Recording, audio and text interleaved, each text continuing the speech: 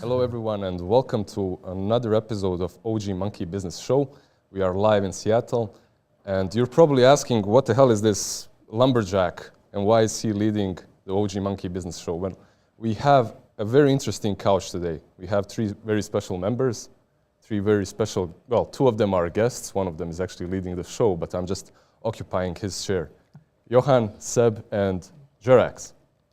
I haven't seen you in... When did I see? Did I ever see you before? Actually, I did, I think. Maybe once in Kiev Minor or something. Where have you been? What have you been doing? Have you been watching TI at all? Yeah, so I got here on Thursday. I got to watch some of the games also through your stream, like the OG stream, and mostly staying out of Dota. That's a fight. That's a fight sometimes. You're fighting it? Not really. No? But I try to. At least you're winning I try to be entertaining here. Some of them are losing that fight. Some of them are losing, yes. And self-discoveries, a lot of them throughout these years of just being AFK. Have you been like traveling the world, going on a boat like some other players have? Yeah. I've minimized it. I actually don't want to travel. So really? I wanna. Yeah, I feel like My man. I feel like it took a toll for traveling like half of the year, most of these years, like 5 years back. You don't enjoy babies crying next to you? That's actually not a problem, but it's more so like the... He's trained to that with Dota. Like, he's really good at having babies cry next to him. As a support player, dude, he's done this his entire life. I have very easy time with the babies, but I see. I think the thought of wasting time, and I feel like I have some flight anxiety, and that's been getting worse over the years, so I feel like staying out of it helps. Yeah, but you're here now. I'm really happy that all three of you are on the panel. Seb, when's the last time all three of you were actually together? Not that long ago, I think. Which year was it? Was it Singapore or Romania? I don't know. Like one of the last years. You were there, right? We hung out like a little bit. I can't remember if it was Singapore or Romania. Maybe it was... I mean, Jesse will have to say, because I have the same memory, but maybe I'm... You remember? Anyway, one of the TIs. Yes. It hasn't been that long. Stockholm, I think I saw you guys, did I? Oh, Stockholm, you were there too. Yeah, Stockholm. That's when I remember talking to you. True, maybe it might have been Stockholm, maybe it wasn't TI. And Stockholm after major. that, I somehow don't remember, so I think... No, what are you talking about? It was Singapore with Liquid. You were there, right? Now that you say it, actually... Dude, what are you talking about? Yes, yeah, hell yeah. We're figuring it out, you know? Yeah, but it's more like how much we talked, so I just think Stockholm back. So. Yeah. So Singapore, yeah. It's been good. There's just so much Dota happening. Do you guys ever get maybe the urge to come back together and play some OG or something like that? Okay, I know there's one guy still playing out of three of you, spamming pubs, missing planes. You say that, but actually Anna was like, oh, you mean me? I thought you were talking about the squad, because like from the squad, 3 of us are still playing. Okay. You're not playing at all. I was asking you before. Yeah. Well, Anna plays on and off, like you're saying, but he doesn't really play, right? I mean, he did play like a lot of pubs, for the last, That's pretty serious of him. Yeah. If he plays some unranked. He was playing more than me actually. I was very, very surprised. But and then you're not playing anymore. I mean, he did the same when he was professional player. Yeah. So it's the same. Yeah, nothing has changed. Just he's the most dangerous when he plays unranked, right? Yes. So the 2 supports kind of stopped. So I think the cores have to take a little bit of the blame for that. Like maybe we just killed their... The motivation is gone. It was too much. Like it's like I need a break. Don't worry, bro. It wasn't you. It was all Boranish, the Dalai Lama, and all the rest. No. It was the pubs. Yeah. Like out of those 3 that are still playing, one has already left the tournament, unfortunately. Yeah. Was rooting for him, but... Yeah. And actually, we have another surprise. Here he is. I'm just kidding. He's not here. Did you watch? Did you watch, Sandra? Yeah, I did. Yeah. Unfortunately, they had some tough games, I feel like, in the very end of it. I mean, I think it really got to them, the Nouns series, no? Because they were 7-1, and then they played Nouns and got 0-2'd. Yeah. And then they watched Nouns play the next round, where Nouns, I don't know, I think they got overconfidence, and then they looked really bad, and then Tundra was probably like, well, lost to this. But yeah, I don't know. I think they're writing that they got like juked by the groups maybe a bit. I mean, it must be rough for... I mean, I was thinking like, what does Topias think? Because like, obviously, it's funny because like he was put in a situation that a lot of people were put in when we were trying people out you know, when Anna was AFK, like we had to try so many players. Then every time players would come, they would be like, we would get the feeling that they think, oh, I'm playing with the TI champions. Whenever we would lose, they would think that they were the problem, even though sometimes they were, often they were not. We were the problem, you know, like normal, like it's always somebody, whatever happens in the team, but then they would always take the blame because it's like, well, these guys, when I wasn't here, these guys just win TI, and now I'm with them and we can't get to a minor, so I must be the problem. Like it's a logical thinking, but even though it's flawed. But now Topias has been put in that situation because without him, they won TI, with him, they didn't make it. So I hope it didn't mess with his mind that, you know, because obviously the logical reflex is like, well, I must be pretty bad at this game to turn TI champions into, you know. So the question goes, is it Tundra with Topias or is it Topias with Tundra? Okay. Maybe it's just a Just mix. putting some thought here. Okay. You want me to answer? I'm not taking that question.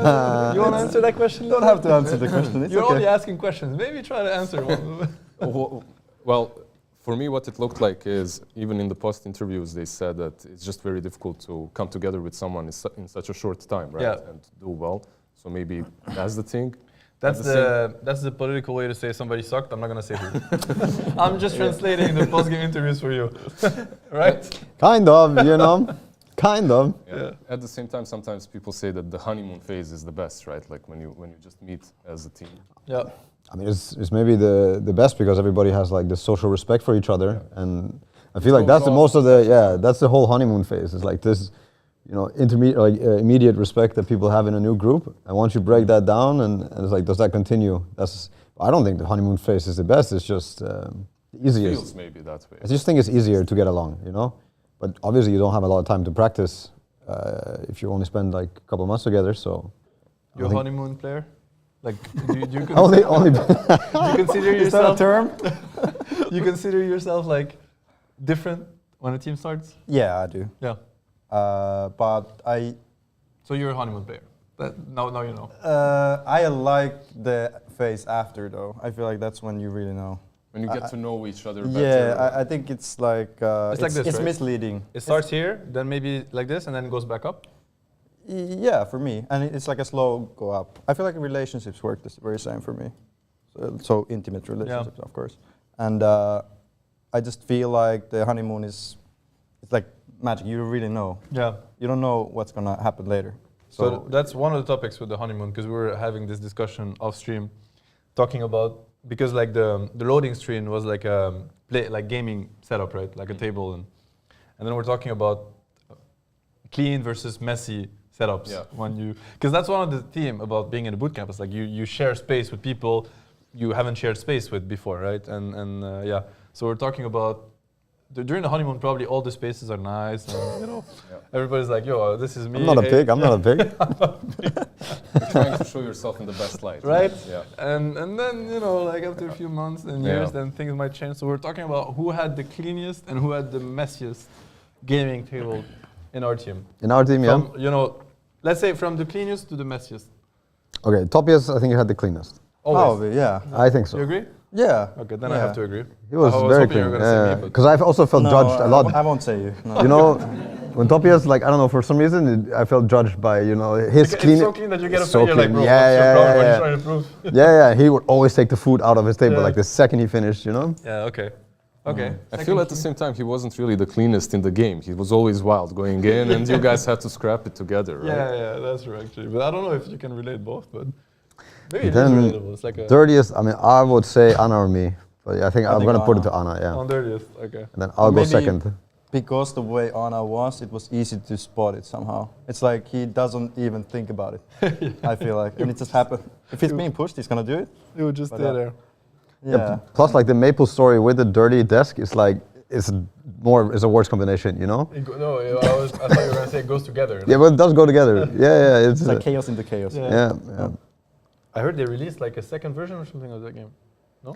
Yes, but Seb, don't go there. Okay. Don't even Okay, try. there's a game out there that you can also play. Yeah. Other than Dota.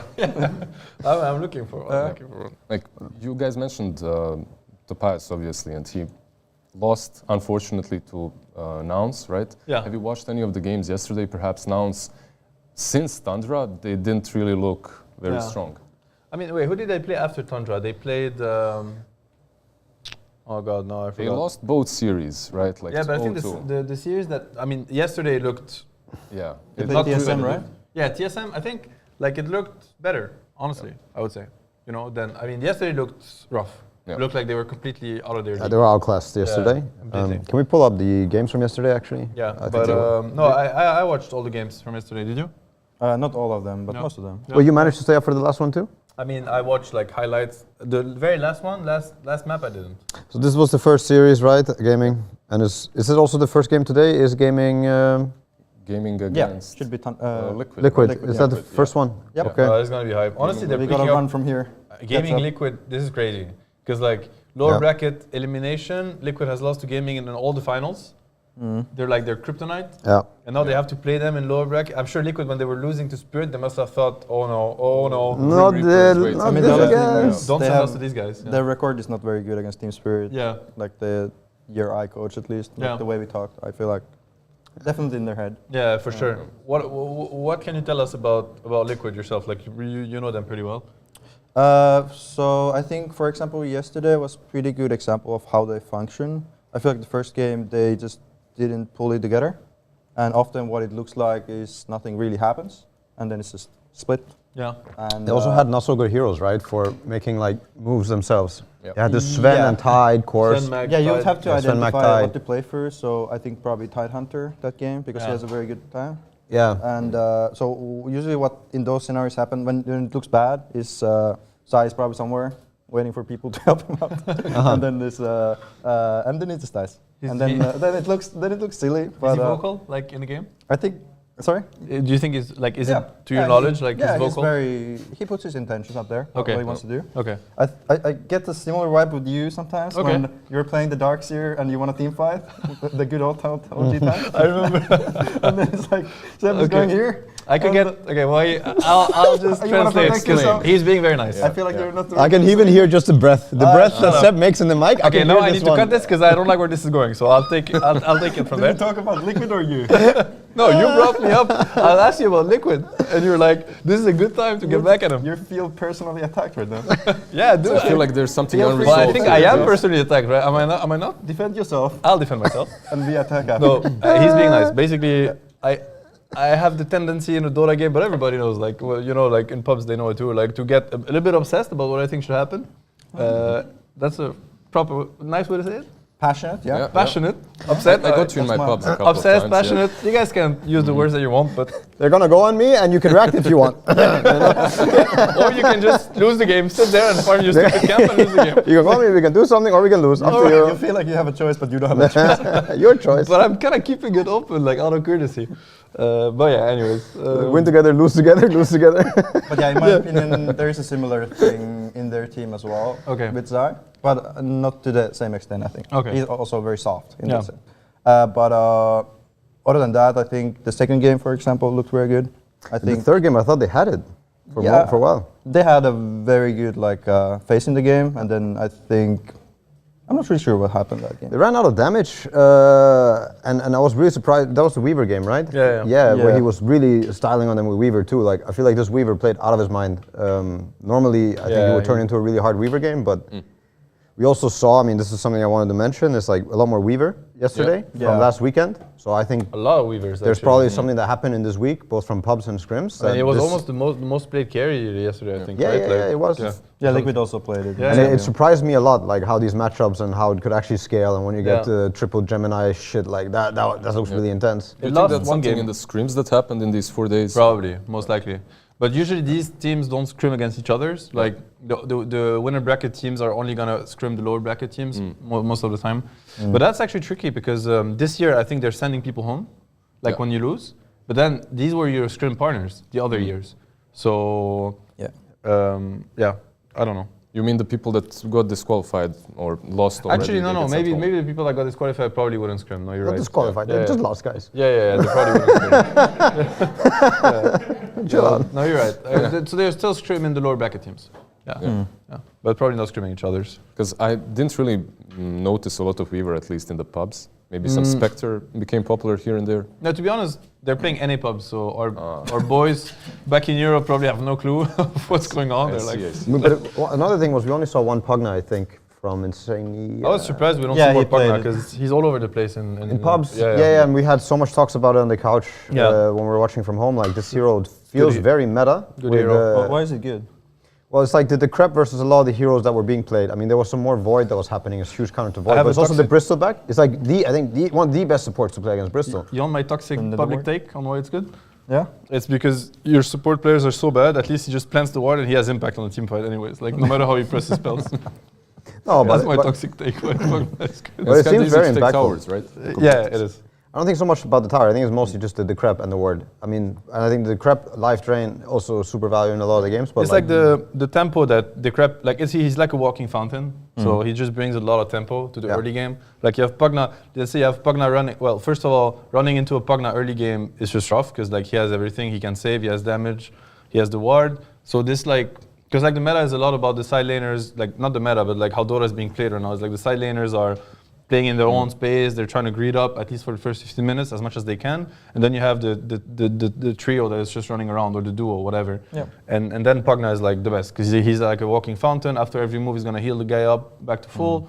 So back then you had a lot of Pugna Storm and stuff like that, like heroes that actually abuse it, but it works with almost any mid hero. It looks similar to Io, I guess. on the Exactly, yeah. yeah. Yeah. There was- And he's a really strong laner Like, also. in the group stages, I believe Pugna was picked a couple of times, but it was Couple. but it was mostly with bristles and storms, and he would just be a battery, right? Yeah, Like yeah. something to replace the. And iron. one thing I was so surprised with yesterday was when Spirit were playing against Liquid, and they Could we Liquid get first the picked Brew. drafts, by the way, as Yeah, well. maybe for we should Spirit pick out. Liquid? Yeah, we get the draft here. So they pick Brew, and CK is not banned, and it's only second phase banned. I think it's the first time I've seen it that CK doesn't get first picked, Yeah. first phase. I mean, but to it's be because honest, of the Brew. probably- They respected it. But I was still really surprised. Like I thought for sure Spirit would jump on this.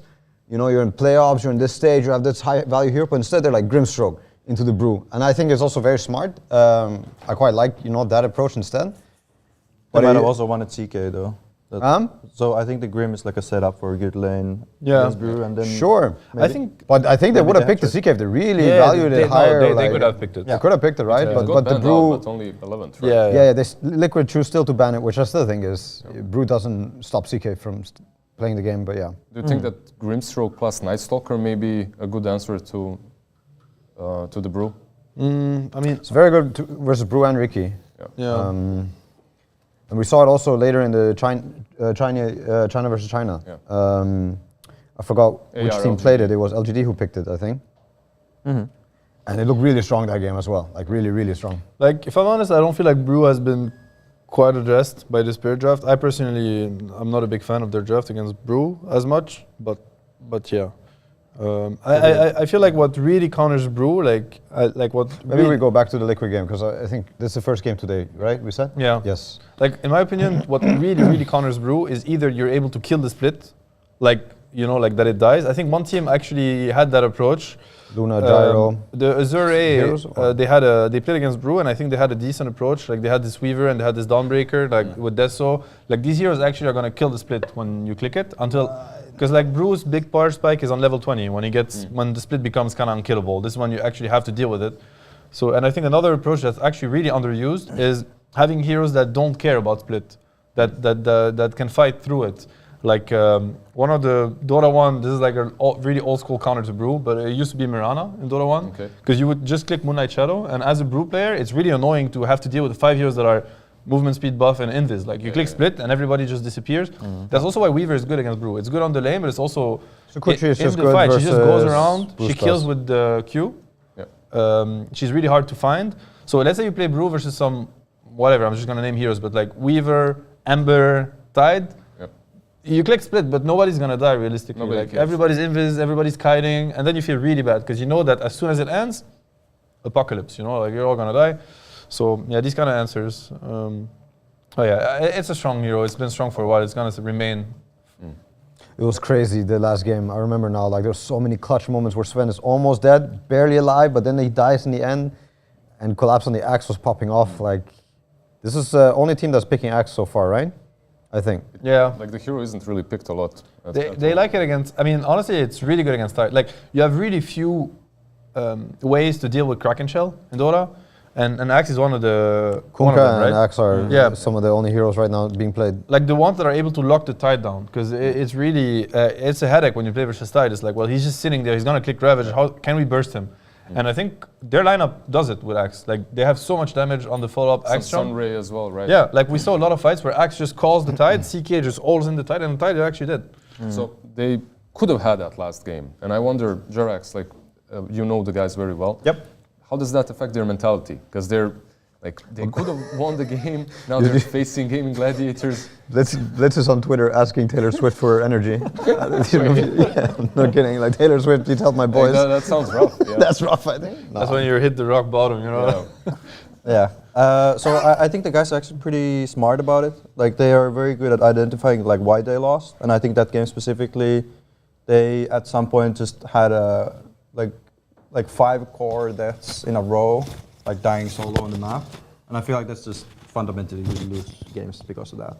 Yeah, And I they think picked off the Weaver. Oh yeah, right. And they had like because they lost all lanes, but they came back to the game. They felt probably very good, but then just sometimes you just die with cores and you just lose the game. Yeah. And I feel like this specific draft, they don't have damage if they don't keep up. Oh. Like what happened in the game, in my opinion. Matu was on the panel as well, right? Like he was obviously angry in the last segment. He was like, just play good Dota tomorrow, please. Yeah. Yeah. But they really pulled off this game the first 20 minutes, in my opinion. I feel like they shouldn't be able to do what they did. They're doing really good. Yeah. Like losing I think all it was lanes, so close, some of the fights, where Sven is like 10% HP. He's about to turn if he gets to hit like 2-3 times. Yeah, and I felt like Spirit was like doing really this is one of the first time I've seen like collapse buyback for nothing early game. I was like, whoa, is this guy actually feeling the pressure or what? Because like I look up to him a lot. Like I think he's the kind of player that's like always delivering at the highest level. And in this game, I'm like, Liquid is really, really bullying Spirit right now. Like they just, beat them game 2, and now Night Stalker ball back. I think minute 13, got nothing. Yeah. I'm like, they must feel so bad on Spirit. The game looked really good for Liquid, really good. Yeah.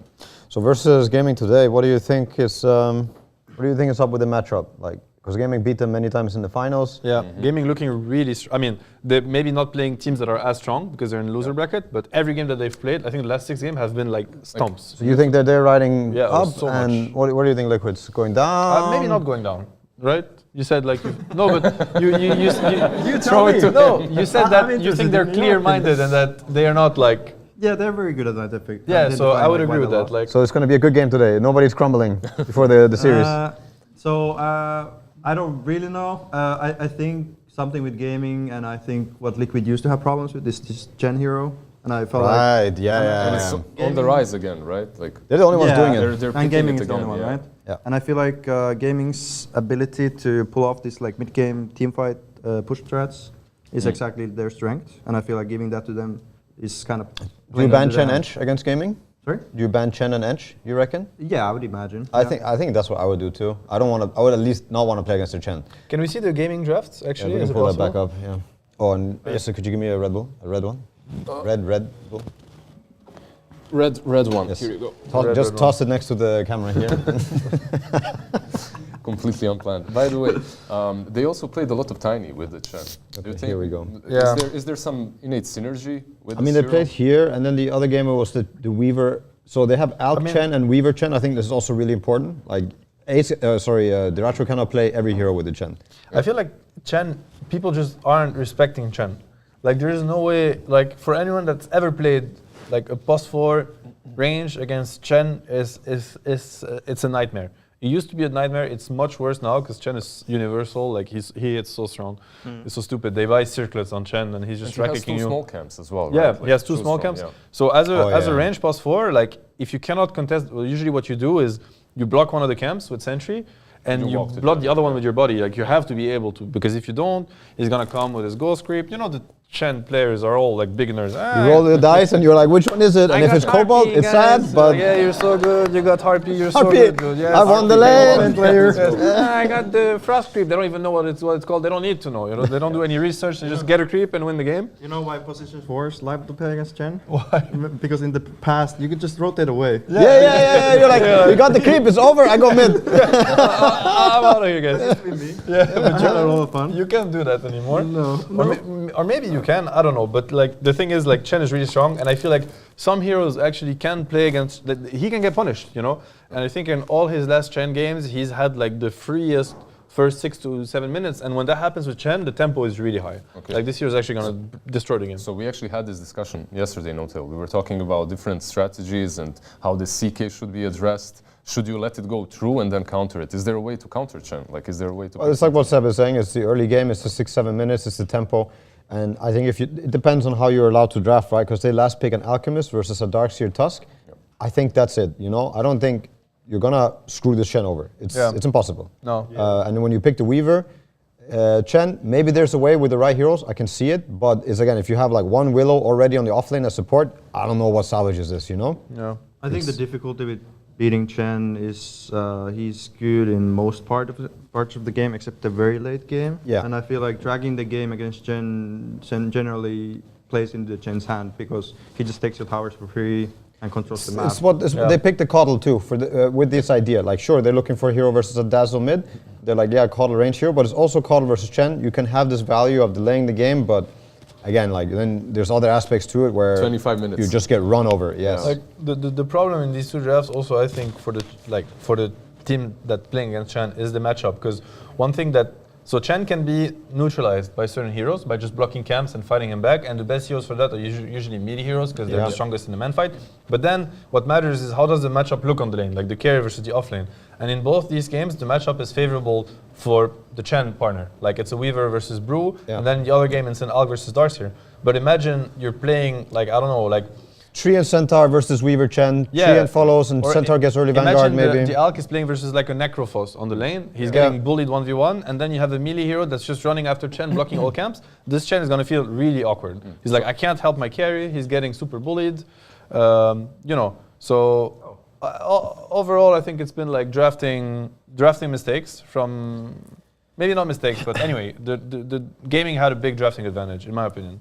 I also just think they're the only team that's playing fast compared to other teams. They're the only team that manages to hit tier 3s before minute 20. And unless you're a team that actually knows what's going on, I wouldn't want to play against gaming with this. I actually think they're not even the strongest team late game. So maybe you want to not give them Chen and Ench.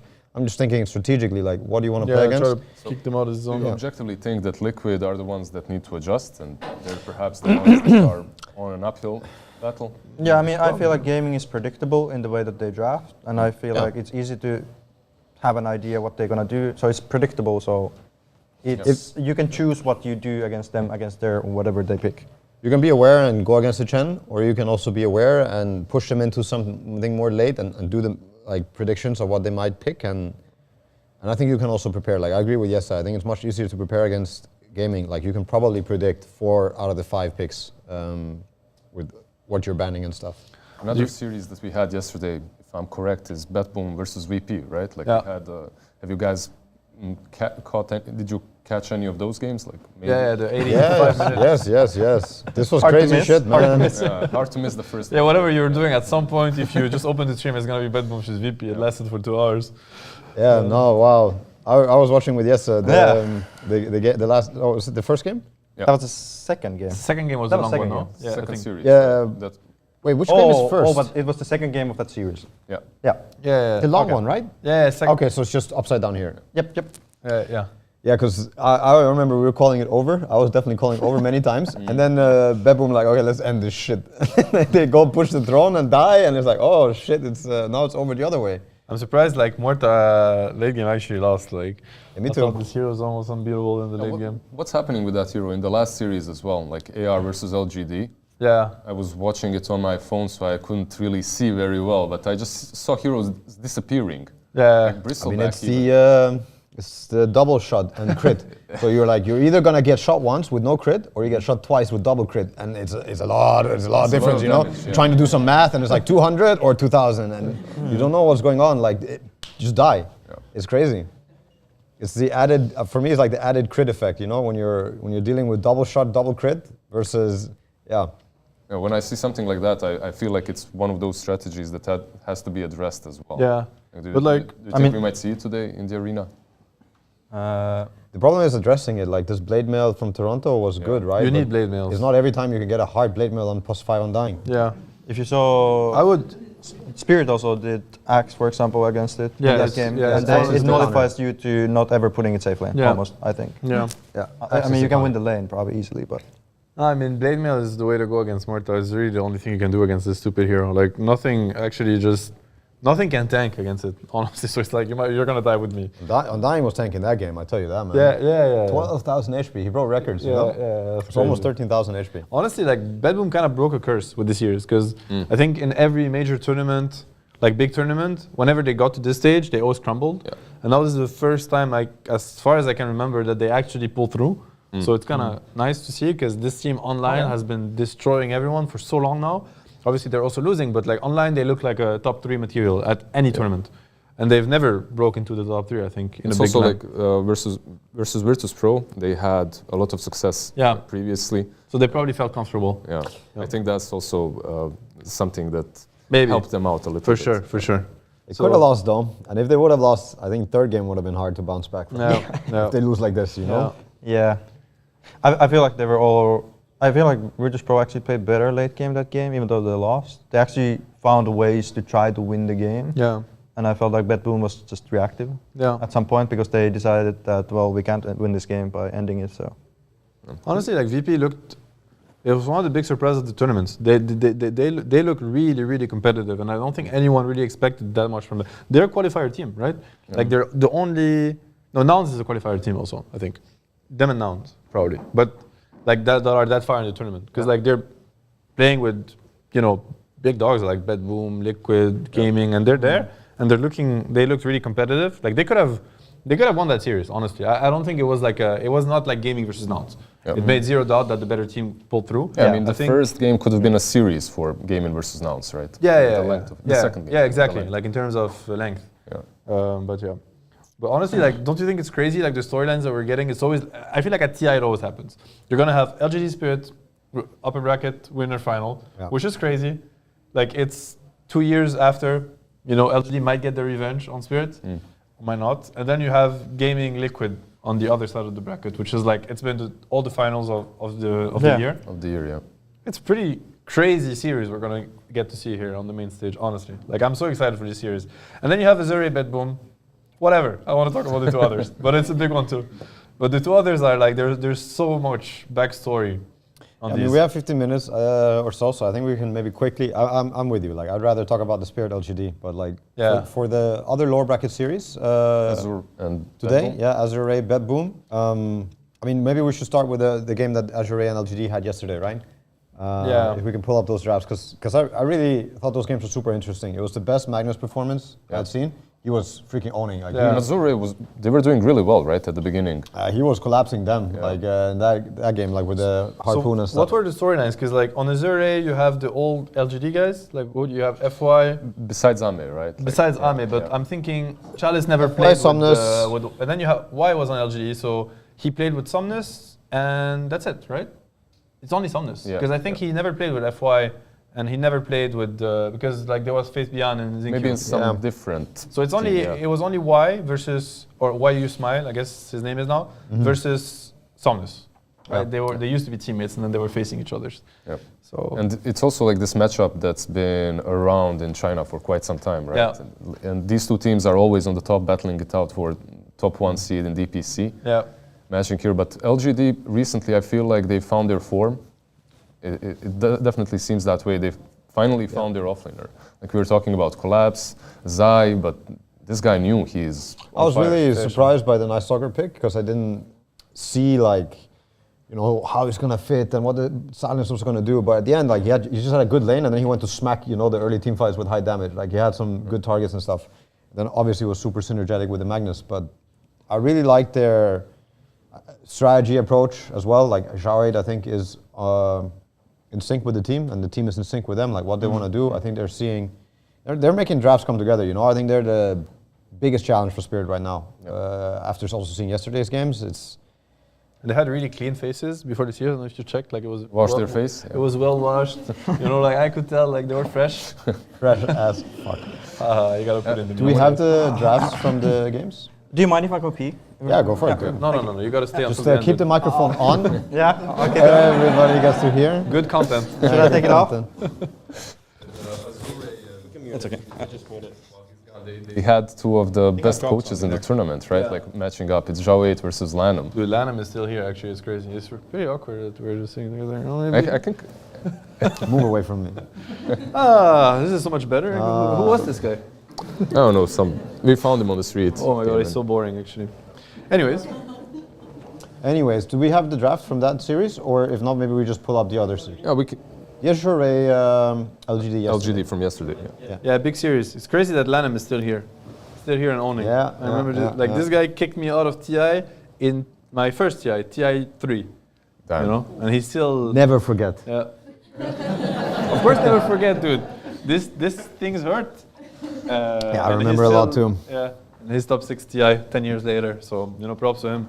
Yeah, but I mean, you're still competing, right? Like you're still spamming pubs all the Yeah, time. I mean, for so- now I get to All cast his because of games. him, you know. Yeah, there you go. It's Still. that angst. I'll get still back at there. him one day. But yeah, so let's. What's yeah. really interesting to me again here, it's not the the other CK I thought was the only scenario, or sorry, the brew where you pick the brew and the other team doesn't dare to pick the CK, and actually, was it ignored the whole way through? Yeah. Yeah. The fuck? Wasn't even banned. Is this the first game where it got ignored, and then in the other game it's also completely ignored? This is the first series I think in the whole tournament. Chinese meta. They had their own meta there. What Yeah. the hell is The going whole on? regional meta, right? Like it happens Crazy. very often. So that's really, for me, that's going to be super. Did you see? They ignored CK. Both series. For me, this is going to be really weird to see Wait, LGD versus in Spirit both of today. the Like, what's games, going to right? happen with the Yeah, CK? in both games, yeah. Oh my God. Interesting. So I could say maybe for the second game it's a Brewmaster thing, but for the first game, I don't see. Like you could pick CK versus Bristol. I don't see why not. You could pick CK with the Bristol too versus Muerta. Mag, I think sounds pretty good. But okay. Did they do Muerta ever as a support, LGD? I'm sure they can. I'm sure they can. Yeah, I think I actually have seen Planet play it a couple times. He's played it this tournament also, in group stage. We were watching the Azure Ray group stage from the house, and there are 5 he played it. Like it was the first 5 Muerta.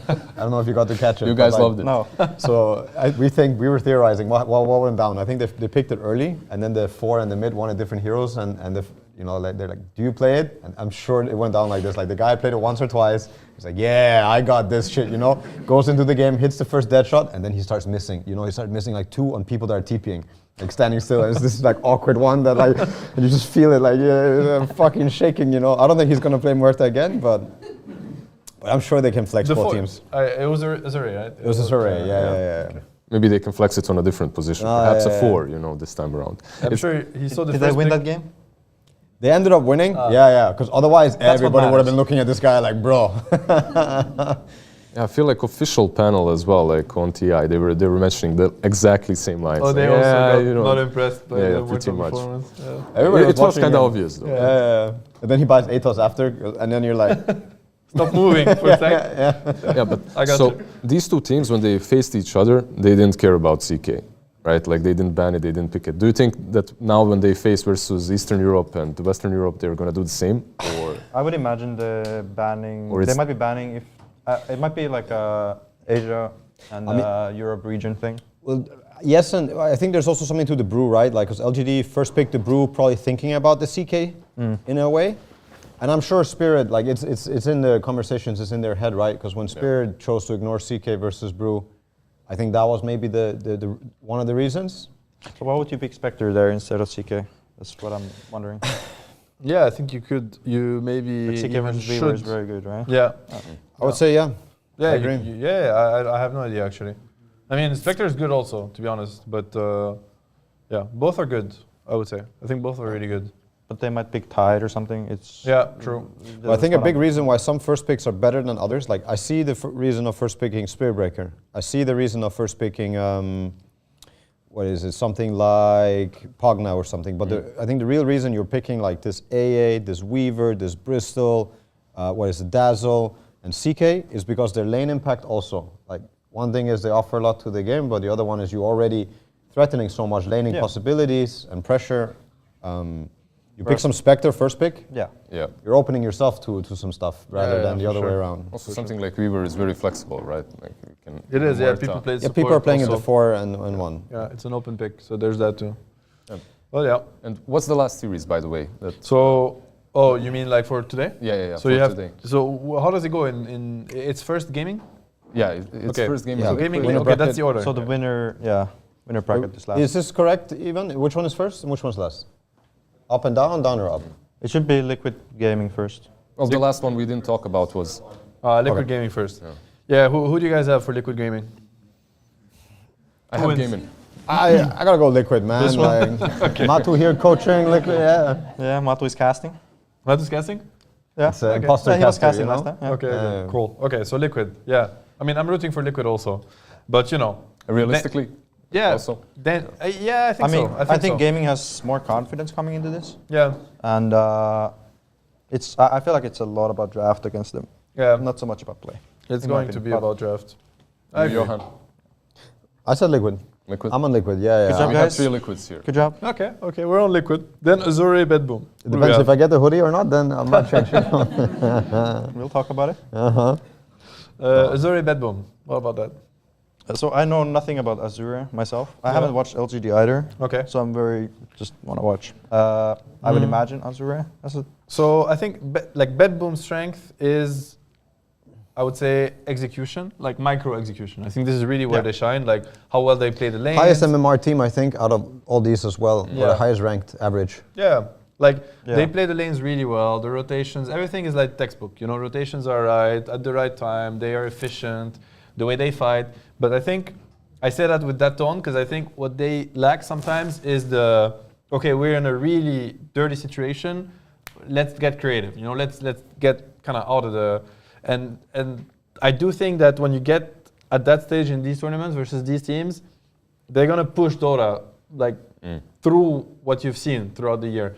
And I don't know if Bedboom has that, and I don't know if their like how crisp their execution is gonna be enough to beat a team like Azure. Because these guys, like I've always looked like Chinese Dota as being also that. You know, Chinese Dota is like the rock solid. This is the performance. Deal with it or lose. You know. So I don't think they're gonna surprise them. I don't think they're gonna crush them in the early game. They're gonna out team fight them. I don't think it's gonna happen. They're gonna have to win differently. And so yeah, long way to say that I think Azure has this.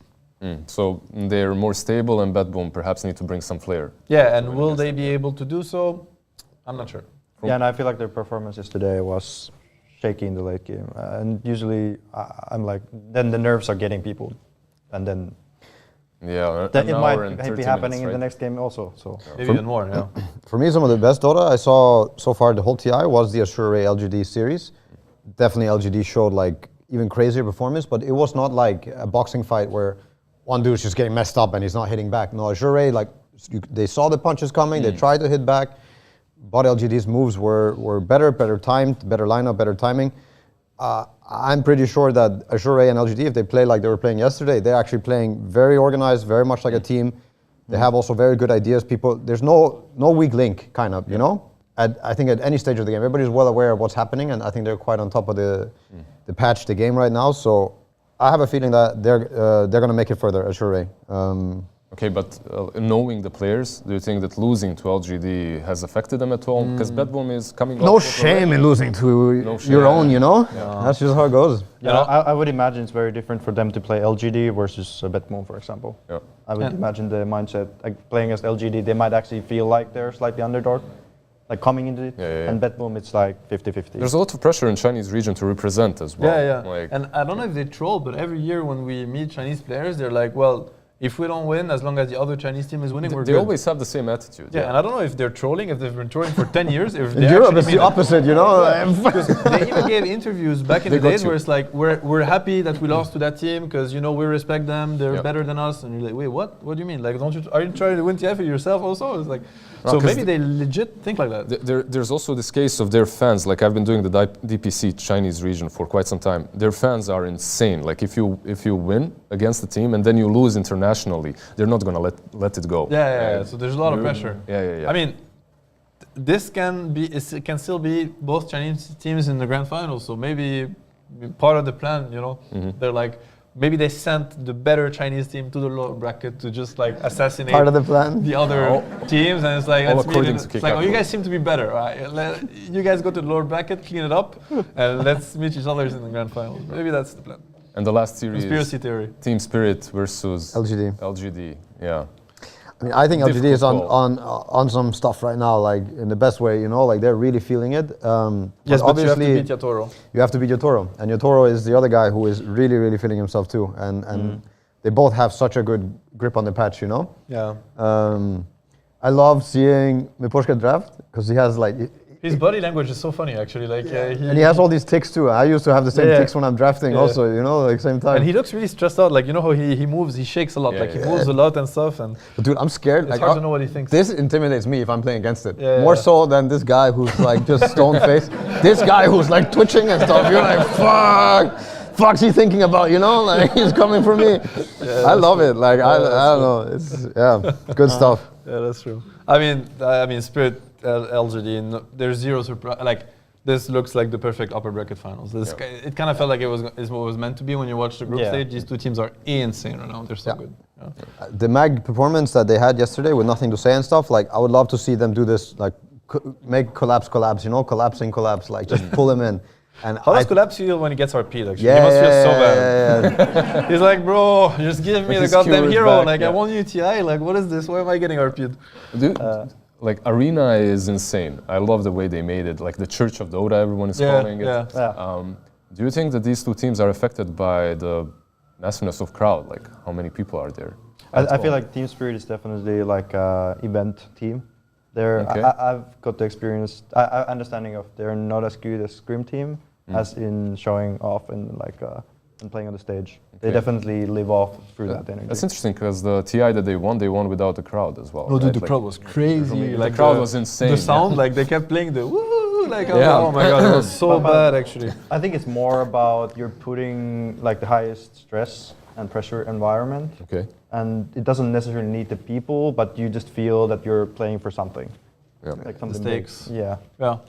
Probably Team Spirit gets more out of it than than LGD would, I would say. Which category would you put yourself? I'm definitely high stakes. Like Yeah, I get bored of scrims. Yeah. I think that was a team with our team.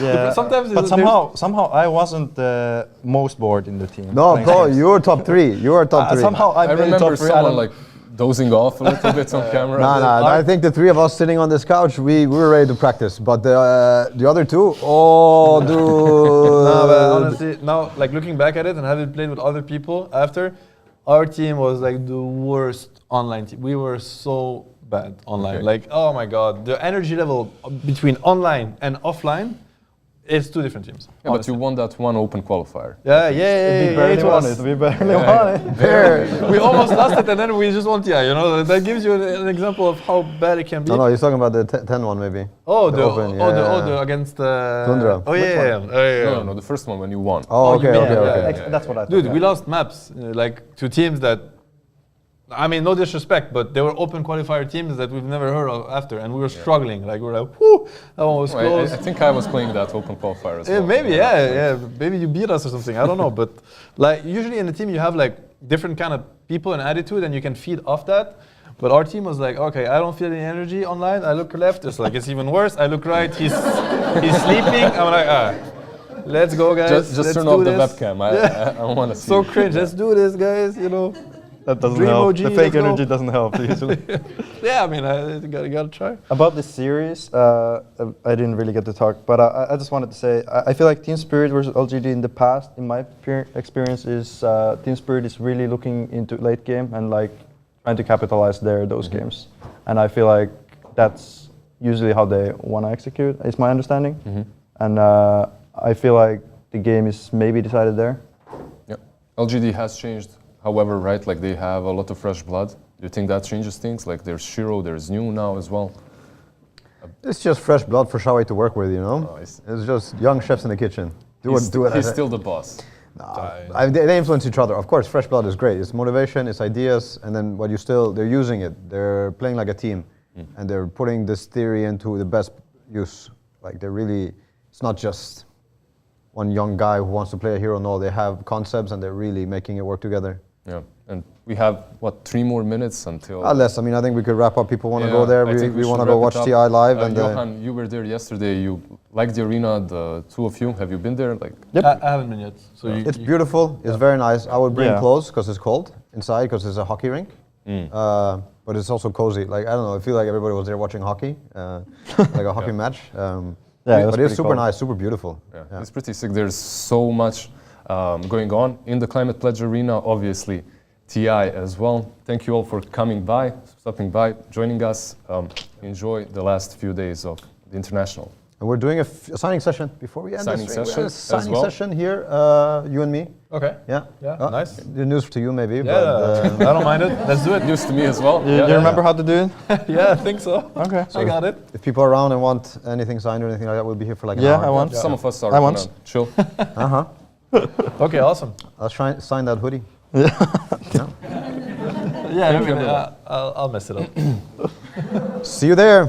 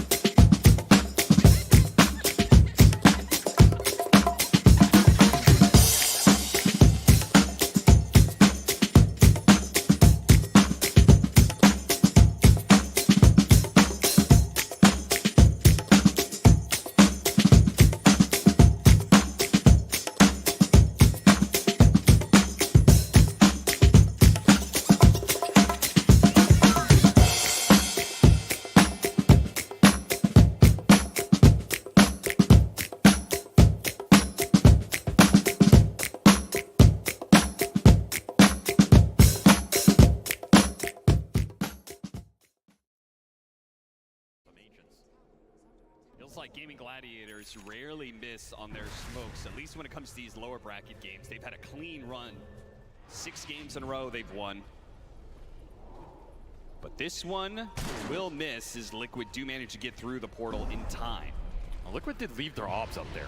So they have pretty good wards to smoke back to in the top lane. They can switch the map up again. Dude, they are just targeting Nisha so hard. He shows up again. Insania's behind him with the heals, but it's just not enough, man. Way too much damage. And again, it means Insania, because he couldn't heal up his core enough. His core dies, and so will he. And this was Liquid responding. They brought Mickey, they brought Zai, they brought Boxy to this bottom lane to try and turn this. You talked about their lineup being a great defensive turnaround lineup. I mean, if you're not there, then you're just wasting even more time. Because once more, Ace finds the opening. They clean it up with a Reaper kill. Stack number 5, and that heart is almost completed here for Quinn. He is keeping pace with a Max or a Glaive Luna, who's had some Ancients. You've got some serious damage problems now that that pipe is introduced. With a heart completed on Quinn as well, I think your mid-game damage is just out. You have to wait till the Luna really comes online. And this is what gaming have done to a lot of teams this tournament, right? Yeah. Create a situation where your EHP just outpaces enemy damage and you drive it down a lane. And if you don't have outspam, if you don't have capability to take the fight, you run into get that heart recipe. That's a big one.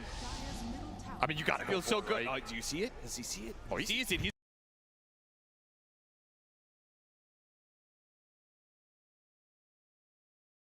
gonna go for it. Does manage to get it. So, no heart just yet for Quinn. That will buy. I'm not even sure if it buys him any time, because I feel like Gaming Gladiators can still do whatever they want. I mean, it's a lot of effective net worth off the map, right? Sure. It's a big courier kill. You're buying time when this ball was starting to creep up for gaming, and hey, I mean, that's probably the happiest Liquid fans have been in this audience for a while. That is you true. get the morale back on your side. Every little bit counts. Having a lot more fun in the road to TI than TI itself so far. Liquid, maybe they could change that narrative though. 2,000 net worth lead for Gaming Gladiators, so it's not like they're falling that far behind. It's just the fact that all 3 cores on Gaming Gladiators are looking strong. And of course, a single fight can just open up this game for Liquid, right? If they get a good team fight where Mika gets to stand his ground with everybody behind him in the formation they want, where gaming jump him and he survives, you turn around with level 2 Eclipse, which is now up, and you translate that into a Roshan, all of a sudden this game looks completely different. That is always in the cards if you take a bad fight, especially with Ags on Zai. It's a pretty fast Torrent Storm for an offlane Kunkka. Spotted Boxy. Love the fact he's carrying his own dust. Time lapse straight back into the silence of the Blood Rites. Nowhere to run in this matchup. Absolute death sentence. Look at all this deep vision that Gaming Gladiators has up to. Yeah, they even have the cheeky tier 2 ward bottom, which, you know, I'm still debating whether this ward is actually supposed to do this, but hey, it's in the game, why not use it? Definitely one of the most value wards out there. Absolutely. Open up this tier 2, almost no defense when you have this option to see everything. Yeah, you get some sort of vision, some sort of support or something sitting in the bottom part of the tower. You have that ward up on the top part. You see everybody that could TP in. It's going to be Tormentor for Liquid. It's going to try and push Mickey towards his BKB. That's going to be the big go time for Liquid. You have BKB on Mickey plus this Torrent Storm. That's your team fight. It's all coming together. If you can fight behind the Luna with the debuff immunity, you're going to be really happy in that situation because it is a lot of magical bursts coming out on gaming. Yeah. You just got to pray you can hold your ground. BKB force from Dyrachyo. That is definitely a small win here. Even better if they can get the egg in time, and it looks like they've got it no problem. Oh, Ace!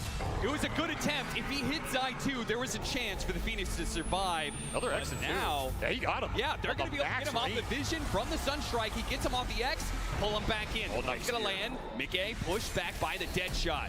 But Ace, he's going to be left alone. Gaming Gladiators cutting their losses, and I think it's a smart play. Liquid did catch them out there, and they accept that. That was a nice attempt at the stop. If that hits Zai, you maybe get something out of that engagement, but it's very deep, especially when Dyrachyo had to TP out of the top off the BKB, so you know the Bloodseeker's not connecting to that fight. Yeah. That's just a green light for Mickey to join it. Gets the cleanup. This will push him towards that BKB, flying out right now. Yeah, he doesn't have it though. Yeah, where is it?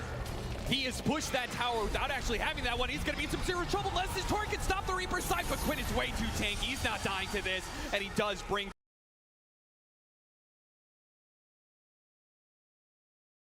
on Mickey. The BKB only works if you get it out of your stash and into your inventory. That is a big timing to give up right there. And another big Reaper kill to give away. Quinn's regen just starting to get out of control. When he's under that Sunray with Heart plus all stacks, it's like plus 140. It's absolutely ridiculous. I don't see you ever bringing this Necro down unless you get him in an isolated situation with the Vessel on top of everything else. That means the front line's going to be very strong here. Zai's going to take a poke at it. Oh, he's thinking about it. Once again, trying to pull heroes out of position. Game of Gladiators are not afraid of fighting under this. They have the high ground ward. Yeah, he does. He wants anybody but Quinn right here. Eul Scepter to hold Zai in place. Quinn, Spirit Vessel put onto him. They have the Torrent Storm, but he gets away thanks to the shard. But they do manage to pick off that support. Tofu goes down, and they back away. They check for high ground vision. It's not there. Dyrachyo, he's actually cut in from behind. Zai's already so low. The boat's coming in trying to help him out, but I don't think Liquid can really fight this anymore. Too many heroes from Game of Gladiators, and yeah, they're going to be losing 2 off this one. Godlike spree for Quinn. The man is just absolutely untouchable, and Dyrachyo, his aggression is paying off potentially here as he's going in so deep. Oh no, that's too much, Dyrachyo. They will maybe still catch Nisha's. Yes, the Rupture holds him in place. Maybe he feels that's worth it. Maybe he's not the real carry. After all, Quinn is the one dictating the strength of Gaming Gladiator in these fights. A little bit of a Dyrachyo throw. I mean, you gotta have a little bit every game, right? Just too far with the BKB down, not respecting the Luna buyback, not reading the timer there. Mickey just gets a free cleanup. Also not respecting the shard pickup of the Luna. That does add some extra damage when you are in melee range of that Luna. It's dangerous. That type of fight overextension is probably what Liquid are looking for in general, right? Because their run-up burst is not great into the Sunray, into Necro heal. You're going to be fighting into a calling, but if you can bait gaming into an extended fight like that afterwards, suddenly that turnaround can be very swift, very painful, especially once the BKBs are down. So that's like gaming have to think about how far do you chase in these scenarios?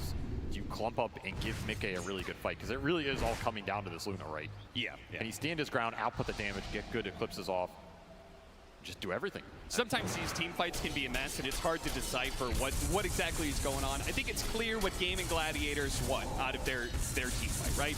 Jump in on somebody, burst them down. What does an ideal team fight look for Liquid, though? You somehow save that or like get BKBs off and get the supports, right? You take the Mort out, you take the Phoenix out, or force an early egg and kite it.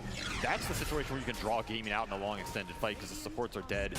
Suddenly the Necro's not as tanky. Suddenly your go attempt with Mickey manning up isn't necessarily putting him in a position where he's stuck in the calling after his BKB goes down. It's about kiting it, right? Find the supports, kite the fight out, extend it as long as you can, and then you're in a pretty okay situation. That's why gaming wants the burst here. They want to jump with Ace, get a Reaper kill on a big core, and set the fight up for Dyrachyo. Even if that hero does not die initially to Reaper, you're going to put the Bloodseeker in a position where he's thirsted so far up, he might just clean the fight up anyway. From my point of view, I feel like Tornado is like the biggest spell for Team Liquid, right? I think it's the only spell that really allows them to be able to reset off of the initiation from Gaming Gladiators. Tornado, EMP, the Ice Wall, all these control spells from Nisha are going to be huge. You just got to recreate that gap. Yeah, we saw that Ags on the Necrophos completed. Man, he is far in this game. Yeah, you can't kill him, and now he's outputting crazy damage with that Aghanim Scepter over time. I mean, Quinn he's shown he's willing to play this hero in basically any game versus any matchup. There's a reason why. It's looked pretty damn good. 9-0. It's a big streak if Liquid can collect it as well. And I think Liquid are recognizing the fact that a tough fight is coming their way. They're trying to cut creep waves. You can see Boxy's playing in deep while Zai's using some X marks the spot shenanigans. They don't want to give up this Roshan. That's the problem, right? Like, this is a great Roshan for Liquid with Solar Crest. Swarm if you can get in there. You're giving up position on it. It's going to be an egg Roshan contest now. This is pretty damn difficult because your opportunity to find supports on the backline and start on them is very limited around this pit. Celery deep in the corner. How do you get this guy out of here? What a forward, though. All three, that's beautiful, but immediately the BKB going up. They are doing a lot of damage. The Necrophos is getting low. Can they finish? Oh, Zai. Low, and it's just cleaning up with the glaives. And Celery dove up through the pit, but he missed the Aegis. He was barely outside of that range. Gaming Gladiators, they thought we are too strong to be beat right now, but that hubris cost them a massive fight. Never clump blind in the Roshan pit. If you don't expect it, you should have, because Zai just gets a three-man Torrent into the boat and cleans them all up here with a Torrent Storm. What a read, what a move from Liquid. That is not an easy Roche contest. They just believed they had it, and hey, they did. Even gobbled an Aegis at the end on Mickey. 3. You can't ask for anything Torrent. better here, honestly. Everything lines up. You even got like everybody stuck in this meteor trying to run out of the pit in the direction on top of an ice wall. Nisha just cleans house. I think the funny part is that Quinn pops the Ghost Shroud, but then that just leaves Dyrachyo and Ace getting shredded by Glaives. It just bounces between the two of them. There was no getting out of that the second that Torrent hits. Great timing for the Butterfly, part of that. That'll heal up Mickey. So now we've got a little bit of sustain options here as well, but the Necrophos isn't here quite yet. Gaming Gladiators may have jumped the gun, but they do have the Supernova well positioned. Liquid have to retreat, but the Rupture is preventing Mickey from doing so, and the Necrophos is coming soon. Quinn's gonna be here. They've got to start retreating a bit. You have a second life on Mickey, but that's it. Butterfly did get delivered though. But he's damn strong right now. Level 20 talent as well. He's going to take down to pretty much nothing as the Coco Rum wears off, and they have the vision of this too. They got him outside of that Thirst vision, but Gaming Gladiators have enough of a read to know where they're generally at. Box is going to try and run interference while Mickey goes for the escape, and they get out. They had vision on that high ground. Quinn was so close to being able to get that Reaper's size stun in. He didn't Death Seeker it. Oh, Maybe they couldn't get the gap closed properly, you know, with Stampede and everything, but that was very close to Mickey getting caught. They're lucky to get out of there. Gotta respect this Thirst and how low you get, right? That type of fight, it goes good for Liquid because they get everybody in there during the duration of the Bow, Torrent, Storm, and the BKB for Mickey, and they just line it all up. Nisha also just got to sit there in his BKB and right-click everybody. You get in these chase situations where you're low HP, that's a very different story. Formation means a lot for Liquid right now. With an Aegis, they perhaps did not expect to have at this point in the game. Oh, this is interesting. Boxy, they gave him all the farm that's coming in bottom lane. He's building a Linken's. So they're going to try and protect their Luna. Even more buff ups. You say, you know, you've got so much to put on this Luna. You start putting some item upgrades in there like Linken's. That would help do a lot to protect against Quinn. He just jumps in so deep there. The Eclipse is going to be doing a lot of damage. The Meteor on top of that one with a quick full heal. Mickey aiming to finish off that tower. The Reaper sight is going to go off, but Mickey on his BKB, and Quinn is getting burned out here. They couldn't even get through the Aegis. And over 7 now, Dyrachyo thinks they're just diving after Mickey, but again, he has the extra life. Even if they succeeded in that, it was still a failed plan for Gaming Gladiators right outside of their own base. And Ace left wondering, guys, on the initiation, what the hell are we doing here? It's just too much Ubis, right? You think you're too tanky, you think you have too much regen. But the BKB timings and the Vessel's doing work here, and now they're gonna drag you back in. Gaming. Full Celery out of position. Game is crumbling for them very comes back down fast. to the Tornado into the Sunstrike. Pops before he can use the Supernova. All it takes is one bad Torrent to ruin your day here.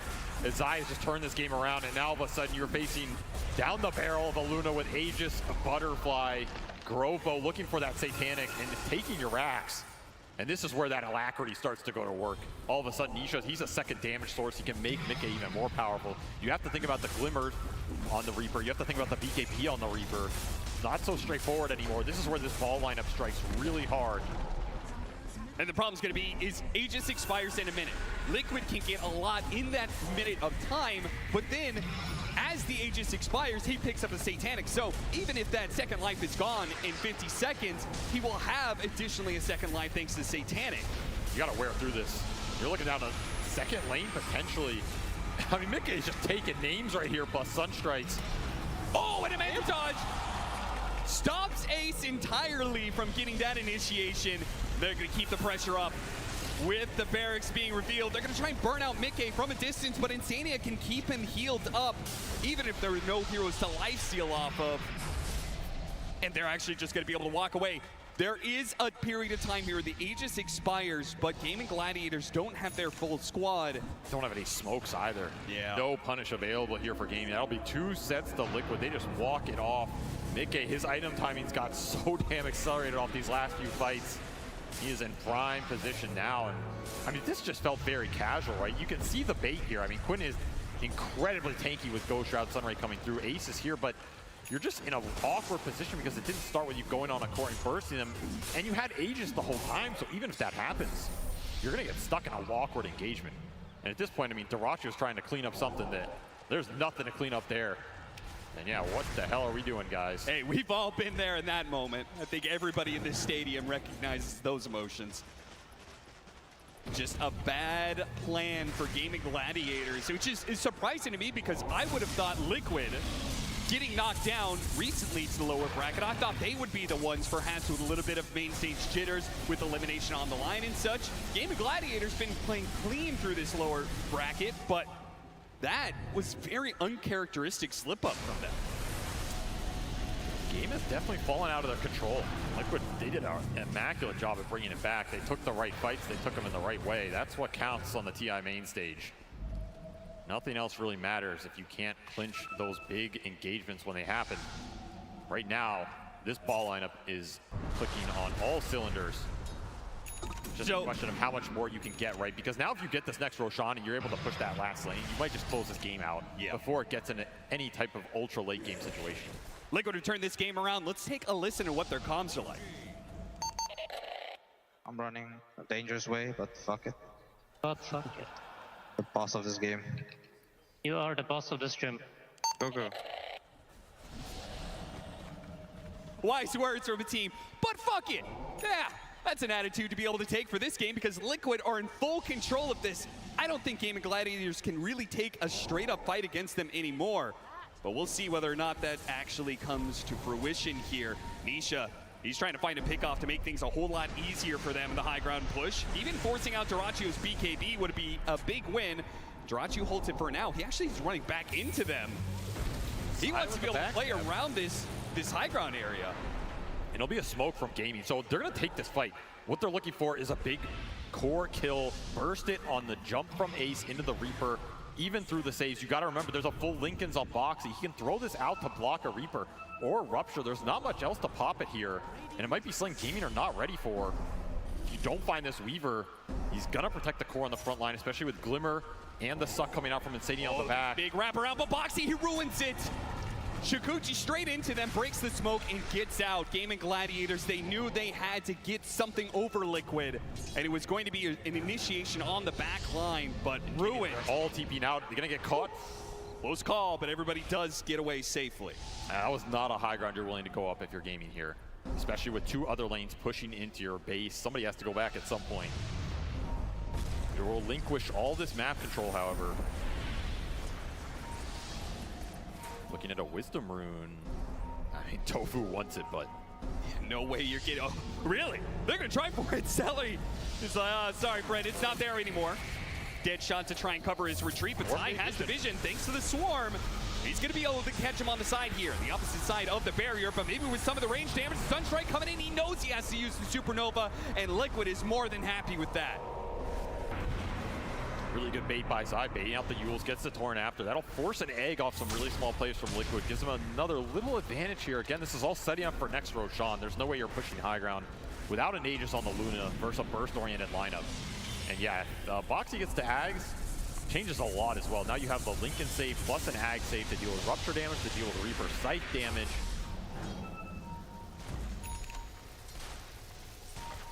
How much can Ace do, right? He's on a hero that, it's not like those Tidehunter games where he can just blow the fight wide open. You get one jump, you're a pipe, and that's about it. Yeah.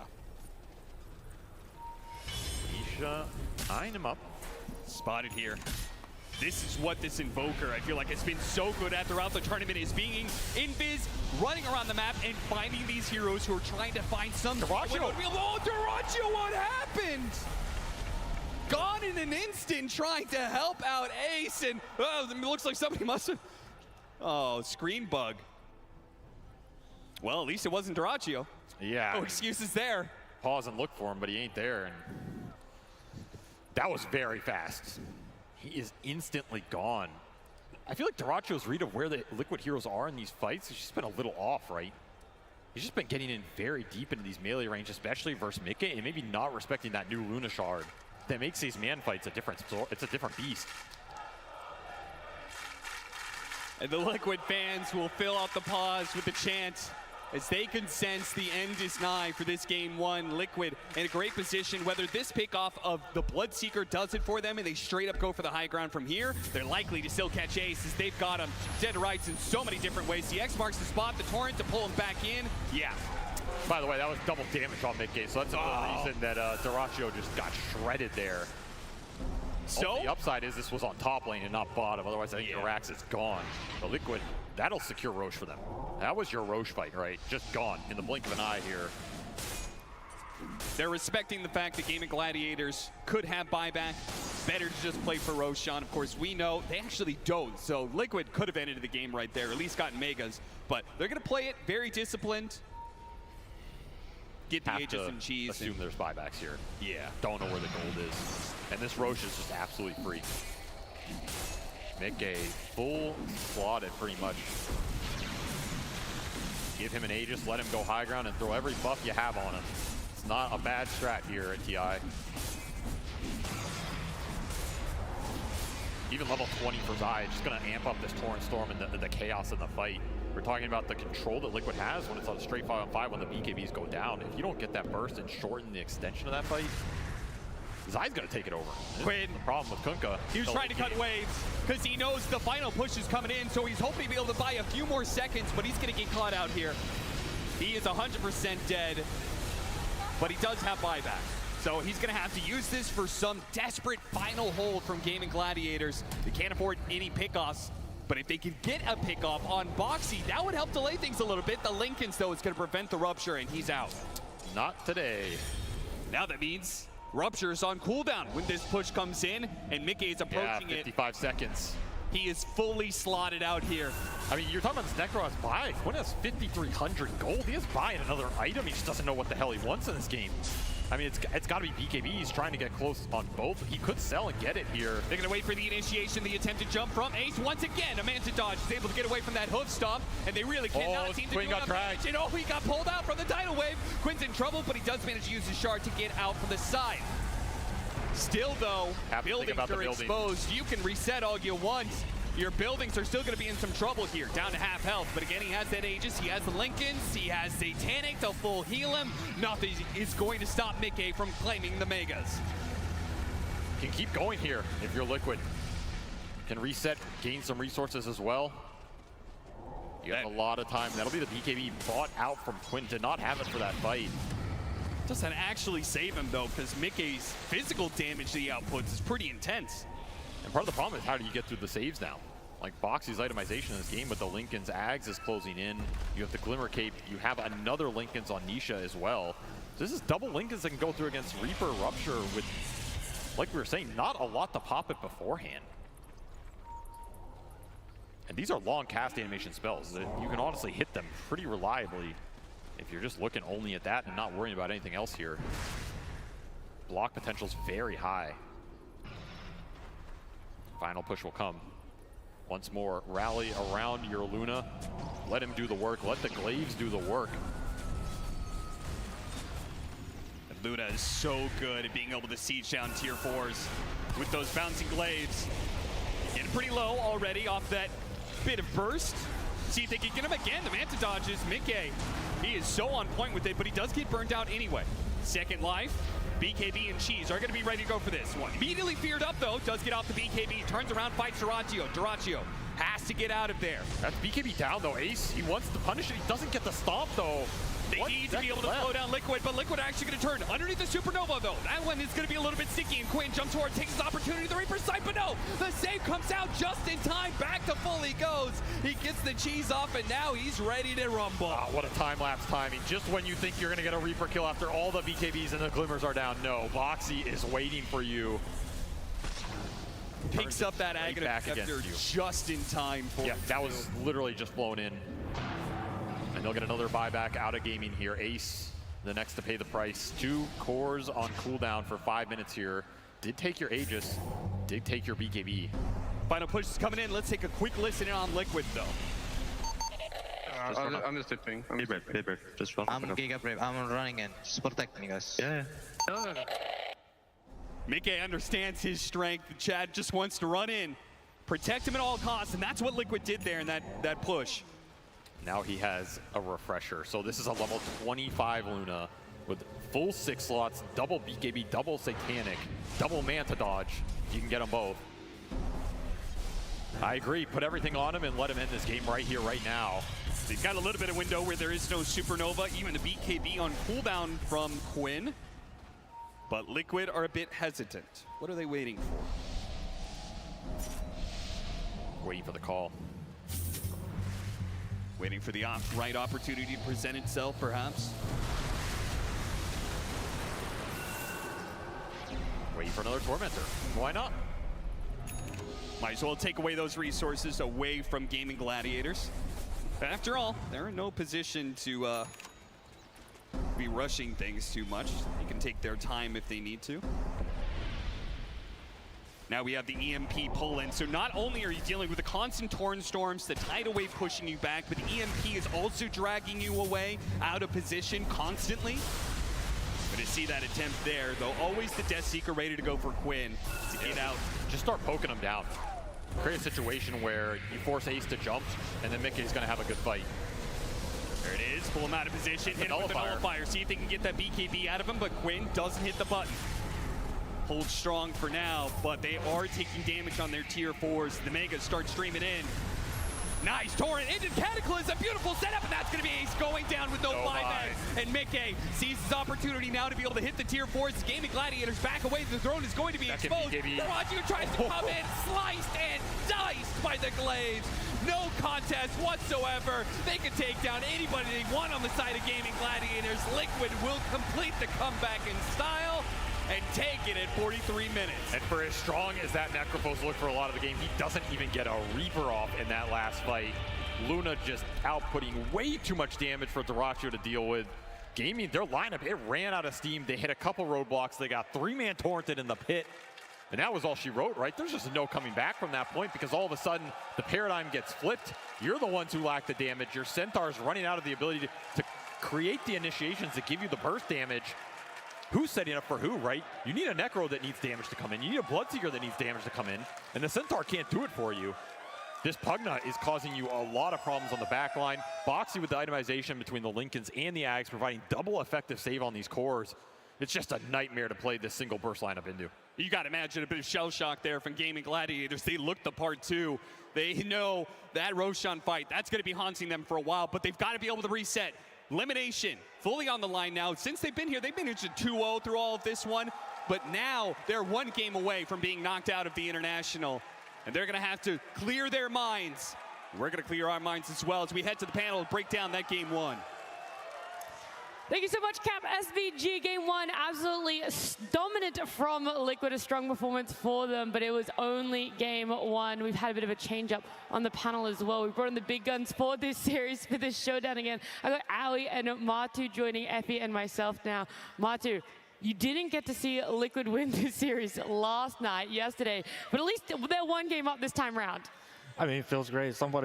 T-Gunner was already making a stat about like Liquid win rate without like Matu on the panel, and with Matu on the panel okay. like 0%. So like, I mean, this feels great. Let's go Liquid.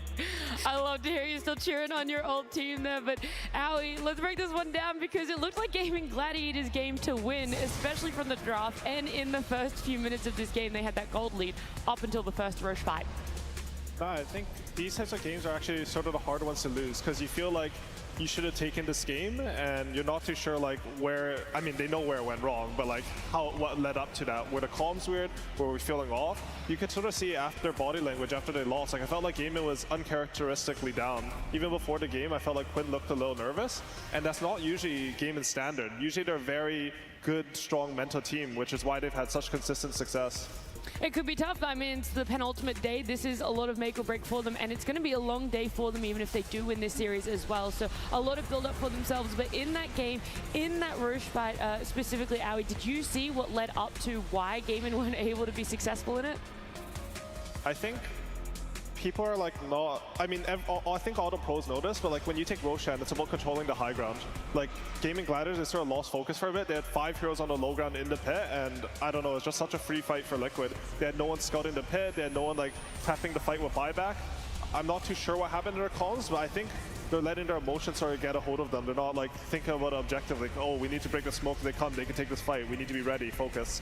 I feel like they're just playing sloppy. Like it's just bad play, you know, like laning stage is mechanical, and afterwards, like, this is the first team, that actual good team that they're playing on the main stage. No offense to anyone, but like, after getting out of the lanes, you have to play like real Dota, and they're playing super sloppy. Like, they're just making basic errors and giving back the game to Liquid, and Liquid is happy to take it.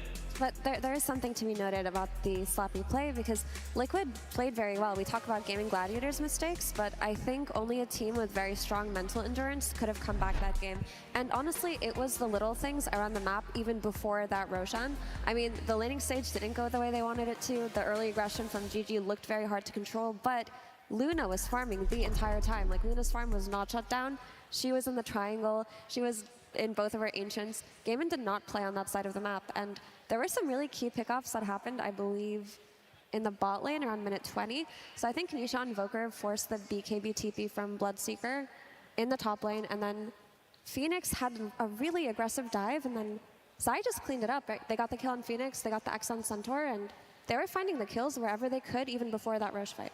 The difference in the space that both of their carries were given, and something we talked about too, a difference in win conditions between the two teams. But we're going to break it down a little bit further. It is going to be Purge on the sideline.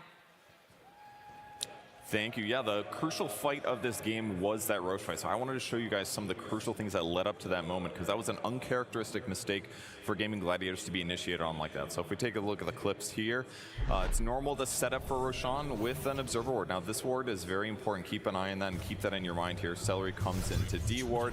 They push out the creep waves, and over on the bottom side of the map, they even see Invoker teleporting away. So they know that Liquid's going to defend this, but crucially, he doesn't actually have a BKB yet until after he TPs. So they don't know that he's got BKB. They probably think they're going to be able to fight. And Boxy's doing Weaver things on the right side. He's putting an Observer Ward down. They see where Gladiators are. They know they're in the Roche area. He's going to cut the next creep wave. So it's just very, very obvious to Liquid that's going to happen. So we see them basically smoke into approach to land the combo, which was a Torrent first, followed by a boat. But they didn't react to it properly, and the reason is because, take a look at this Observer Ward here. This is the vision for Gladiators. This is what they see. They see him throw the boat, but they don't see him throw the Torrent. So they just don't get a reaction time. And the reason for this was this Observer Ward vision. Look at how much it covers. It only covers this little edge right here. If they instead place that ward like here instead, the vision would be something like this. Then they would have caught them at an earlier time period. They would have been able to stampede, split apart, but instead it just gets them being caught by Liquid and losing the fight, and Liquid gets back in the game. Who would have thought just that small amount, millimeters between where you place a ward could have been enough to change this game for you? We can talk about it a little bit more because there's more to the game than just that Roche fight. There could have been ways for Gaming Gladiators to get back in, but first, Slax and Tsunami also want to have a little bit of screen time. It's us and a bunch of people in the crowd right now. How we doing? It's day number 2 here in Climate Pledge Arena, and we are filled to the brim right now. And a lot of chants going on in the audience as well, Slacks. Yeah, you know, we've been hearing it all series. All right, guys, we know that you know how to do it. Can we get the Let's Go Liquid, please, my friends? Let's get it out of our system. Let's go Liquid. Let's go Liquid. All right. We hear that all the time. All the time, and I feel bad. I mean, Gaming Gladiators are here, and they don't have a chance. In fact, I saw some GG fans over here. I feel like we need to make one for them. Hello, my friends. How you doing there? Hi. Oh, put your signs down. You are blocking. Okay, no, that's all good. Sir, how are you doing? I'm doing good. All right, rough first series. Do you have any ideas for what we as a crowd can scream at Gaming Gladiators to get them excited? That's obvious. Okay, go ahead. Let's go, go, go! I mean, that was okay. What do you got? Okay, I have some ideas. All right. Let's try this one out. Can you hold up my microphone right here? All right, check this out. Die! No. Stop trying to sneak Liquid chance. Here we go. DR! Doraccio! DR! Doraccio is here! DR! Doraccio! DR! Doraccio is here! Now, yeah, that could work. And if he's like not doing good, you can always continue the song, you know? He has no farm. He has no TP. This carry is... No. Wait, that's enough. Okay, all right. Sorry about that. Well, the crowd's able to yell what they want. No problem. We won't control it. I do like the DR Duraccio, though. Isn't it should be D-Y Duraccio? I can't spell tsunami, but maybe our panel can. Panel, how do you spell words? Back to you. What sort of question is that? To be fair, I thought he was just going to take the Let's Go Liquid one, and he was just going to go Let's Go Gaming. That's what I thought. I like the Let's Go, go, go. I mean, that sounded better. You like the Let's Go, go, go a little bit more? I mean, most definitely Slacks. I'm sorry. I mean, who had the better cheer, though, overall? The Let's Go Liquid is just nice, stock standard. I mean, I love Liquid, though I'm ultimate bias here. I can't really speak an ill word of him. Readjusting. Well, lucky for you, Matu. I don't know if you know the players that well, if you know much about the org, but we have a video for you that's going to fill in all the missing pieces of information you might have about Liquid. I think the tier that hurt the most was probably TI10, mostly because I feel like there were a couple plays in that last series that, you know, just like really regret. And well, Puppey is going to get the disruption off, gets stuck inside the bramble, pops the Ghost Scepter preemptively, but he's going to die shortly after. Great curse. Yep, that's a huge curse onto 3 heroes as Team Secret get RP from Collapse, and the right clicks are there from Yataro. Triple kill for him, making it an ultra kill. Will he get another rampage at TI10? Absolutely. We felt that we were good and that we could go all the way, but we just, you know,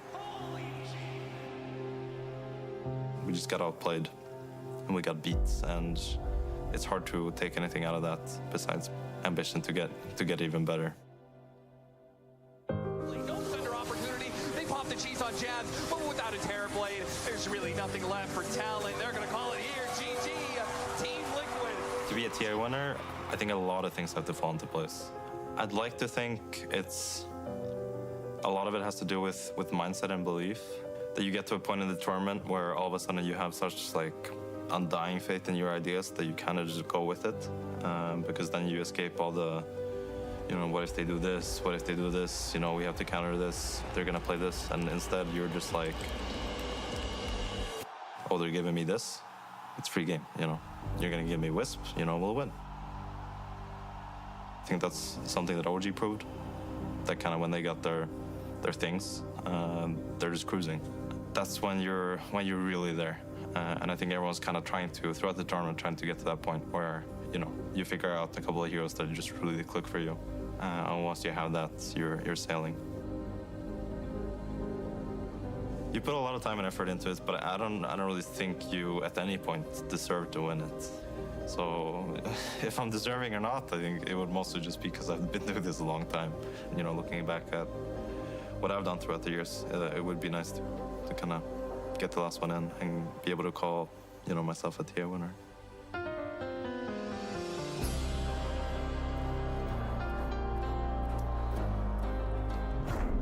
I'm not gonna lie, pretty emotional piece about Zai there. You know, he's always made it so close, but never actually in the grand final for himself. So this is it. He's in the lower bracket, but it could potentially happen for himself. It all starts with this series going in a way of a win for themselves. Game 1 was it. And do you think that they've hit that state now, Owie? They gave Mickey Luna, and that was it. That was we got this hero, and now we can win this game. Well, I actually have a question for Matu. Oh, okay. Because you're in Liquid's head a lot. You played with them last year. So this game, I feel like they had a good strat coming in. They tried to shut down Gaimin's offlane. They did that pretty successfully. But I would still say that Gaimin sort of reached like a winning position this game, and Liquid had to clutch it. I mean, I also feel like that. I felt like Gaming got everything they wanted for the first 20 minutes, and after that, like, I mean, they threw the game. They didn't play good. They played quite literally shit. So if I were Gaming, I would just run it back with the same ideas, and I think like if they just like get their heads straight, they're gonna win the next game. Do you think Liquid would want to change though? Because even though they won this game, I don't know if I'd be as comfortable. Like I feel like they clutched a win that they didn't necessarily deserve. You're right. They have to learn it. There's nothing left to say about that. Would you want to change like Liquid strategy though? I mean, I think they should come up with something that would, I mean, it's hard to say, right? It's like they have their own idea, and I'm not quite sure if this was their idea of like not quite doing well on lanes, and after like when our heroes come online, we're gonna win the game anyway, type of thing. So. Do you have an answer for your question, Aoi? Like if you were in the I have no idea. It's weird. It's weird I don't know when if you you win, but you're not sure if your strategy was correct. I think you'd probably want to switch it up a bit anyways so that gaming can't learn. But you know, who knows? I mean, in that sense, maybe they could just address the hero that they felt put them in that losing position in the first place if their laning wasn't atrocious. Maybe the Necrophos, most teams didn't let it through. Maybe getting that Necro on 18 for Gaming Gladiators caught them off guard. And if they just think about the potential threats of these cheese heroes coming out, they can stick to the Luna. I know that you said that maybe it was a win that they didn't necessarily deserve for Liquid just because of how well the early game went for Gaming Gladiators, but they were still able to stay dominant in that later part. And now I kind of want to focus on that before we get to a Game 2 draft, because they weren't giving any space. Quinn's Necro still was doing a lot of work, but he even got picked off, he even got caught out. So what exactly was it about Liquid's late game that made it really impossible for Gaming to get back in? I think first I should say, like, deserve was probably the wrong word. Like, That's they right. obviously played on it. They had to do. We but all like, use from the like wrong word from sometimes. a theory standpoint, like, Yes. they weren't supposed to win, you know? I think, I'm not too sure, Matthew. What do you think? Like, Well, I mean, it's hard to say. I'm not there and they're both playing, but... Let's say we replace Blitz with you, Matu, and you're in the Liquid booth now. I would pick good heroes. Like, let's start with that. That's really smart. It's like, that's what I came here for. I came on to tell, like, good hero, bad hero, just pick good heroes and win, you know? Simple math, as you put it. saying something like, okay, the draft or the early game might not have gone that well anyways, but we still managed to clutch it. This game, we're even going to have a more robust draft, and the game will go even more smooth, give them some confidence. I think that would go really far for Liquid, because and these teams, they played each other a lot this year. Yeah. And other than, I think, Riyadh, like, it has mostly gone Gamen's way. You know, they've matched up 12 times throughout the year. I think it's one of the biggest matchups that any two teams have had in one calendar year of competitive Dota. So it's a massive matchup for them. And you're right, it is normally going Gaming Gladiators away in those 12 matchups, and it's going to be a hard reset. But Effie, do you have any ideas for hero changes, ban changes even?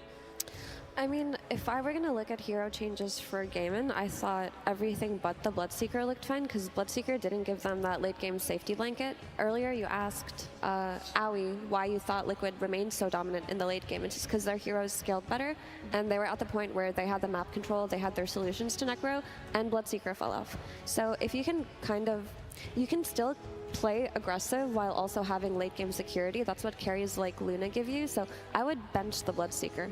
Yeah. I had that one down as well. It's like, Bloodseeker, is there a reason we're not seeing it? And maybe this game is a pretty good example. Marta, you said you're here for the good hero, bad hero, or are you putting Bloodseeker? Bad hero. Okay, so don't pick it again. No, on either team. I mean, there's a reason why it's not picked very often. They're trying to find solutions for some heroes in Liquid's lineup. I mean, they're hyper-focusing on the lanes, first of all. They see, like, Honka going off lane. They want a Bloodseeker that. It's going to be a really good lane for Bloodseeker. And hopefully, they're going to scale off just a good early game. But they just completely, like, whiffed it. You know, that Roshan was atrocious. Like, this is not supposed to ever happen in a pro Dota game that you go Roshan like that. Someone has to be scouting the smoke and popping the smoke, run out of pit, and then take the fight. And they just got blind torrented by on three people. Unreal. Yeah, it's pretty unreal, and we're going to see if they're going to bench it, what lessons they've learned for that game 1, and what's going to let through in game 2 draft. Team Liquid versus Gaming Gladiators. Game 2.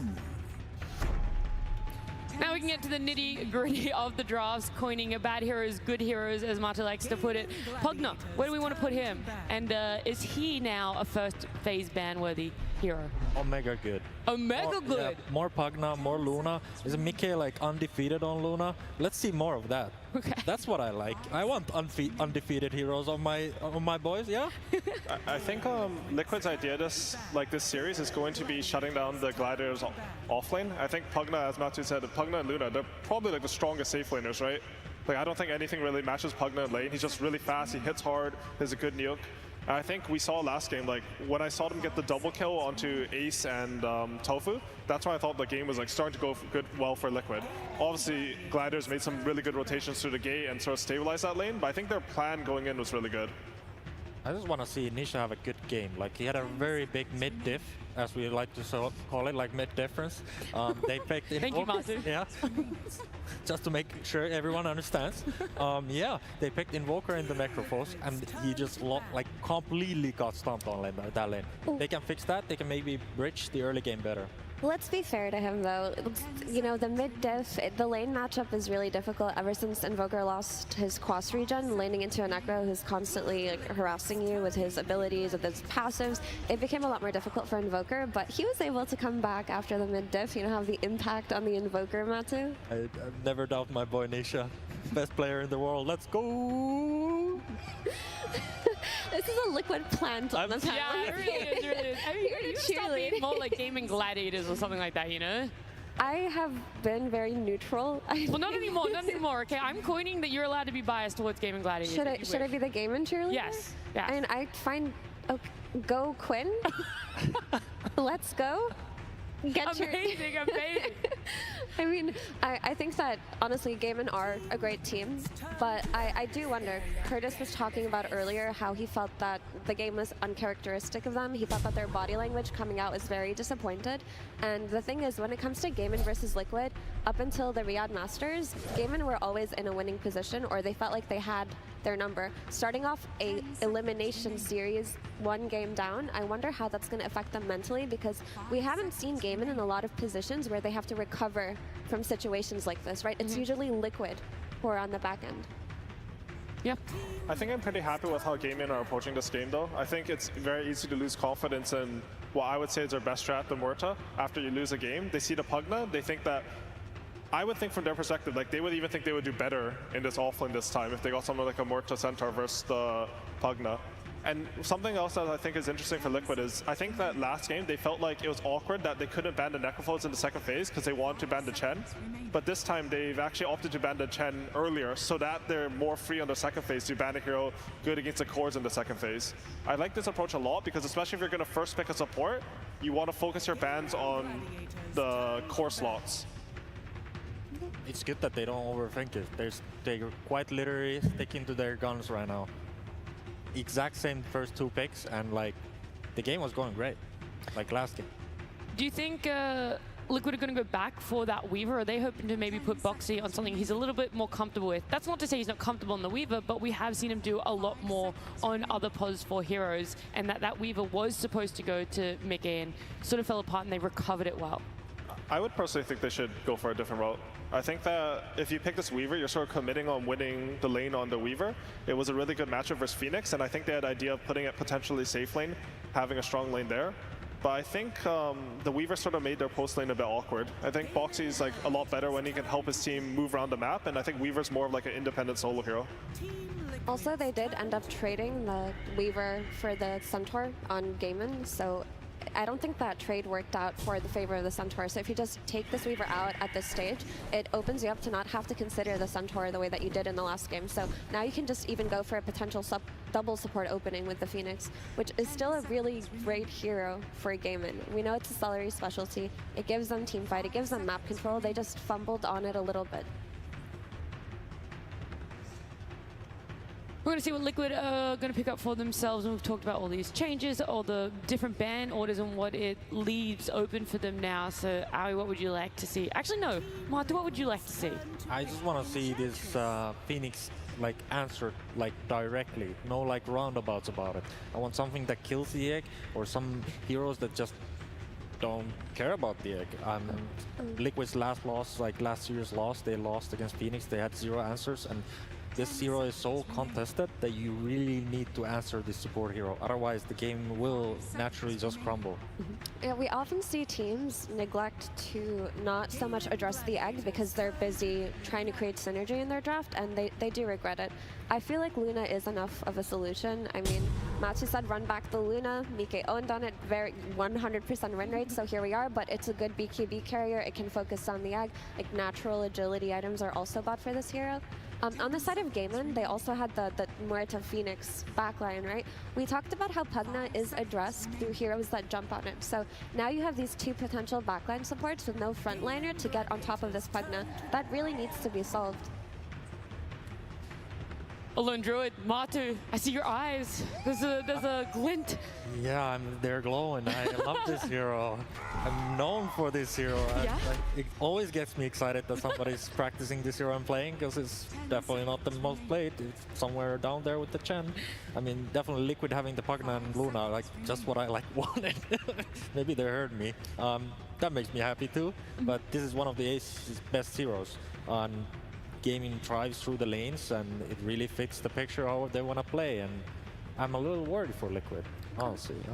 How does it fare versus the Pugna and Enchantress supports? Like, how do you think Lone Druid deals with them when they're pushing towers? He can just run his bear into it? Yeah, he can. They don't really have any relation. Lone Druid is... he hates stuns, but these heroes don't really stun. They're just there hanging out, supporting their boys, so... It's looking good. Aoi, you've had a little bit of time to think about this draft, so how are you liking the matchups of them so far? I think the Lone Druid pick's pretty good. I think that Enchantress, he wants to sort of come from a winning lane. When you win your lane on this hero, you get to like go into the enemy triangle, start pressuring both mid and the safe lane. But Lone Druid's a hero that can put a lot of pressure on your carry, so you feel like you have to babysit him a lot more. I also think that this Pangler pick, Gaming Gladiators Classic, they'll just see like 2 supports that don't really mess with his game. And I think they'll have a really good time on Gladiators. Their lineup right now, all they need is like for the safe lane to be stable, which I'm not too sure like how this Pugna versus Phoenix matchup goes. I haven't seen it that much, but I'd assume like it's sort of whatever lane for both sides. And yeah, good Kunkka pick. I feel like every time I see this hero and he has a decent lane, the hero is Unreal Imbus, so we'll see how it goes in the team fights. And X is a super valuable spell here versus the Pangolier versus the Phoenix. And Quinn does get his Pango. It is that backline jump to address this Pugna, make sure that he's not sustaining his cores. What happened in the last draft actually was they preemptively picked the Kunkka so that the Earth Spirit, Earthshaker, Pango options didn't look that good. But they just went for the Pango here the Pango here as early as they could, just so they could make sure that they don't have issues with the backline. But Kunkka solves it very well. The Torrent Storm is also just an excellent spell versus Lone Druid. It makes it so the bear has a very difficult time hitting heroes. Matu, you mentioned it doesn't like stuns. Does it like being pushed up in the air for the entirety of the game? I totally agree. If I were a mid laner, I had a Kunkka, I see these 4 heroes, I think easy game, guys. Just go next. Like, job well done. That's simple, huh? That's simple. It looks amazing. Like, you can't just deny it. It's like, it is a pretty good Phoenix game though, right? Like I feel like Phoenix is one of the only heroes where when Kunkka presses Torrent Storm, you don't have to panic, you don't have to spam all your BKBs. If you get a good egg off, like you might be able to weather out the storm. I think this game, a lot of it is going to depend on Liquid safe lane, like how does Enchantress and Luna do. If they're able to free up the Ench a bit more and she's able to roam onto this Pangolier, I feel like they could have a lot of pressure on mid. It's very rare that you see like Gladiators in a position where they're the one who's going to be forced to do things on mid, and they don't have the best supports in my opinion to respond to this pressure. So how are we feeling about the Muerta flex to safe lane still, and then you just respond with a more active support to absolve some of the Enchantress pressure? It could happen, but I think most likely you should take a hero that's easier to leave alone. I think in your eyes this game, there should be like a lot of fighting with this Kunkka and Pangolier mid. The runes are really important. So if you have a Muerta in the safe lane, I think she's sort of easy to rotate on. I think they'll end up picking like a melee hero that makes the lane a bit more stable and they can leave it alone. Also, using like the very last pick on the support, like you have to get a lot of value out of the support, or like they have to have messed up against the core flex. I super agree. Probably won't happen, right? Yeah, I mean, it's like, in theory, Muerta carry is amazing here. Like, he's super good against Luna, super good against Kunkka, and Pugna, no cares. But I think Gaming's biggest problem this game will be that they don't get ran over. Like, if they don't get ran over, they have a fighting chance. So Muerta carry doesn't quite fit that picture, because Muerta needs like 5 items to be useful or something like ridiculous. Like, they're like the ultimate hard carry of hard carries. So if Alec gets taken out, you don't want to run back the Bloodseeker. CK is never going to be given in a pool, and there's no Weaver. What kind of self-sustaining carry can you put on the safe lane for Gaimin? I mean, Spectre is an option when you're looking at like squishy heroes in the backline, but the Tidehunter comes out, so you can't Spectre anymore. So that's one of the only good options, also taken out. I don't really want to see them pick it, but I know they've ran Lifestealer in situations like this. Like just someone who's going to sit there independently. I think the lane can be sort of not good versus Tide. Like he's going to out-farm you a bit, but I could actually see them picking it. I mean, that hero is on my good bad hero list. Yeah? I'm not quite sure, you know, it's You're not somewhere sure? in the middle. I'm leaning towards a bad hero. Well, I have a more right now. important question though. How many good heroes and bad heroes are on each side right now? Like each side? Yeah. I feel like Liquid... Just way like good. Liquid has 3 good heroes. Three good Tide, heroes. Bench, not good heroes. Okay. Gaming alone with obviously good hero. Phoenix good hero. Murta good hero. Is like Lone Druid like a double good hero, or like how does that? Like yeah, just double it. Okay. For the sake of it. So Just double the overall score. Gaming has 4 good heroes right now. Pango is not one of them. Not two. Void, is that a good hero? Faceless versus a Tidehunter? Do you hate it? It could be a thing. I would like something like really faster hero, like faster paced hero. But what's left in the pool right now with the Alchemist, Terrorblade taken out? The Spectre, I feel, is not really a solution versus a Tidehunter. I feel like Curtis is more like qualified for this question, having coached Tundra. I honestly, without like the, just without being the amazing heroes, coach all around. without the heroes, I can't function. But honestly, I'm happy with like whatever they feel confident in that can hold the safe lane versus Tidehunter. Like I just don't want them to feel like they're collapsing to this pressure. Generally, the picks versus Tidehunter traditionally are like Ursa, Slark. These heroes, actually Tidehunter doesn't have a bad lane, and they have a Pugna as well versus Phoenix, so I feel like they're a bit sus right now. I think you just need to pick something that's stable in the lane that will sit there and allow you to go pressure the enemy mid. Oh. That's a fast hero. Let's go. I like that. Yeah. I mean, for sure, this hero has eventual pressure on the Tidehunter. Like, if you find that you can leave it alone, you think that they won't rotate on him, I could see the Razor work out really well. He's a bad hero, but he's really... It's a bad hero? Yeah, he's a bad... or he's a bad hero, but he looks amazing this game. To be fair, you know? This bad is a really good Razor game. Yeah, it's like bad heroes can turn into amazing heroes given the right game. And I think if we see the re-emergence of the old school like BKB refresher build on this Razor, they could play on a very early timing, and they could handle the threat of the Luna, and he can outfight the Kunkka with the Torrent Storm and the boat debuff. But he's going to have to make sure to just win that lane. If the safe lane loses in any way, if there's any kind of sneaky twin gate rotation, it could be scary for a Gaimin.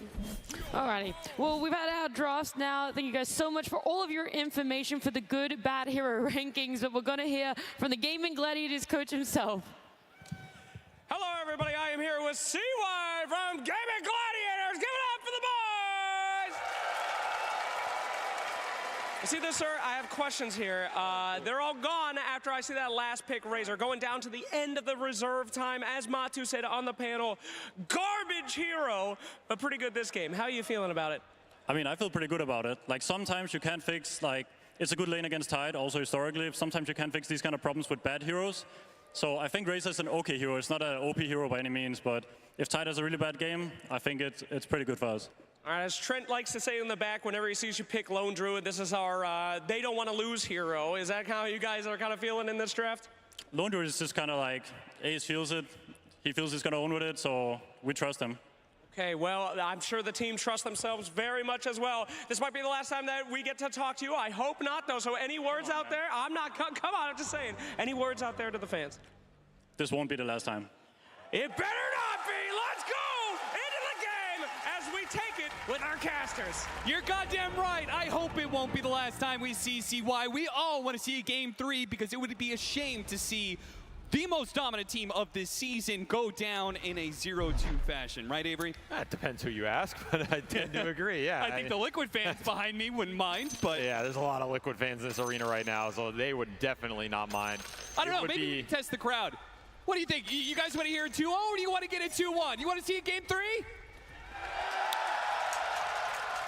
That's what I want to hear right there. But are Gaming Gladiators going to be able to do it, Avery? They picked up the Lone Druid. They trust in Ace. I feel like if anybody on this team you're going to trust to carry the game, I feel like Ace has been rock solid for them all year. Why not? Not a bad option to go to, right? Give them like actual carry hero. They can push objectives, take the pace. You're looking for that diffusal harpoon build. It's going to be pretty terrifying in the fights if he gets away with it and just has his way. Yeah, I kind of agree with the panel's assessment. Like, this is another draft from gaming where if the lanes go well for them, if they get these solo matchups, the Razor versus the Tide, the Lone Druid gets a lot of solo XP, they can run away with it again. They're kind of just going all in on these like lane domination into the tempo, going higher around 25-30 minute mark. Liquid, they're going to present the same type of formidable ball against them. Luna back on the menu, and of course Tide and Kunkka to just buffer up with the Pugna behind. It's a very similar setup, right? So gaming know what's coming. They've tried to address it a bit differently. Razor's one of these carries where we saw Dyrachyo suffer last game with the Bloodseeker versus the Luna matchup. I think Razor can do very well versus Hero. If you get fast BKB, you just run in. Luna sometimes not ready for you. You suck all his damage away. What happens when the 4 protect 1 is protecting a 1 with no DPS? Yeah, I love the, like, I've always called Razor kind of an anti-carry in that regard, that he just latches onto the enemy carry and negates them entirely. Especially the way Dyrachyo got ruined by the shard pickup of Luna. Those glaives were destroying him. Here we've got a ranged hero, but also takes away the attack damage of the Luna. You make a good point. Honestly, I feel Gaming Gladiators have a really nice setup here. The panel definitely focused on that, the fact that Razor may not be the best hero in the meta right now, but it is a good late Razor game. I mean, of course, Matu is on the panel, so you have to pick Lone Druid. You know, get that bias in your direction. Doesn't hurt. But a lot does come down to the first 10 minutes here. And we saw Liquid go toe-to-toe with Gaming in that game 1. Now, Gaming came out a little bit ahead on Dyrachyo, you can't be forward to die already in this lane, but he does. That is not a kill I expect. This is a double range lane versus a Tide with Gush level 1, and you just find a first blood that easily versus Plasma Field. Razor's not that squishy of a hero. The hero's good stats, decent armor. This is supposed to be the last pick lane matchup that goes Gaimin's way. So Liquid just immediately strike on these lanes, get a really nice start for Boxy, who is on that Pugna this time instead of Insania. So this is a hero that Liquid's very confident playing 4 and 5. They just like the heals and the sustain the hero brings to the table, not really caring about any of the counter matchups. And it had a decent amount of impact game 1. He's going to take a lot of damage here too. The Plasma Field does keep, well, it doesn't actually stop Boxy. Boxy's like, I don't care about you, Razor. I'm going to chase down Celery to the ends of the earth if need be. Might get him here. Yeah, he's going to be routed a little bit. He's going to back away. Does leave Tide alone in the 1v1, and that's not where he wants to be. He does not want to be in a situation where he's just a simple melee hero against the Razor, but Celery does get run down eventually. Boxy claims the second kill of the game. Already 2-0 for Mr. Pugnaman, and yeah, Zai did get punished on the backswing. That's the downside. He also went for the fast boots here, which means a little less region on this bottom lane. Yeah, Gladiators, is going to be enough. The final shot, not quite. Insania does hit his level 2, and Nature's Attendance keeps him up just enough. This is a scary safe lane for Liquid to play going into that like 5 to 10 minute mark. If they get a lot of XP on Ace here, I can see him kicking Mickey out, particularly off a rotation from the Pangolier mid. If Quinn gets some runes, it's going to help accelerate these side lanes a lot. That's normally what they look to do with the Pango. Oh, Quinn. Double water rune? If he dodges the torrent, he gets the second water rune. So that is a big buff for him. Almost losing his courier, but it's fine. Well, the creeps, they won it. Does mean he misses out on 1 CS there, but probably worth it, seeing as the Kunkka versus melee matchup is usually a bit of a game of sustain. Okay, surely if Gaming go out, not that I'm cursing them. No, of course not. Got a little bit of fight in top lane first. If he goes out on Pango of all heroes. You know, surely Quinn there's some does iron. not want to lose on a Pango. Yeah, I can assure everybody I will never let him live that down personally. And, it'll be interesting to watch, but so far he's doing quite well mid. Yeah, if the millions of dollars wasn't enough motivation, the public humiliation may be too much to bear. Never underestimate it. He's looking to punish Nisha for the lack of regen. Damn, this is where you wish you could just like roam mid early, but these silings are way too important as Zai getting pushed back again. He's had to buy his own salve. So he's getting a lot of regen abused on this lane, and while that lane looked great for them at the start, this is where that Razor matchup just becomes incredibly painful as you try and get to a ring of health. Boots first. I mean, it's great for dealing with the, you know, not feeding away kills to the Razor. It's not great for staying on the lane. So Liquid running into some regen problems on these lanes as the war of attrition heats up. Gaming starting to strike back. You know, I want to talk about the versatility of roles here for Liquid. They, you talked about the Pugna, they swapped it between 4 and 5 this game, but also the Kunkka, right? 3 position for Zai last game, now running mid. What do you think that gives Liquid? when they're able to have that kind of versatility in their draft. Do you feel like it gave them an edge somewhere? I think it's what Blitz talked about. Like the versatility helps you the most in the draft, right? You get to hold these flexes till later, and you can see more lane setups. You're not going to get punished in matchups as hard. You make sure you're winning at least 1.5 or 2 out of the 3 lanes, so you don't get run over. I think that's a big core component that Liquid had to figure out over the course of the year playing against Gaming in all of these grand finals. Right? A lot of those games, not everyone, but a decent amount, Gaming just beat them in the first 10 or 15 minutes so hard that there wasn't any Dota to play. Yeah. So if you go even in that phase as Liquid and you get into that mid game like we saw last time, get one good team fight, all of a sudden you can just win a game off that, especially with a hyper carry like Luna that they have shown can be pretty nasty given a lead. And that's what Mickey is going to try and do here again. Now, he doesn't have as many crazy buffs behind him in terms of damage. I really like that Invoker pairing with it, just because I think the control and the alacrity does help you in that end game. But Kunkka and Tide, they're going to give you a lot of extra sustain here. And he doesn't have to worry about as much burst. There's no big Reaper coming out on this Luna this game. It's just going to be the Pango going in with Rolling Thunder. It gives you maybe a better winning matchup, but maybe not against the rotation coming out from Celery. Quinn, he needs to be able to hit this swashbuckle to finish off Nisha, but the regen is already kicking into play, so Quinn abandons that idea. This is just fighting for that 6-minute power rune. I like the fact that Boxy is not letting Gaming get away with bringing more heroes mid on Nisha, especially when Nisha was falling behind in that region department early with the water runes. This lane is completely evened out. They're both very close to 6. I think Nisha's he's gonna hit it off this catapult. Wouldn't be surprised to see him try and get a cheeky kill with this boat. And Quinn, even if he does get it off of 1 or 2 creeps here, he needs more mana. Oh yeah, they're looking for it just out of range. Go ease in tower damage. And again, 6-minute power rune. No way Quinn gets this. They will get the boat connection. Pull him back in with the Decrepify. Healthy amount of burst magic damage. They need the physical swing in from Nisha, and that's going to be denied for the Fire Spirits for now. Nisha can't get a swing in. And thanks to Tofu making his rotation out, makes things a little awkward for Liquid. Quinn just has no resources here. This is a 3-man rotation for Gaming without any mana on the Pango. You just can't take the fight. And it'll be an Arcane Rune into Nisha's pocket. A very nice one to pick up here. Mickey in some trouble. Fought for the Lotus. And he will maybe die for it. No, the Lotus is actually what keeps him alive here. Ace also has to rotate back because Boxy was cutting through the river with the other support of Insania. This is where that solo matchup it's a nightmare, right? There's not many carries you can stand one-on-one against the Lone Druid. You need a very specific one. And even in these situations, as long as Mickey can get his XP and eventually retreat the jungle, he's going to be happy. But I do expect both these silence to kind of open up for Gaming over the next few minutes here. This 5 to 10 period has really become a big nuisance unless you're bringing numbers to combat it. We see Zai, he's still continuing to struggle in this Razor matchup. I mean, he's just hoping he has some ancient stacks or something to fall back on at this point. It's not going to be one of those tide lanes where you get a hammer and just start beating down the tower. This First rotation coming out from Liquid, double supports, but at the same time from behind, there is going to be this Pango showing up. If they can finish off Dyrachyo, it'd be worth it, but they can't quite get him. He's hidden away into the trees. Dyrachyo's out of sight, and now Zai gets bumped back. He goes for Insania instead, an easier kill for sure, and Dyrachyo is the one to claim the turnaround kill. It's just such a hard kill, even with all the supports coming bottom for Liquid. This race is way too tanky. I do like the idea though, right? You want to bail out these side lanes in the one-on-one matchup by just bringing numbers, outnumber the core, create a situation where if you get the big kill on these tanky boys, you get so much XP back. Yeah, so they make a move bottom, and if that doesn't work, make the move on top with Nisha. And Ace doesn't have his level 6, so he's pretty squishy once caught by some disables. This is exactly what you want to do. Just find these cheeky core pickoffs, because every time you do, you can leave the lane. Now you can leave Mickey top for some solo XP. He'll catch back up, right? And suddenly he doesn't have this Lone Druid pestering him or pushing the tower. Meanwhile, you can just give Boxy room mid.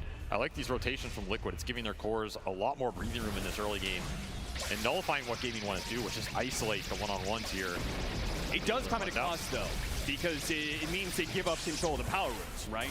And Quinn, well, he got an armor rune. I'm not sure if he's going to be able to use that quite as well as some other ones, like an arcane rune, but it is still something to note that Quinn's rotation is going to be all the more powerful. Yeah, but look at this. Ace round 2. Ace hit his level 6, but chose not to level up his ultimate. He's doing a lot of damage. He has to back away. 1 versus 3. Now they know the rotation is coming in from Quinn. He's to get it with the swashbuckle. Oh, clips Nisha. Not quite finishing up Mickey. They'll get the kill on Insania instead. Deep in though, Courier spotted, and they know Nisha is still trying to get out of here. Unfortunately, he's just a bit too quick for Quinn. That dead shot almost hit Mickey as well. That is very close to losing the Luna and just translating this completely into a rout on the safe lane. Gaming, they read that pretty damn well. The move from Liquid, if you get another kill on Ace there, he has no resummon. He's completely out of the game for a minute. So that is a lone druid you have to protect. You have to smoke them. Make sure Ace can get this tower early. It's the game plan. Let him bulldoze every objective on the map, uncontested, because the Tide Hunter is too poor to contest. If you set that situation up for Ace, he's probably going to run away with it. That's what they're trying to create as the Pine Cone. We'll send a siege shot. Thank you, buddy. I appreciate that. It is. You waited all year to hear that one, yeah. Maybe. Dreams do come true here at TI.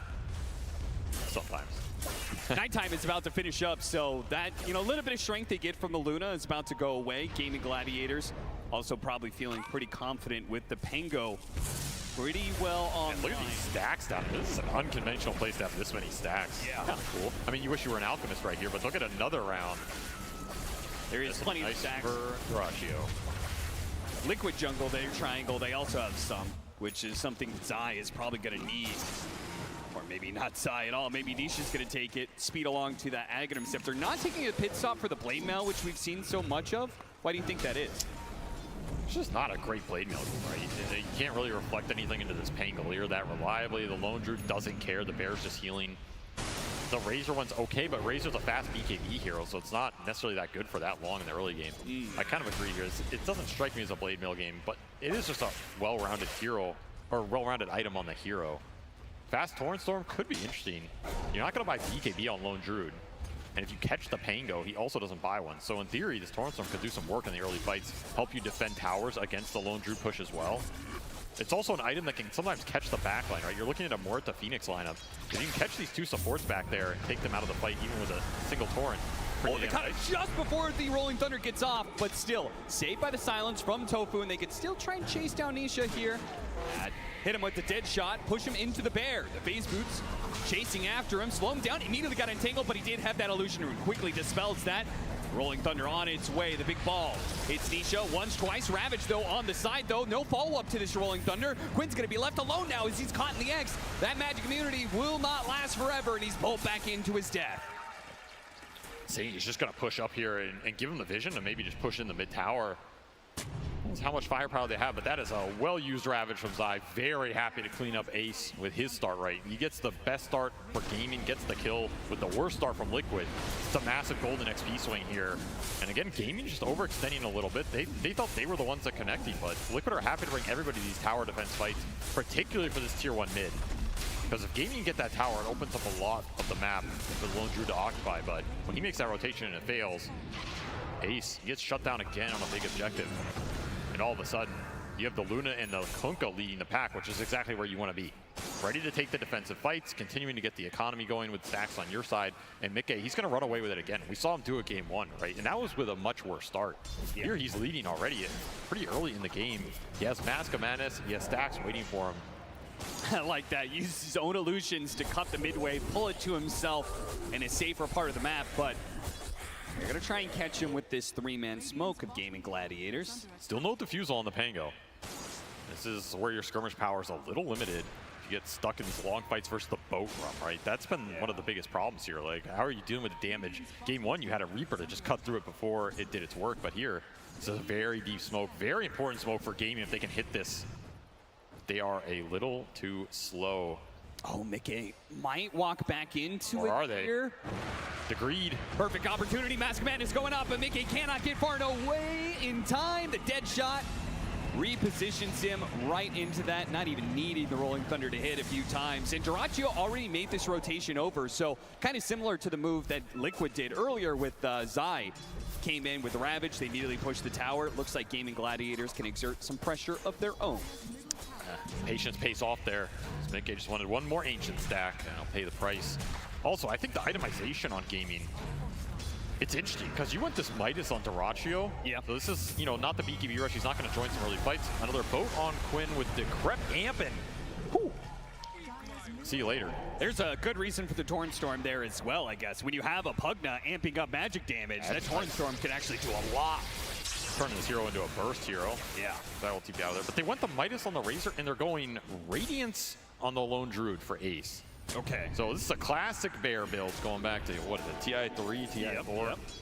It's very good at the farm acceleration. It'll clear a lot of the map. It'll help him keep the scale and the rate up. It's okay in the fight here too, right? The one downside is you get like a fast pipe on Zai or something, you're going to mitigate some of it. We'll see what they decide to do with the timing, because that's going to be a big one for gaming. You get this Radiance on the Lone Druid, you want to take the fights into the Roshan and get that going, as well as just clearing out more of the map. That tier 1 being up for Liquid is still a big deal.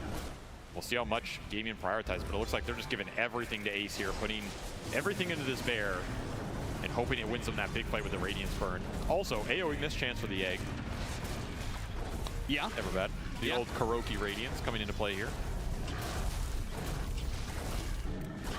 He's going to get that Radiance pretty damn quickly. Liquid seem more than content. I mean, they're probably looking at this as a repeat of Game 1, where they just sit back. Eventually, that Luna is going to get to a point where she can carry the game. But it does feel like Gaming Gladiators, with the itemization you pointed out, they're definitely playing to scale better than they did in Game 1, right? Yeah, a bit more security. That's what I feel about it. Yeah. Like, this is not just all in.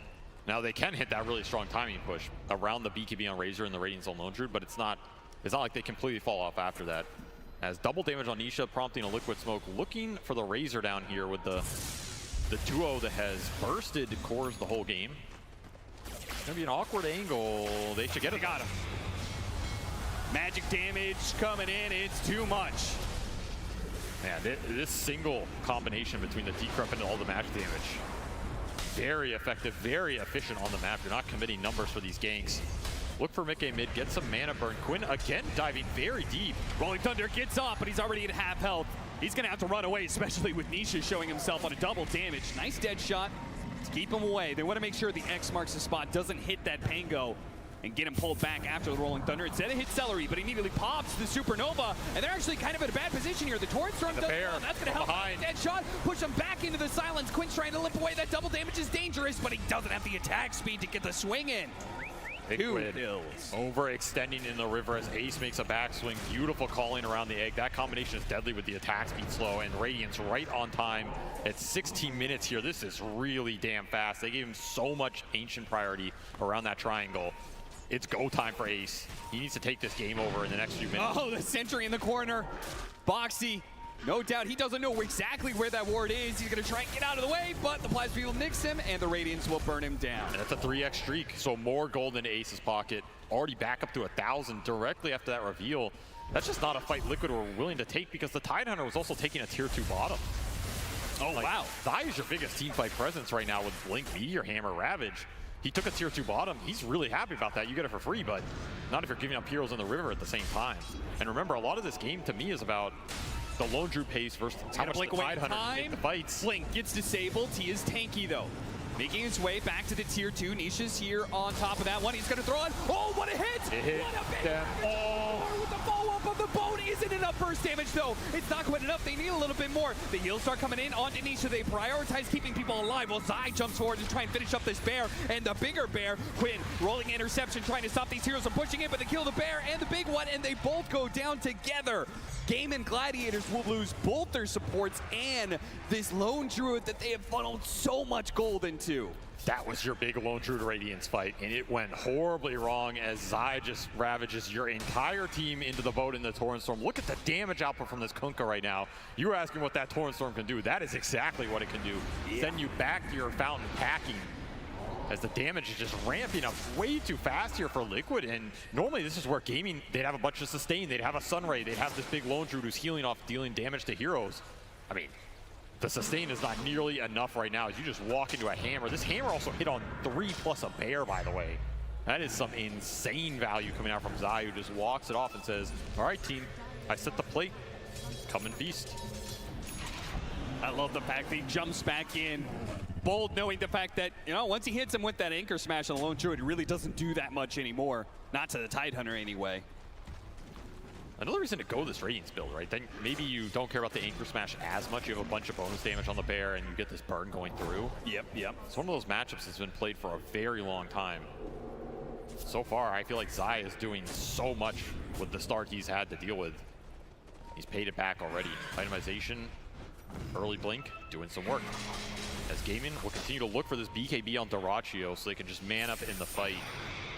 You know, that fight might be a different story if Dyrachyo is able to commit there, be in that engagement, and have his presence felt, right? Yes. But it's just how Razor functions. You need BKB to go into this fight. Otherwise, you're just stuck on the Torrent Storm with everybody else. Gaming Gladiators not shying away from aggression, though. Now that the Ravage on's cooldown, they continue to play on the same part of the map that they're trying that last fight into. Want to take down a tier 2. They're still quite strong at fighting around Ace if the fight develops in the way they want, which is a defensive egg, baiting some Liquid heroes in, you get a calling around it, somebody gets dead shotted, somebody else is rooted or ward. There's a lot of teamfight disruption, pre-BKB that Liquid has to deal with, particularly on their two big beefy frontliners.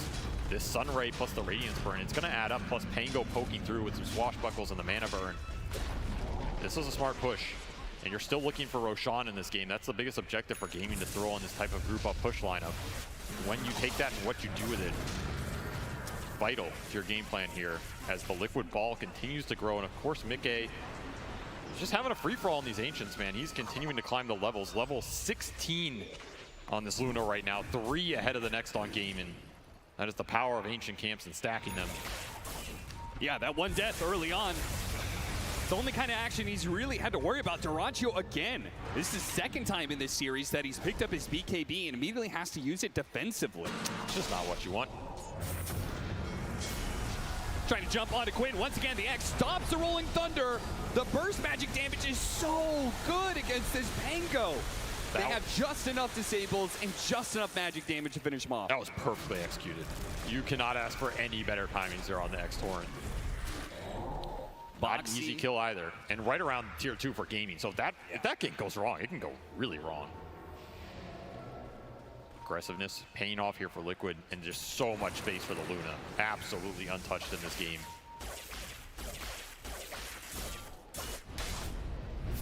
And Liquid, it felt like that Ravage fight earlier. Gaming Gladiators, if they don't lose that fight, they take a tier 2. Maybe they could take the Roshan after taking that tier 2, but now it's switched over to the Radiant side here, and Liquid had that lane pushed in. They're going to take full advantage of it, and Gaming Gladiators, they know what's going on, but with Quinn dead, they just can't get there in time, not with their full force. Not a Roshan you wanted to give up if you're Gaming with this launcher timing. One Mikke is happy to take, a bit easier this time, claiming that Aegis. Avery, this is looking like a Liquid who could hit high ground pretty damn soon. Yeah, they can.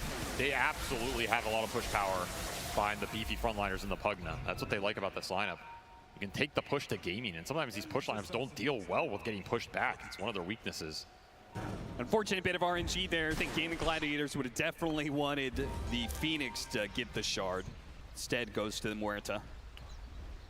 But here comes that push. Liquid going to start taking more tier 2 towers. We'll see how bold they are when it comes to hitting the early high ground.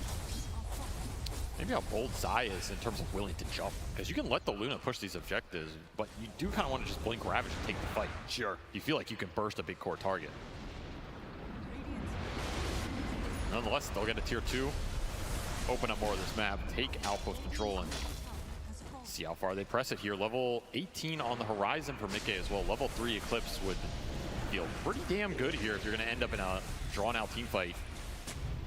They'll switch to bottom. You can also just siege it up with Pugna, right? I mean, that is an option here. Yeah.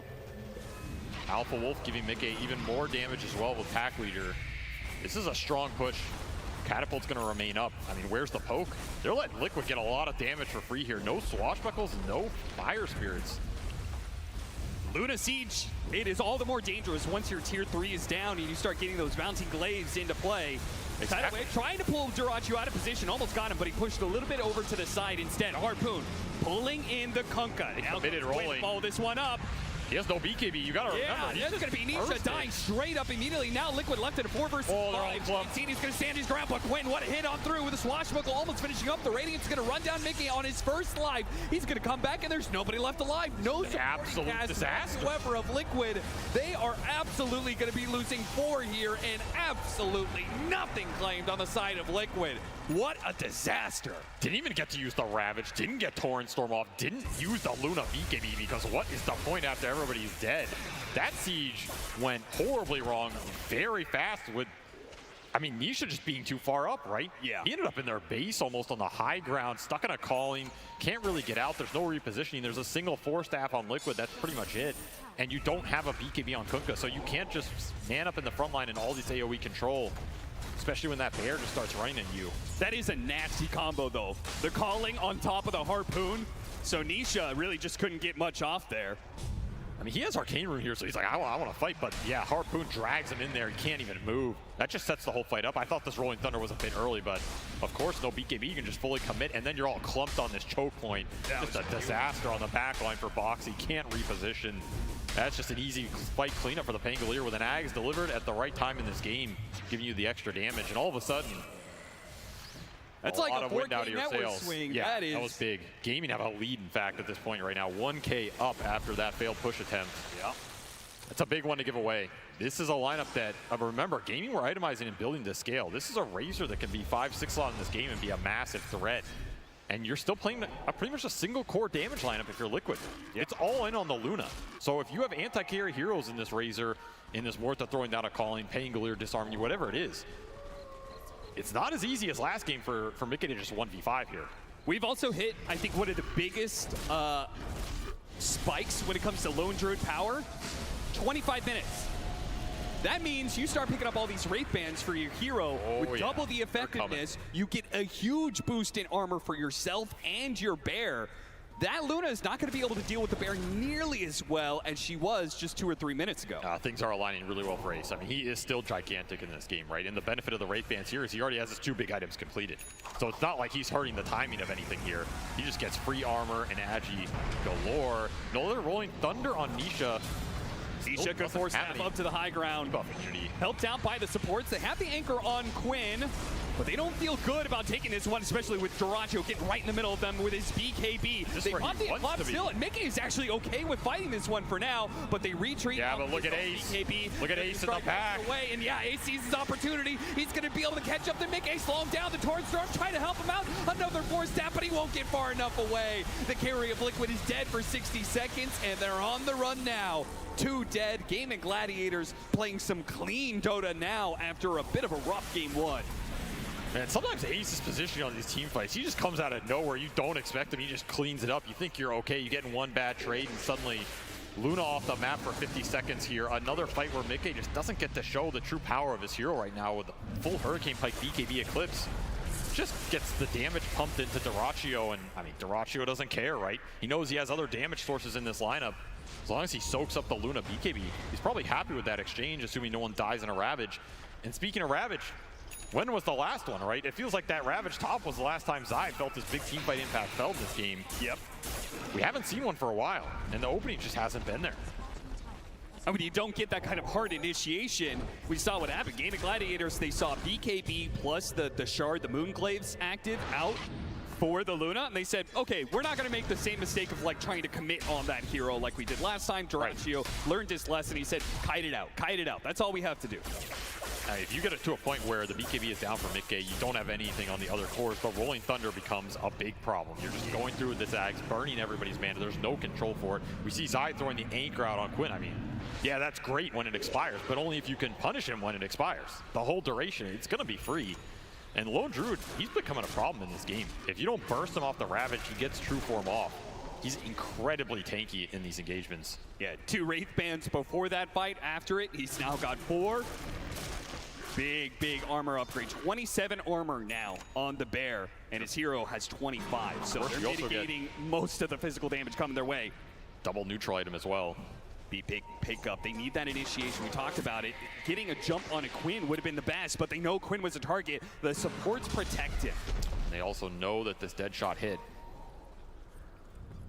Another thwarted jump for Zai, who did finish that pipe. It's a great pipe game if you can use it. And the best way you use it is you push. But are Liquid confident enough to just push straight up right now? I mean, they're sieging high ground with Pugna. This is pretty ballsy, especially with how that last push went. They don't even have Aegis here. Yeah, seriously. But they do the damage pretty quickly, and they got the glyph out. So now, Gaming Gladiators are put in a position where if they mess up this next team fight, they could be losing 1, maybe even 2 lanes of barracks. That was a value glyph. Absolutely value here. Gaming, they're smoked. They wanted the flank, wanted the backstab that push from Liquid. You know if they get on the back line, they're happy with the fight. You take this Pugna and Enchow. Daracho, he is just going to run in. Man does not give a damn. He gets ravaged. Or does they he? burst him down in time. The Rolling Thunder is going to try and stop things, and Daracho gets off his BKB. Now he's going to be able to fight back. Mickey forcing forward, trying to put the damage onto Daracho, but underneath the Supernova, there's Dragon's Eye back into it, and Mickey has to start running away, but the Bear is on the other side. Clean it house. Sandwiches Liquid in this, and they are done for in this fight. They cannot stop the Bear. Liquid, another aggressive engagement from them, another utter disaster. They trade 1 for 5. They don't need the Razor to hit high ground. The Bear is coming to clean house. Oh, he's coming. That is just a clump that you did not want to have happen there. You're stuck in the calling, stuck in the Sunray, stuck in the egg.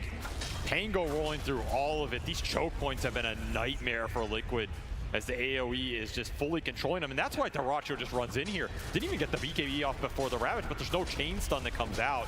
And all of a sudden, you're stuck down this ramp, and this is not where you want to be if you're Liquid, right? If Mickey cannot man up and kill that egg, which he didn't want to because there's a drain coming out on this Razor, you're in trouble. You're in absolutely big trouble here, as he is not strong enough to fight the Razor through 90% of his HP and the Bear through potentially a resummon. Speaking of that Bear, that's going to be the casualty of this push from Gaming Gladiators. They do not manage to get the melee barracks, but obviously a massive win for them nonetheless. Tier 2 and Tier 3 go down. And soon a Scotty on the table for Gaming Gladiators. That's going to make the Luna's life so much harder. We're already seeing that the damage is running out a bit for this Luna. You get hit by that attack speed slow, which is twice the effective on range heroes. That's going to be rough. The attack speed slows have done work for Gaming. Yeah. The Fire Spirits, the calling, stacking these up. Honestly, Tofu has been a big problem in the fight for Liquid, just committing into Morta in these types of positions.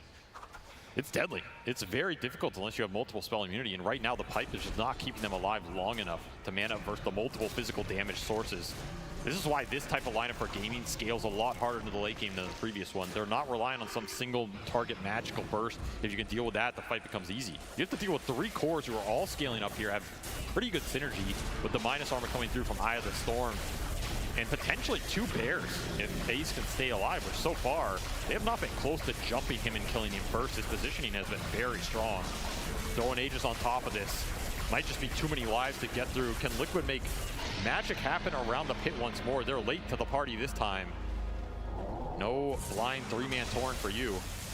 They're still going to try and take a fight.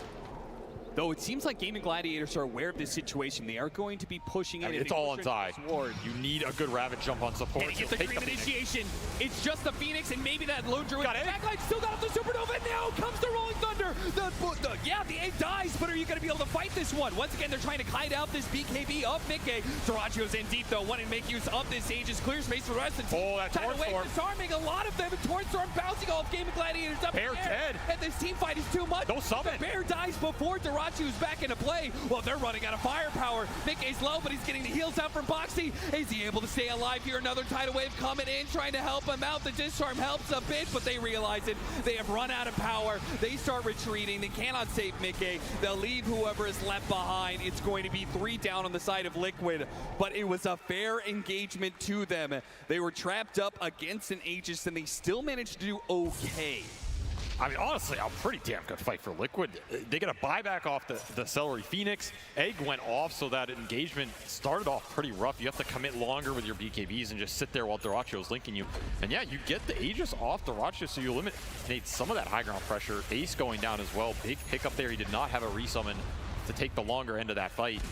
And you got to remember, you're down to 10 or 12K going into this, right? It's just all Kunkka in that engagement. Torrent Storm did mad work. Problem's going to be is this fight, the end result is not good enough for Liquid to change the narrative of this game. Gaming Gladiators are still going to hold a pretty decent lead here and still have pretty good map control off of just having enough heroes up. Daracho, I mean, great Torrent Storm, better Tidal Wave. I mean, that was a sick combination. Yeah, I mean, Quinn also gets cheese off there, right? If he gets maybe hit by one more of those Torrents and goes down, that's a different fight as well. You might get out of there with Mickey. The fact Quinn gets a full second life, full refill here and can take Mickey down at the end. That's what felt good about it for Gaming here. 2 lives on 2 cores basically expended. But what can you do? You were not at the Roche in time, which means you rather fight here than at your base, right? Yeah. And you also took down probably the most important hero to bring down first, the Lone Druid. So even if you do lose that fight, it's not going to be able to take your buildings immediately. All they lost was a tier 2, but Gaming Gladiators still have the 13k gold lead, and now they have the Eye of Scotty. They didn't have that one in the last team fight. That bear has become significantly tankier and much worse for the Luna to deal with. Got 5,000 HP with 26 armor here. Oh yeah. He's going to harpoon you, he's going to slow you, he's going to provide the mischance. This is the Lone Druid problem right now. Do you try and burst Ace off a jump, or do you just deal with him? Woo. Yeah, that win probability has spiked significantly after that Roshan. We're still looking for the next item for Mickey, by the way. This has been about 10 to 12 minutes. He's trying to build this butterfly. He is struggling. Yeah, he is. At this rate, he's going to get that butterfly, and we may see the MKB counter coming in from Gaming Gladiators pretty quickly. Butterfly is here, though, so they have a window, perhaps, where the evasion can come into play. You need to make sure the positioning is on point here when you jump with the Ravage, because the chain stun limitation is also something that's hurting Liquid on these goes. Like we saw there, they got Mega off, because what's your chain stun off Zai's jump? It's potentially a Torrent if you can line it up, and a Lucent Beam. That's it. Well, there's a little bit more chance of chaining that stuns with a refresher done for the Kunkka. So we're going to have double Torrent Storms going on. That's one way to control the fight. If you get to the other side of the Razor BKB, there's not much else outside of the Rolling Thunder, of course. That's going to save these heroes in double Torrent Storm. Cannot underestimate it, but you need to make sure Mickey is up, right? You need to align the control with the damage here for Liquid. Protect Mickey, get him to a point in the fight where the Torrent Storm and the Ravage are controlling heroes while the Luna's hitting them. Sounds a lot easier than it is at this point, when Gaming can just run a frontliner in like Dyrachyo or Quinn and not care about anything. Of course, if you can find the supports, that's a big ticket as well. Taking this Muerta or Phoenix out of the fight opens it up a lot, especially when you know Celery does not have buyback here for 4 more minutes. And he's going to try and protect that situation by getting an Aeon Disc. He's already bought out for it, so chance of you getting this guy before he gets off Supernova, I think, are pretty low, but we'll see. Nisha shows on a D-ward off the gate, so Gaming are aware Liquid are in the bottom of the map. Smoke will wear out as well. Triple 4-staff for Liquid, so they have some kiting potential. Yeah, and they're gonna need it. If they know that, hey, hit the high ground really, really quickly, and you can get some buildings before they can TP back in time. The range bear is the first to fall. Just let the bear do the dirty work here. Yep. The bear is perhaps expendable, though it does give up 300 gold. They've got a second one. This is a little bit of a dangerous point, though. Worst part would be losing your bear a second time, and then there goes 20,000 of your net worth. You can't siege. Upside of taking that fight outside the Roche pit as well, right? You got rid of this Mega Aegis period that would have caused you some high ground potential problems. We should mention, however, that Tofu has picked up a full BKB, so he has started his path towards true 4th core status, which I think is something that really cements these games in the current meta when they go ultra long. I'm not saying this game's going to go 80 minutes, but if it does, you know, having a carry Muerta in your pocket, not too shabby. Certainly helps.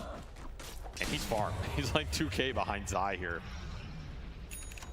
Zai, who's about to complete a Shiva's here pretty soon, so get some attack speed slow on their own side. It's a very valuable Shiva's game.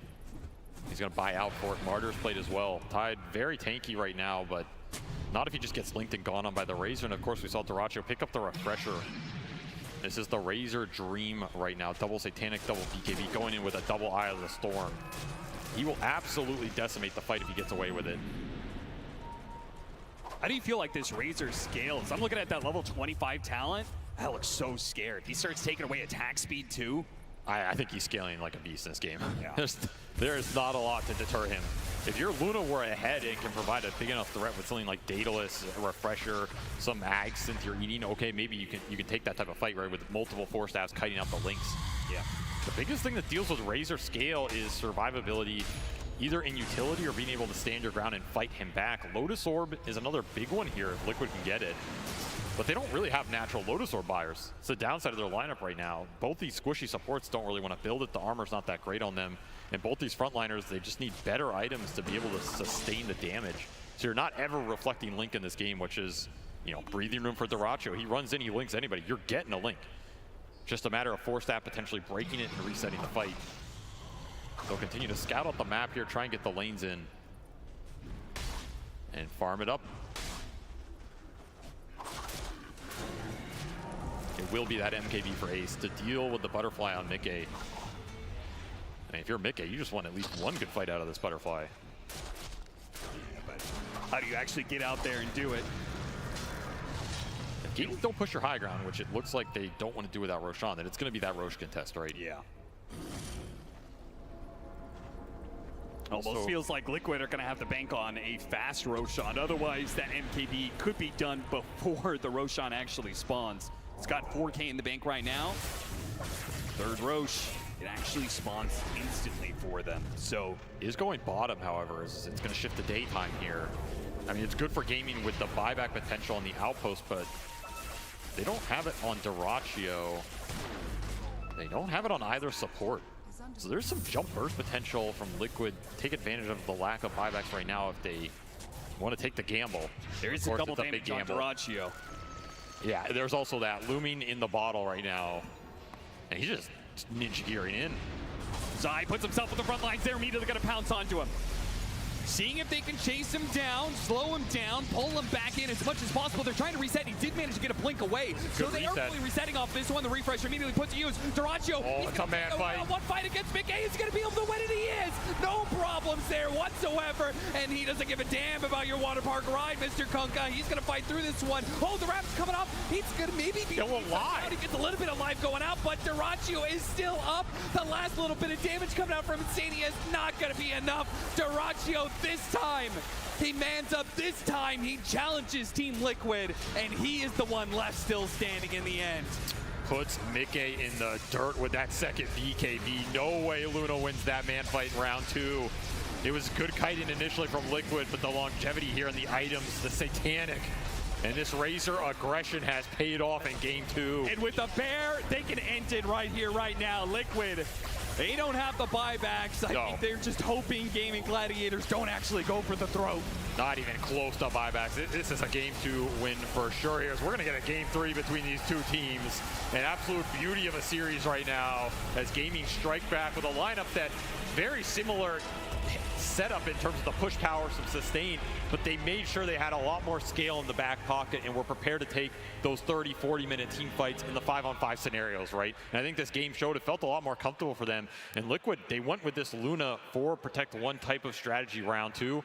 Didn't pay off in the same way at all because Mickey just couldn't take those later man fights versus the cores. Yep. And you didn't have that big Roshan swing to regain a lot of the momentum for your carry. And dare I say it, Avery, a lesson from this series does feel like the fact that both times, game 1, we had Gaming Gladiators, they took a lead, they tried to hit high ground, they lost control of the game. Now it was Liquid who had the early lead. Oh, yeah. They tried to hit the high ground, they immediately lost control of the game. It looks like in a situation where, unlike maybe some other series, this is one that cannot be ended quickly. That's a high ground push that's going to haunt you years from now, right? Like, what happens in that game if we play it slower, go for a Roshan fight, or just take that fight better? Because that is a fight Liquid can win. But damn, did they get punished on that choke point. All right, what are we going to be taking from this moving into game 3? I mean, what do you feel like was the winning factor for both of these teams and their victories? I mean, honestly, I want to say it's probably going to slow down because I feel like a lot of times at TI, when teams go for these fast lineups, they fail the high ground, something goes wrong. They tend to go, okay, let's just pick a little more scale, play it a little more conservative, play to our wheelhouse. Maybe this third game is going to go the distance, so we don't want to fall behind in that regard. Both teams have failed with that tempo push, right? So that's something that's going to be in the back of your mind. But again, we are seeing some of these tempo heroes come out and played in a scale way like the Lone Druid for Ace this game. So it's not necessarily about the heroes. It's about when you're taking these objectives, how you're taking them, and making sure you're disciplined about it. Well, we can leave the rest of the analysis to the brilliant minds on panel heading into game 3. I'll make sure that I ask them all the questions about why Gaming Gladiators won this game number 2 and why we're seeing a game at number 3 in this series. Matu, you wanted the Pugner and the Luna for Liquid. They ran a similar strat to what they had in game 1, and that was a win, but it didn't work for game 2. It looked good until it didn't. So, got Aegis, tried to push high ground bottom, didn't quite work out. I mean, that was terrible. Nothing else to say about that. It's like, you tried, you failed. I feel like you shouldn't close out games like this in this patch. Like, you should take the advantage, retain it, farm the map more than the enemy does, and then when you're absolutely certain you can take it, you take it. What was a factor of that uncertainty, Aoi, that they couldn't close out that high ground push and that it failed so miserably? I'm not too sure if they didn't know that Quinn hit his level 15 in eggs timing, but I think that was just sort of them pushing into Gladiator's strongest timing. I think even if they didn't go high ground there, like Gladiators were going to look around the map for a fight, and it just happened that Liquid sort of gifted it to them. That is a bit unfortunate, and from that timing, so Liquid being set behind, was there just no space for them left in the rest of the game, Effie? I think the fights afterwards for Liquid just went unfortunately. Like this one that's playing right now, they ravaged the Razor, but they couldn't quite kill him before he could BKB and turn the fight. Like, if they managed to burst Dyrachyo here, it might have looked very different for Liquid. They could have won it, but they just fell short on the damage. And later on, we saw that there was this one fight where Luna's BKB got forced before they could actually engage in any kind of fighting, so they chased Luna into the high ground. There's a beautiful wraparound by Ace, and Gaimin just found the good fights when it looked really bad for them. I want to talk more on the Razor because, Marty, you were given the good, the bad of what heroes were. And Razor's normally a bad hero, but you said even a bad hero in the best game can look good. And it looked great. I mean, it was amazing. If you find a one Razor hero, one Razor game during the whole tournament, it was definitely this game. Good performance, just going for the catch-up Midas. Lane didn't go that well, but in the end, like, this hero essentially counters like all 3 cores on Liquid, and it showed in the late game. Yeah, especially when Razor got to that really critical point in the game where he had Satanic and the Refresher Orb, so if he wasn't getting burst down in these fights, he was BKBing, using the Satanic, refreshing, BKBing Satanic again. Like, it became a very big hurdle for Liquid to burst down this Liquid because every time they want to take the fight, they have to commit all of Enchantress's mana pool, they have to commit the Luna BKB. Kunkka does the bulk of the team fighting when the Rum buff is up, and Razor just outlasted all of that. Is this what you wanted to see, Aoi, for game number 2 in Gaming Gladiators? You're a little bit worried about how they were looking at the end of game 1 and walking into the booth for game 2. No, for sure. I think it shows the resilience that they've shown all year. That's why they won all the majors and all these tournaments. I think something that really interests me right now is I feel like in game 1, Gladiators sort of had this game and they sort of threw it away. Game 2, Liquid sort of had this game, they threw it away. And it shows that, like, the amount of pressure on these teams at this type of tournament, sometimes it makes you do things that you look back on and you're like, oh, what was I doing? But it happens. It happens all the times, even to the best teams. And that's what really excites me for game 3. I'm excited for it as well. Marty, do you want to talk about the Lone Druid, Ace's Lone Druid? Do you want to hype it up a little bit more? Of course, Lone Druid, best hero ever. I have no bias. I never played that hero myself. Double good, as I said before the game, and it turned out to be triple good, quadruple. I mean, just bring keep it on. piling it on, just keep multiplying it. Exactly. Oh my God, I'm so happy. Look, we might be seeing it in game number 3, but before we get there, Gaming Gladiators, they clawed a win in this series. It doesn't mean that we're going the full distance. We'll be going all 3 games. So let's know a little bit more about Gaming Gladiators.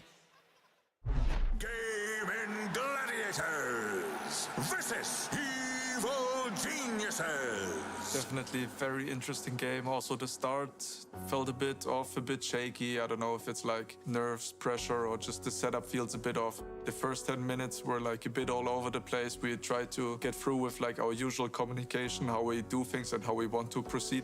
They're going to try and go on Ace here. The Bristleback try and shut him down early, and they do just that. Pecans and Panda pick up a counter kill. It didn't really work out, and eventually the game got stretched into a really long game and eventual base siege. So you've seen EG be very patient about holding the high grounds going in these late games, right? It does look like this is going to be a marathon. We tried to go high ground, and they had the task kicks coming in, Willow shooting, they had like some Earthshaker, Dawnbreaker, so whenever you get too close, you get super smashed. I think we failed like 1 or 2 attempts horribly. Then we had to try to, while progressing the game, come up with a plan on how to eventually end the game.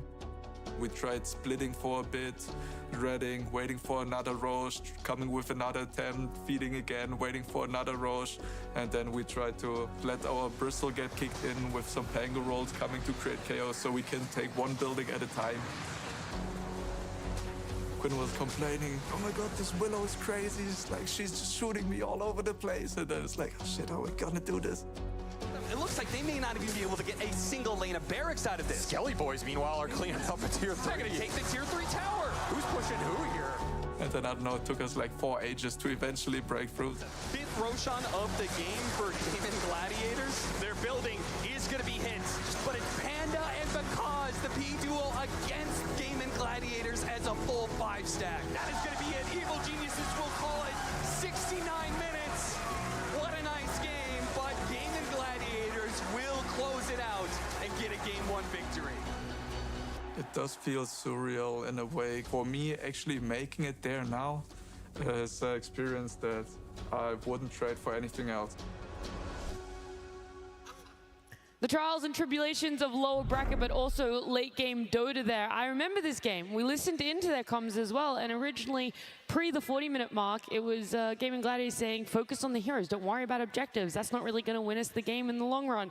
And then it stretches out to almost 70 minutes, and they're like, all right, let's just focus only objectives. And that's the change. That's the shift when it does get to that late game Dota, Owie.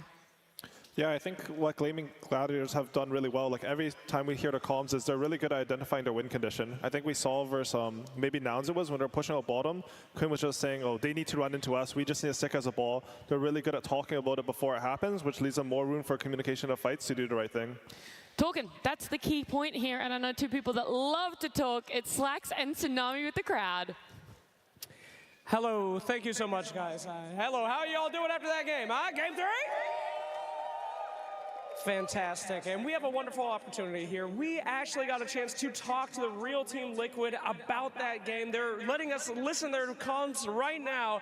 In fact, we have an interview with Nisha talking to Insania. Nisha, any words to Insania to cheer him up after that series? In Game 3, we're going to hear Liquid are doing it. That's the most words I've ever heard Nisha speak in my life. Oh my God, Nisha, your camera presence have brought out so much. This is incredible charisma that we're witnessing right now. Insania, you're here, you're supporting the entire team. What are you saying right now? We can do it, boys. Interesting. A little bit more feminine than I remember Aiden looking, but I respect it. It was so real. It's just like him. Boxy, what are you feeling, bud? My friends, I believe we need to ban the bear. Oh, very smart. Zai, do you agree? Crush your enemies. Whoa, don't show that camera angle. This is real. All right, go ahead. Crush your enemies, see them driven before you, and hear the lamentation of their women. Wow. Wow. Nikkei, fine. Any last words, please? Quinn needs to learn a real hero. Okay, take it easy. That is not good team chemistry. I don't know. That's not great. Teams seem a little bit combative here, but everyone loved the Inside the Pod segment, so we're getting inside the head right now. Yeah, there's got some big heads on this team, but no worries. All right, guys. Well, before we get into that final game, can we let everyone know what they're missing out on in this arena? Ladies and gentlemen, are you ready for your Game 3 one more time? They seem pretty excited out here, my friends. Pretty excited. Back to you. I'd say that's a pretty overwhelming response on a game number 3 between Liquid and Gaming Gladiators. Matu, you've been in positions before where you guys have your backs against the wall. You've been in that position. You got Blitz, you got Jabs, you got all 4 other players with you. What do you think is the conversation? Like, how, when you've been in this position, has the conversation piece gone? How positive is the environment? I mean, definitely there is some discussions to be had after a game like this. Essentially just fumbling the game away in a manner that wasn't like really close. Like this high ground push wasn't close. So now you have to make the adjustments. Were the heroes bad or was the play bad? I would come to a conclusion that the play was bad. They did exact same thing that I scrutinized gaming in the first game as well. Like, you played your lanes good, you played the early game good, but now the real Dota starts, and what do you do with that? You go high ground with Aegis, minute 20?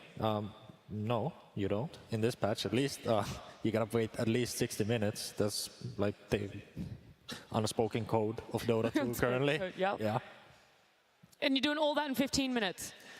You have to. I mean, you cramp it up a little bit, guys. We play like shit, let's play good. That's it. That's the morale boost that you'd be giving it. But Ali, we talk about the lane domination. Martin mentioned it. Game 1, it was all for Gaming Gladiators. In game number 2, it was for Liquid. So we've seen the efficiency in lane here. This is the rankings for this TI. And we're seeing no Liquid players, but Quinn is up there with 0.89. What does this mean? That's a good question. I'm hoping production is telling me in my ear because I don't know this stat either. It's like their chance of winning the lane, or is it like how many creeps they get? Maybe it's how many creeps they get. Ramsey actually got 90% of the creeps in the... That's crazy. I'm waiting. You just got to keep talking while we're waiting for the information. Creeps to denies, maybe? I mean, efficiency could be a lot of things, but I would assume if it's a stat that can be measured, it's creeps versus denies. Let's just assume it's that. Yes. Let's assume that. I think there's not much for Liquid to talk about after game 2. I think it's something that would be really healthy for them to do is say, oh, we threw game 2, so what? Like, we're still in this best of 3. All our practice is already done for us. All our learnings are already done for us. We just need to put into performance what we practiced. They can reset like that. I think they were like on an upward trend throughout the games. They came back game 1. They looked really good game 2. If they can just pretty much ignore that this misplay happened, then I think game 3 will look good for them as well. There's some hardcore pros on this team. A loss like this won't phase them. I mean, they've been here countless of times. You know, Zai, like, played more pro games than I did, so like I'm somewhat of a veteran, and like just brush it off. Let's go game 3. The pure number comparison of how many games these players have played, how many times they've walked out on this stage is immeasurable. But Evie, we saw a similar strat for Liquid coming out, at least in the Pugner and the Lunar, maybe not so much in the rest of the supporting cast. Would you like to see them triple down on that, I should say? Or is it like, okay, it was a tough win for game 1 and it was a tough loss for game 2. Maybe we look at something else for game 3. And I think just approach the draft as it unfolds, honestly, because there's nothing in Liquid's draft that I would look at and try to change. Like Matthew mentioned, there was some issues with the play there, but honestly, I can see why they did it. They had such an insane net worth lead at that point in the game, and sometimes you're just in that side of the map, and one of your players goes, guys, I think we can go high ground, and you just follow suit, right? But I do think the Luna looks great for them, the Pugna looks great for them. They wouldn't be bad at all if they ran it back. Whereas Gaming, even though they just won game 2, I think they definitely need to adjust the draft that they just played, because even though both teams in that last game were trying to make equal amounts of moves, Gaimin was just getting out-farmed, right? I saw Gaimin make smoke plays. I saw them use their Phoenix. I saw them rotate with their Pango. It's not like they just sat there and did nothing, but the Tricore of Gaimin could not out-farm the Tricore of Liquid. The Tricore of Liquid just racking up net worth even though Gaimin was making moves, so they need to correct that. I still think they need to fix their late game scaling. All right, well, the tempo was the question coming into this series. If Gaming Gladiators were able to hit the same style that they did against Nouns yesterday, and it's already been answered in these 2 games, so how much do you focus then on lanes for themselves, Aoi, and drafting, or that late game? I think game and lanes are important because they're very comfortable from the position that they usually end up after lanes, which is a bit ahead. Something that I think they need to look out for is I feel like they've been playing with a bit of desperation. I mean, the fight that made them lose the lead in that game was when they chased a Tidehunter like 1,000 range into his tier 2, got 4-man ravaged and meteor hammered. This is not a play that you would usually see from Gaming Gladiators. So I think they should sort of think back to their practice, like what makes us the most comfortable so we can perform at our own peaks. It would be important. I think for them, that is having a strong offlane. I think that is like being able to rotate to the mid runes after they do on lanes. And is that why we might not see too many changes when it comes to bans between these 2 teams? Primal, Bristleback, Spirit Breaker not getting let through in either of those 2 games? I think so. I think the Pugna might be an interesting ban. We saw that Liquid in game 2, they shifted the Chen ban up in priority because they thought that 1, it frees up the ban in the second phase, 2, Gaming might take it earlier. Pugna might also be similar because I feel like if Gaming want to have strong lanes, there's a support that sort of nullifies any aggression. Yeah, also the Kunkka, I feel that hero looked great in both games, even though it just lost. It just does so much by way of countering Quinn's hero pool, and it makes it so that Liquid always have this means to take team fights, even if they're in losing positions. So I think I'd like to see this Kunkka either taken or addressed. I am actually very surprised about that Kunkka because he's been so disruptive in both games. The boat, especially in game number 2, put them in that position to get Roche to try and push high ground in the bottom lane of Gaming Gladiators. And even later down, when Gaming Gladiators were up in gold lead, the Kunkka was still having quite a lot of impact. Maybe not the burst damage they needed, but still a lot of impact and disruption to fights. Kunkka is great. I just hope they don't stack up heroes like Kunkka and Tidehunter together. Like, essentially, like there are 2 big circles. They create these stuns all around them, and they have 2 heroes doing the same thing. Ideally, you have like certain jobs for heroes, and you don't really want to stack them because it's redundant. It's like diminishing returns. Like, it just doesn't work. I like that point a lot, actually, because at the end of the day, if you look at their 3 cores, if Razor links Luna, you have 0 damage. Your damage is completely limited. You're not going to touch anyone on Gaming Gladiators. That's sort of what ended up happening. Daracho at the end, as long as he got the link on Luna, he could literally run in 1v5 and kill everyone, and there's just nothing stopping it. I think once you pick these Tidehunters or Kunkas, you need to make sure that the other core is going to provide a lot of damage, as you already have the CC. And the thing about that Luna too, as the game progressed, is there was just so much non-committal damage coming out of Gaimin, where Luna had to commit her defensive items and her BKB early on, and then she just couldn't turn around. Like, there were some fights that looked decent. When Razor had the Aegis and they managed to burst him down the first time, you felt a glimmer of hope as a Liquid fan, right? But then all of a sudden you're like, wait, why are they taking so much damage? It's because the Phoenix is throwing out spells, the Quinn is throwing out swashbuckles and shield crashing in, and then all of a sudden, even though they committed to a kill, all of them are 30% HP. Well, let's see what's going to happen for game number 3 as it's popping up. Team Liquid versus Gaming Gladiators. Game 3. I'm so happy that we got a game number 3 between these two teams. It would have been a bit of a disappointment if we saw either one eliminated in a 2-0. So they're one apiece right now. A lot lies on this game number 3 if they're going to be able to keep their run alive in TI-12. Is the Kunkka going to get picked up again? Are we going to get a surprise Razor last pick? Or maybe Matu's favorite, a Lone Druid? I hope they just don't tunnel vision this Kunkka. I mean, it's a great hero, but it can be countered. No Dota 2 hero is ever that broken that you just like pick it and he has nothing going on. I mean, maybe sometimes, but this is not the case for Kunkka. We're talking about. Like, it's a normal hero after all. So balanced, you would say? Balanced. I mean, Dota generally is balanced when it comes to TI. Bad hero? Kunkka, it's like, it's a good hero. But only by like 5 or 10%? No, I mean, there's only 2 definites. Oh, it's a bad there's hero nothing or in it's a between. good hero. Obviously. There's double like, it's only one. Oh, I see. I thought maybe it was like a sliding scale. We used to be pro players, so like this is what we know that the audience doesn't. It's good or bad? Kinda. There's no in between. We'll get in the inside of the ex-pro player minds over there. With these bans, nothing is being changed up at all, actually. They're running it back for game number 3. They are in a position though where Dazzle is still in the pool unless they choose to ban it out themselves. Oh, they prioritized the Pugna over the Dazzle.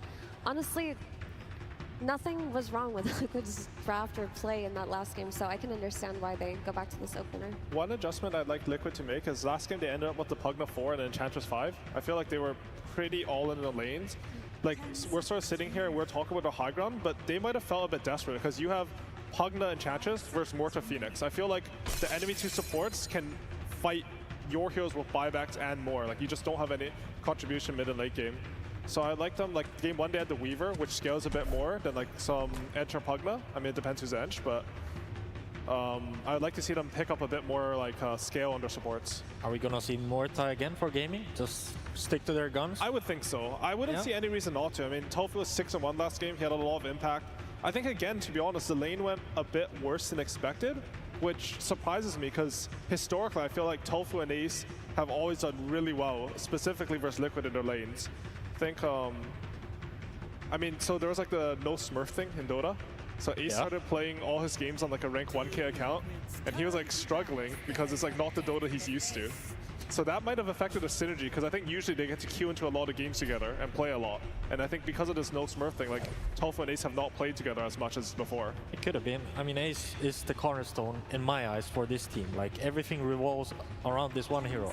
I mean, one player. He's like very specific type of player. Like, he's very greedy. He wants to win his lane. Like, I mean, he almost has to win his lane. I think he has to. Yeah, exactly. Like, if gaming wants to win a Dota 2 game, Ace has to win his lane. There's no... Which has happened like every single lane though, right? Exactly, that's funny. Gaming, like normally in Dota, you can't win 3 lanes. You have to make sacrifices. At most you usually expect to win 2. But gaming always tries to win every single lane. And then they just play off of that. Striving for perfection, you know, win all 3 lanes. Hopefully the game is easy from then on out. Do you think that that's what they were contemplating then for that first pick? Do we go Murata, or do we try and pick up a stable Ace hero that is going to have a really good time in lane, and they're going to have to try really hard to counter in draft? I sort of feel like the Morta Force is the strongest laner. So if you're going to go in with this philosophy of Ace needs to win his lane, you should feel like, oh, if Mortis is the strongest laner, there's no reason for us not to pick this hero. We think it's going to give us the most stable lane. We think it gives us the best chance of winning the lane. Why would we not take this hero? I'm sure they were debating it, you know, like the conditions to have a good game. Are we gonna run it third time again? I felt like they could have won the first game, but Liquid did. Liquid could have won the second game, but Gaming did, and they're like, oh, I mean, let's give it a chance. Let's just keep the pick same and let's play better Dota. That's what I like. It's the most confusing when it's sort of like that too. Like you're not too sure if you should be changing something because the games are like a bit wonky. And you can't learn on the spot because you don't have access to the replays after the game. You have 15 minutes between each game. You need to reset, you know, use a washroom, maybe eat a banana, whatever. You don't have time to actually do real analysis of what happened. You just have to go with your gut. I love eating bananas. I know. Is that what you were doing in your 15-minute break? Partly, yeah. Probably. Just half a banana and I'm ready to go. It's good. Yeah? Yeah, sugar like decreases the amount stress affects you. So you need something with a little bit of sugar. That's it, you had bananas on hand. Well, Effie, all the way down there, you've been a little bit quiet. The Lone Druid, it's getting banned out. It's getting a little bit of focus. And the Faceless Void you brought up as a potential last pick for Game 2, and now it's making its way in bans for Game 3. I mean, it makes sense that the Void got banned out here because I think they were taking a while just to talk about this banning phase, because if they were going to run back the Phoenix, that Void wouldn't have been banned out, right? But they decided to go for the Weaver themselves, which now you have two strong support into carry flexes in this Weaver and this Muerta. And this hero got ignored in the last game, but it still fits into that hyper-aggression of game and we talk about.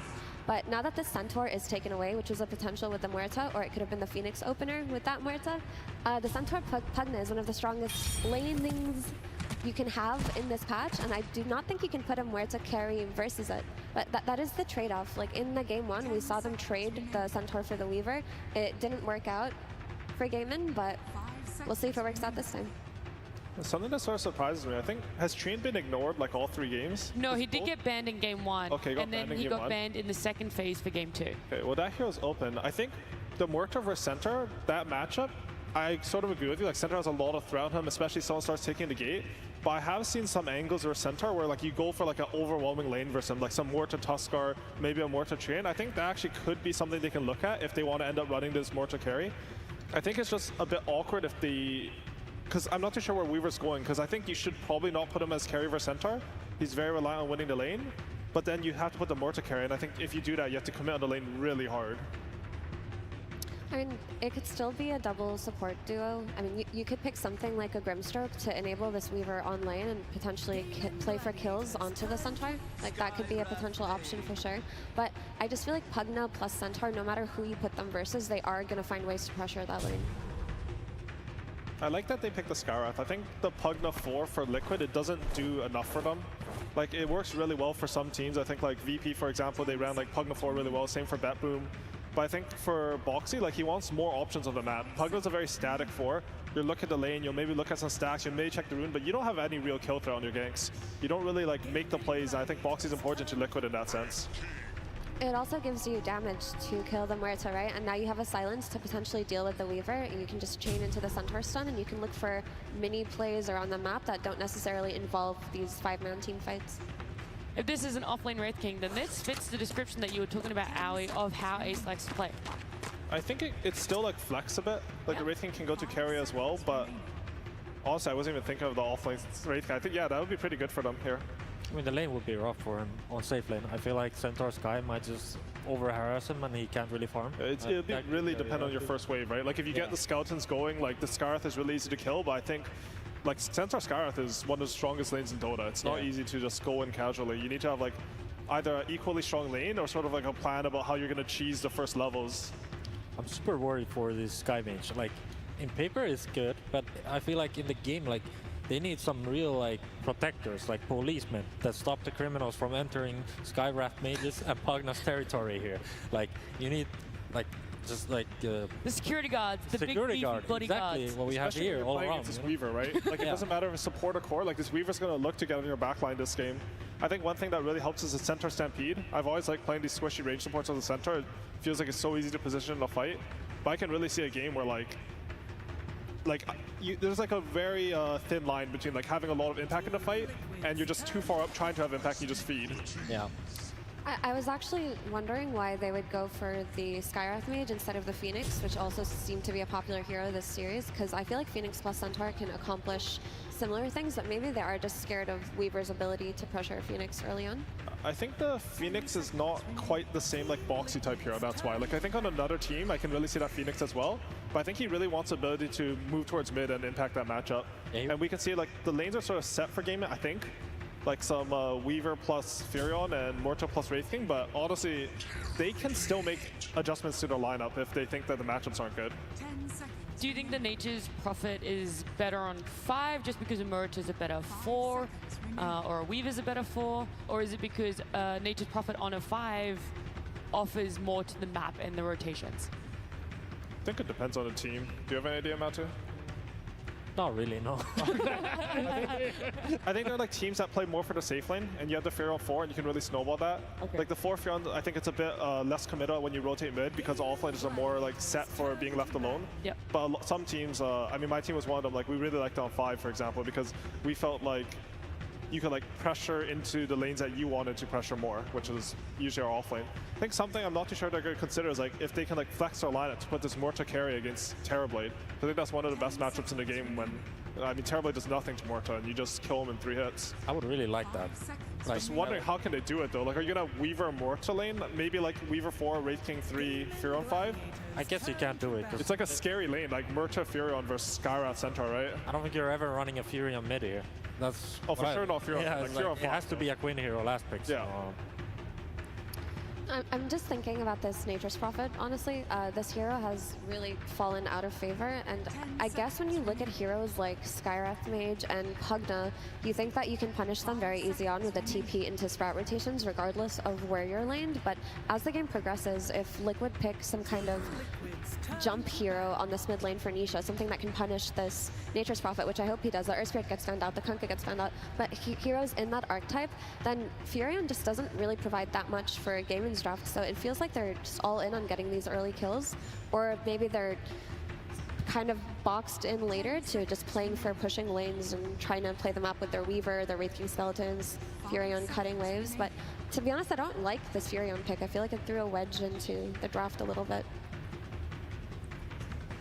Looking at the last phase of bans between the two teams, Kunkka taken out now, Earth Spirit taken out, Necro. Any other big Quinn heroes that are sticking out that Liquid really need to be careful of? Quinn heroes? Yeah. Oh, Pangalier's out. Yep, Pengo, Necro. A lot of them have been taken out. I feel like we're gonna see some wild picks here. I'm hoping Dazzle is banned, unfortunately. Okay.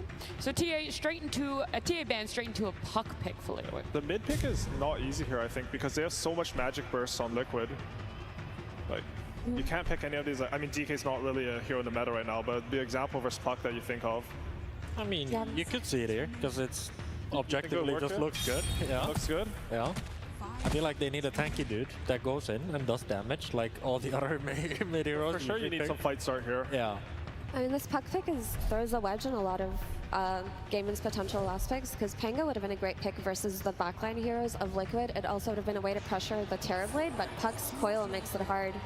And this Void Spirit is a Quinn specialty hero from the days of old. The hero has fallen off, but in a sense, it provides the same burst that you need against the Sky and the Pugna. It can also pressure the TV early on with rotations, but I mean, traditionally, Coil also counters the Spirit heroes. It does counter Void Spirit. We'll see, though. What are you guys laying with these two drafts now? Al, if you want to go first? I honestly feel like it's really hard for Gaiman to scale into Liquid. I feel like this Terrorblade is going to have a really free game, and unless like Gaiman do super on the lane, which they can, I think it'll be hard for them. All right, look, Mato, I already know that you're going to go for Liquid, so instead of asking your opinions, we'll let Blitz speak for himself. Absolutely. Thank you so much, ladies and gentlemen. I am here with the Blitz from Team Liquid. Give it up, crowd. Come on, please. Blitz, it's been one hell of a journey throughout the entire year, and we've come to this moment, of course, a Game 3 between you and Gaming Gladiators. I mean, this is how it always works out, but I do want to talk about your guys' confidence. There's a lot of flex picks happening, Muertas, Weavers, things like that, but your draft, this one, especially this game, very locked into what everyone's going to do. Is that confidence in yourselves, or is that confidence against the enemy? No, we have a lot of confidence in ourselves. I mean, obviously Gladiators has had our number in finals, but this ain't the finals, so I mean, I think it's gonna go pretty well. I just don't like making definitive statements, and I don't want to like lock in and say, oh, we're gonna smash these guys, because I mean, I like them too, and I think they're good people, and there's no hate between either of our teams, even though we see each other in the finals all the time. So. All right, and as you've noticed, you have a lot of fans out there in the arena, so I did want to give you an opportunity to say something to the Liquid fans and everyone watching at home. Oh, I just want to say thank you for coming to support us, or if you're just here to support Dota. I think regardless of whatever team loses, we live very charmed lives. We're super lucky to do this. I mean, I have a bunch of friends in there that I hope win, but regardless, you know, there's a lot of family and friends to us, a lot of management here too, just to support us. I mean, I think we're super lucky, regardless of what happens. Absolutely, and we are lucky to see this Game 3 between these two teams one more time. Take it away, our wonderful casters. The 37th time in games that these two teams will match up against each other, and it's the last one of the season. 21-15 is the current score to the favor of Gaming Gladiators, but like Blitz said, this is no finals. It is definitely not, and that means it's going to be a grudge match. It's going to get down and dirty, no way around it. Neither of these teams is going to want to leave this tournament empty-handed. So I'm looking towards a long game, some action, some pace, and of course, the jaws of defeat. Who can manage to escape them in this lower bracket elimination match? Yeah, because we heard from panel, we heard backstage, we've been talking about it. Game 1 and Game 2, that was not the best form of either one of these teams. The TI pressure cooker, man, it definitely gets to people, and these teams have both slipped up and lost control of the game when they had it firmly in hand. And we'll see whether or not what happens in Game 3, whether or not they're going to elevate each other or if the pressure breaks these teams down, and who's going to remain the strongest in the end when they need it most. Ace is going to be in some trouble here, surrounded by Liquid members, and that'll be first blood to Mickey. Nice little positioning by Liquid. 5 heroes to a rune can almost never go wrong, and I'm surprised we don't see teams do it more, because when you split up, you are giving a chance for that first blood. It'll go straight into Mickey's pocket. We talked after Game 2, what are these teams going to go to? I thought they were going to go to more scale, and I mean, what scale's harder than a Terrorblader, right? This is one of the ultimate late game heroes. You have Puck to back it off.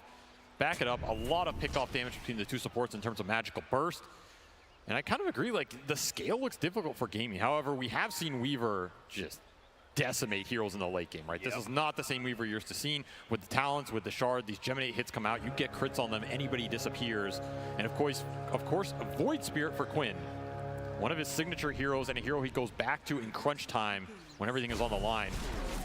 Deadshot gonna try and scare him away.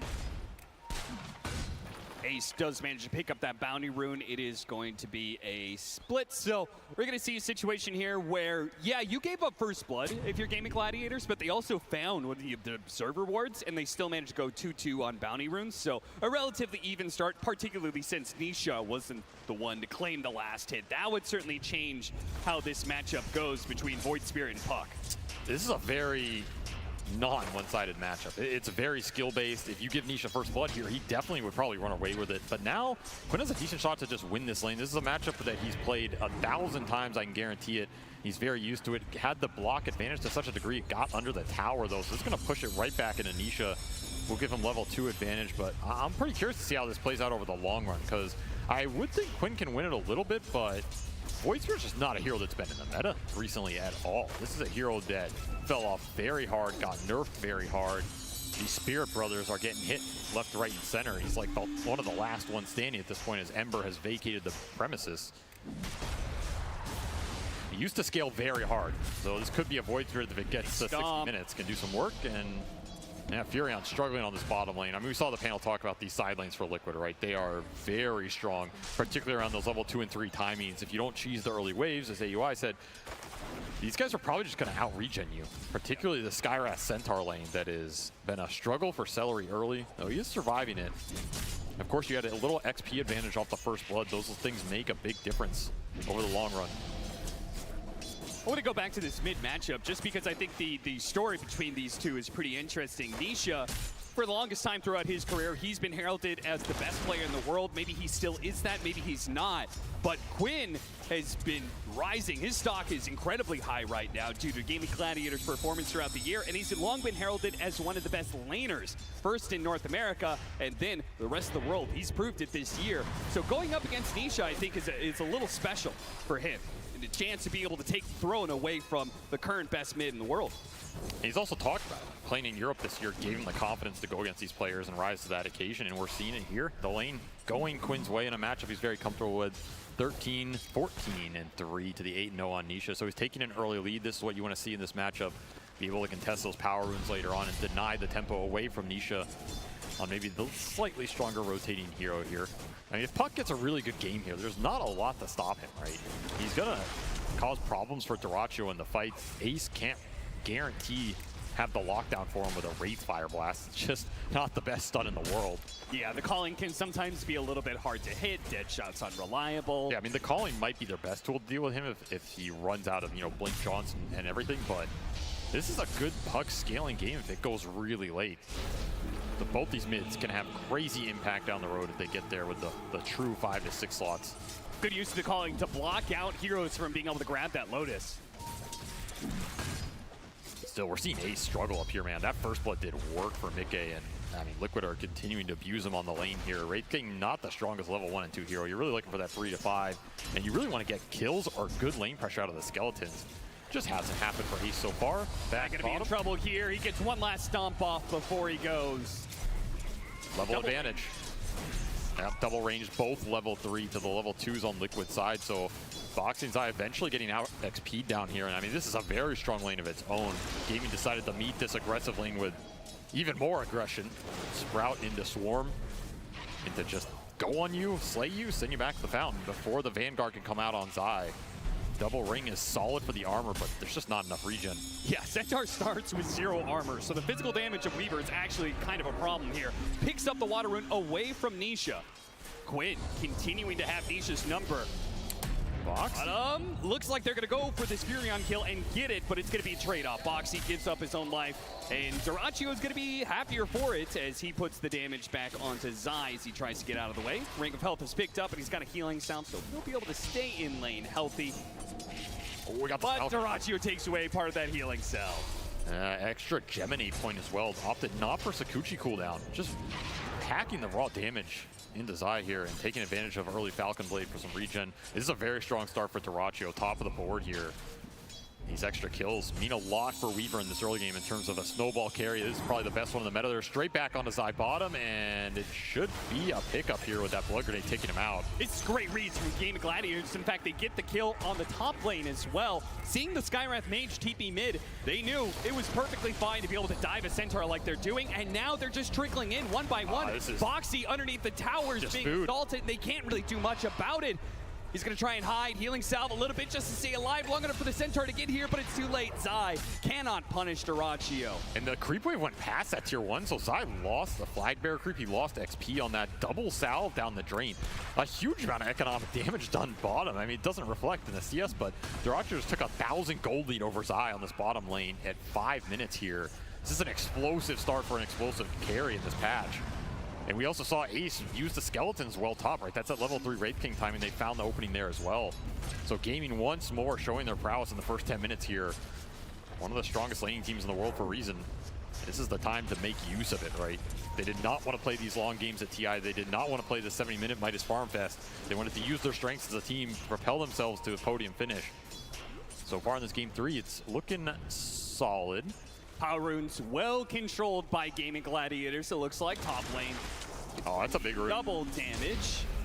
Quinn trying to pounce, misses out thanks to the phase shift, but does manage to nade him with the remnant and the dead shot from across the screen. Shows up for Tofu to get the last hit, but if they can get Quinn in return, Quinn knows he can't get away, so he'll accept his fate. I mean, he's probably happy to get the kill on Nisha, shut Nisha down. That's a big swing in XP for him that is unfavorable towards Nisha, but you know he would have liked that double damage rune. I mean, both these mids are really good rune abusers, so that's what they're really fighting for here. Got the silence onto Dyrachyo. The burst damage isn't going to be quite enough. He gets off Shikuchi, almost killing Zai in the process, but he respects his own life more than 1v2 and kill. Falcon Blade Bracer. A lot of early tank on this Weaver trying to survive the burst, and it's paid off here. Dyrachyo continuing to have a solid laning phase, dealing with the aggression. And I mean, look at the levels of Celery. That's the other factor of this bottom lane. This Furion's level 5 before the 7-minute Wisdom Rune. This is a crazy pace for him. If he can rotate to mid, it's just pressure on all 3 lanes now for Liquid. They have to deal with this, get through this period to where their heroes hit that mid-game stride and the Terrorblade can join the fights. Speaking of that Terrorblade, close to the Weaver and net worth, hasn't gotten the same number of kills that Dyrachyo's been able to be a part of, but has done well in the CS. And one of the only heroes that really isn't being pressured in the lanes right now, though I'm sure Gaming Gladiators will change that narrative at some point. Man, Quinn just keeps on bringing the pain to Nisha. He does not want to let him have high resources on this map. Wants to continue to push the wave in so he can contest these power runes. This is what Void Spear can do in this matchup. You just spam the pulse. Very hard for Nisha to win these trades over the long term. Even the raindrop just getting broken down here as Quinn hunting this next wave into the power rune. Tofu lingering around as well. I mean, this is one Liquid want to contest for sure. They're going to bring both supports. They know this dive is going to be coming, trying to pull him back into the calling, and it was enough. Beautifully executed by Gaming Gladiators. Just as Insania and Boxy were making the rotation through the river, it could not have been better executed. It could not have been better timed. This is 8-minute rune going into Quinn's pocket, unless Boxy with a heads-up TP can deny it? No. So that's both supports rotating to watch their mid die and not get the rune. This early game shaping up to be very favorable for gaming. By the way, the whole time that happened, Ace just took your top tier 1 with some Skelly boys. So that tower's also gone, which will push Mickey farther into this jungle, open up the rotation to mid if Ace really wants it, which would not surprise me, as I feel like he's going to play this Wraith King like another Lone Druid. Go Radiance and hit the objectives. Yep. And I wonder if he's going to go for that Aghanim Scepter that we've seen a lot from this offlane Wraith King. That'll be pretty interesting considering how reliant Liquid is on burst, right? Their first 4 heroes who we see in this game are all magic damage burst. They want to be able to get the numbers advantage. That Aghanim Scepter could ruin that entire concept. Coil underneath tower. Calling hits him a second time with the dead shot, pushing him back in. Tofu is playing this Muerta beautifully. Showing the strength of it too. This is just not a spell you can dodge. And Nisha is struggling in this mid lane, getting outnumbered constantly, not winning the rune battles. Quinn outlaned him slightly and it created the advantage. Oh, didn't get the silence off in time. He got off the Shikuchi as a result. And now they're going to turn. Quinn's going to show up with the Astral Steps and catch Zai. Going for more now. Dyrachyo offering the high five as he picks up the courier instead of going for the supports. Liquid supports getting routed on the map right now. They don't have the levels to fight back. They're missing the ults on these bursts. On this burst duo that really needs them to follow up on the Centaur Stomp. Without that, you're just getting outpaced by the Furion and the Muerta here, which have the XP advantage, have the gold advantage, and are just playing around Quinn. Mid tower gone as well off that Ace backstab that I feel was inevitable. This is shaping up to be a very one-sided early game. It's going to come down to if Liquid can bring the game back. You know, that 10 to 20 minute period can be very strong for them. They get the ults up, they find some quick bursts on the Weaver. A lot of squishy heroes on gaming side. So you build up these streaks, you give away a couple pickoffs. Suddenly Mickey, he's going to be in a decent position. Zai taking so much damage. The Vanguard plus the Chainmail, and it's still not enough to protect him here. Tofu does get pops. Does Nisha pay the price for it? Managed to dodge some of that damage thanks to the phase shift. And there's a lot of heroes here. Quinn's going to back away with this haste. Wait till Dyrachyo brings some reinforcement. He's going to jump onto Boxy, see if he can burst him down. He does so beautifully with the Wrath of Nature coming in. That high level of Celery is finally going to be able to pay off. Even if they don't collect the kill on Zai, just maintaining control of this area could be big for Gaming Gladiators. This is also ancient control for Mickey later as Liquid were thinking about stacking up the triangle. I mean, this is the recovery farm for Nisha. You invade this early, take the fight. It's an insane amount of space for Ace, who's just gobbling up the map right now, but you're also just not getting punished for it. Haste rune, again, the power rune control, which has gone to Quinn. Really make or breaking these early fights.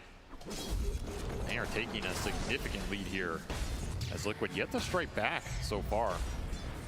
You've seen momentum shift drastically in these games, however, so I would not put it past them. It has to be around these coils and the stomp, right? Your supports are not going to set up these big core kills. It's got to be around Nisha or Zai setting it up and bringing in the firepower afterwards. But you are still looking for level 6 on Boxy here. That's a big component. You need this Mystic Flare. Stampede barely gets him out. Boy, that Solar Crest combined with the Weaver burst damage was pretty tough to deal with the coil, but the orb doesn't land. So they're gonna miss a bit of damage here, but it looks like they can run down Tofu all the same. He gets off the calling, gets off a little bit damage before he falls. 12-minute power room. Can Liquid claim one for themselves finally? You know Nisha wants it. You at least get a chance at the 50-50 tier, and he gets rewarded. Regen, maybe not the most powerful, but the one he will take right now. Particularly with a Pugna who can already refill you up. And Darachi is farming enemy ancients here. No fear. Very aggressive build, making it work. A lot of extra gold in their pocket. More economic damage going Liquid's way, as this Blink Dagger for Zai is a long way off. On the way, the Aether Red Net's going to be able to grab him. Half his health is gone in an instant. Zai is going to be bailed out by Insania, though. These are the kind of plays that Liquid is going to look to be able to save a hero and perhaps push back against Gaming Gladiators. Got to make sure Gladiators, got to make sure they do not overextend themselves.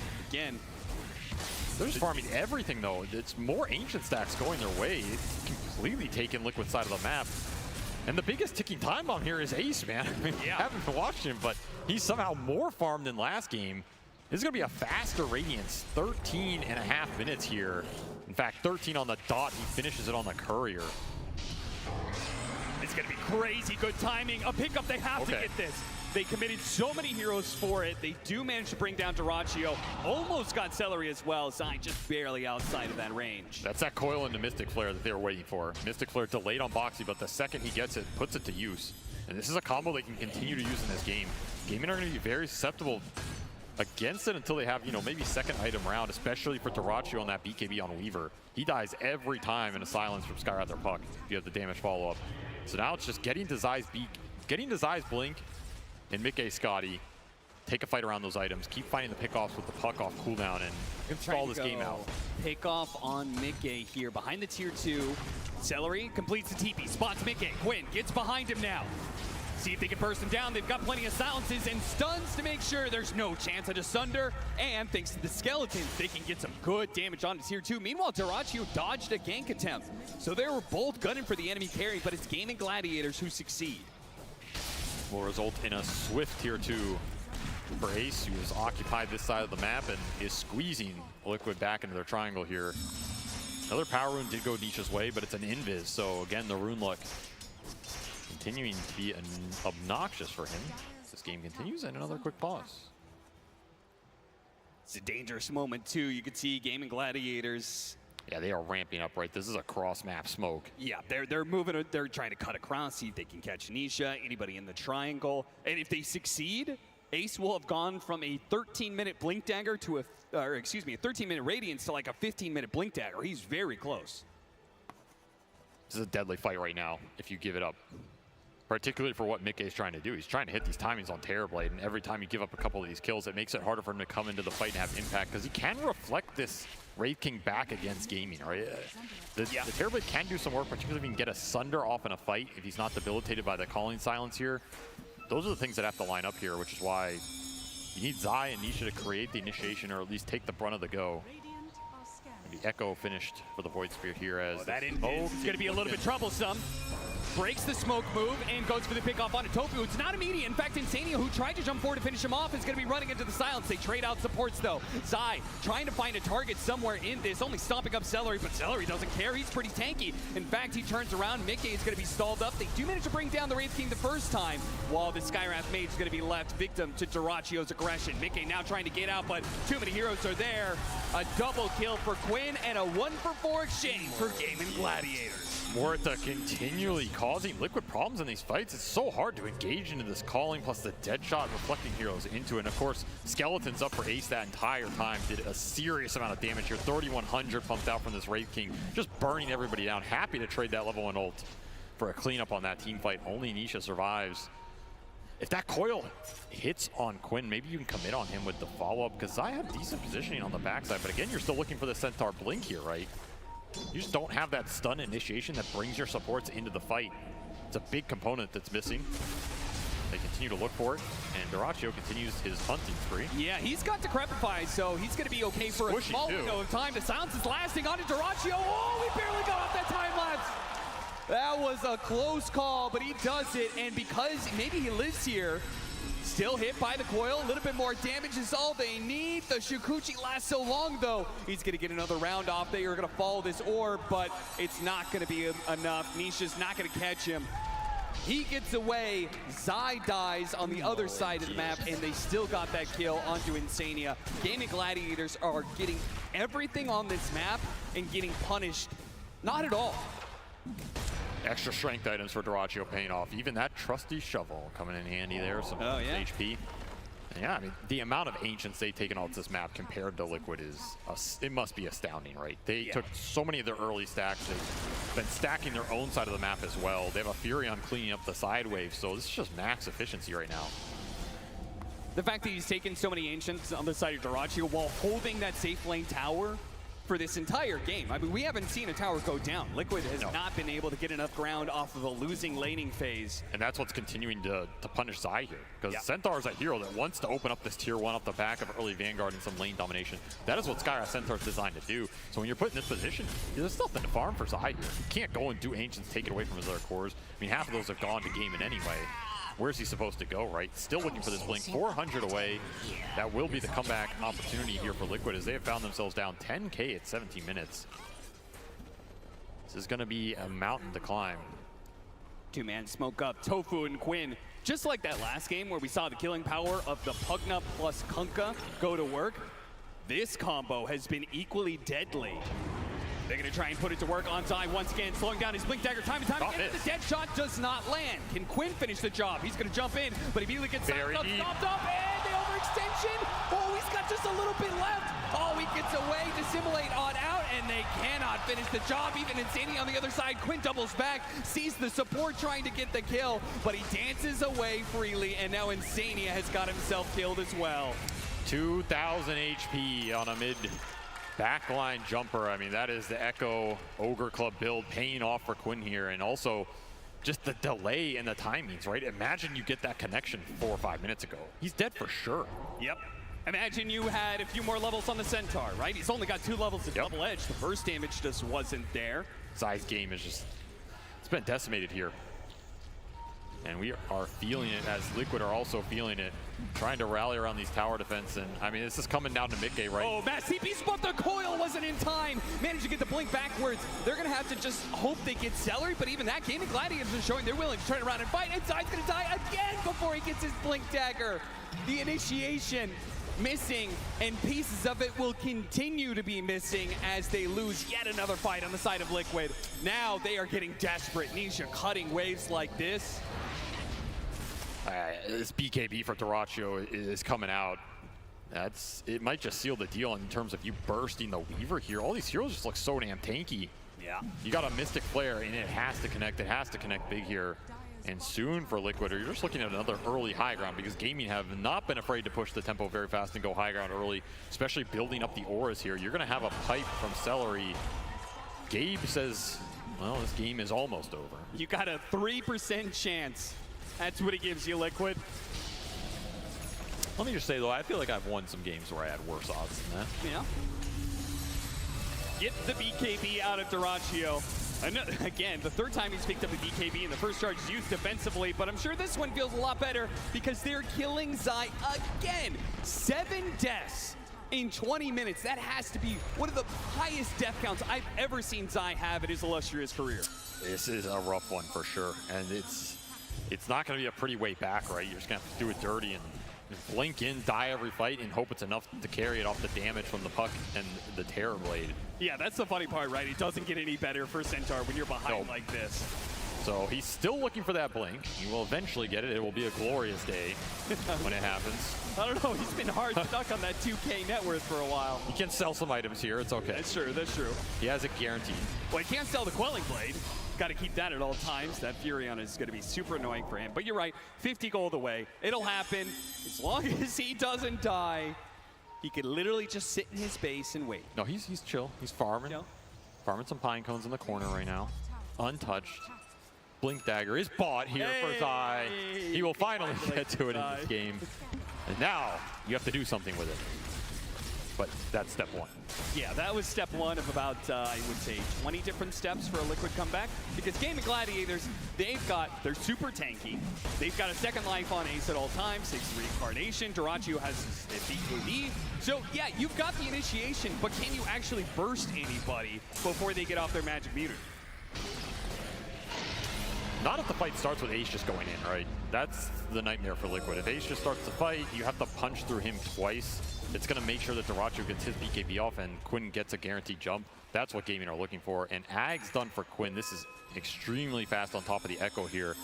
This is where the Void Spear puck matchup becomes almost unplayable, right? Like, what is Nisha supposed to do into this double pulse that's silencing him? Quinn's going to have his freedom. BKB also done for Ace.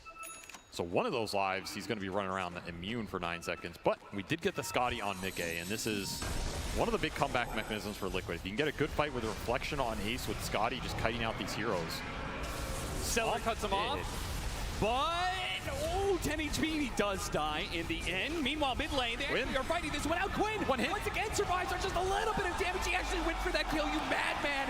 The block, the shield is just enough. They get Celery out of it, but Mickey, he's going to be in trouble. As soon as Zai dies, they're going to turn all their attention over to this guy. He gets it just on the tip. Quinn survives and gets Mickey killed with his final touch.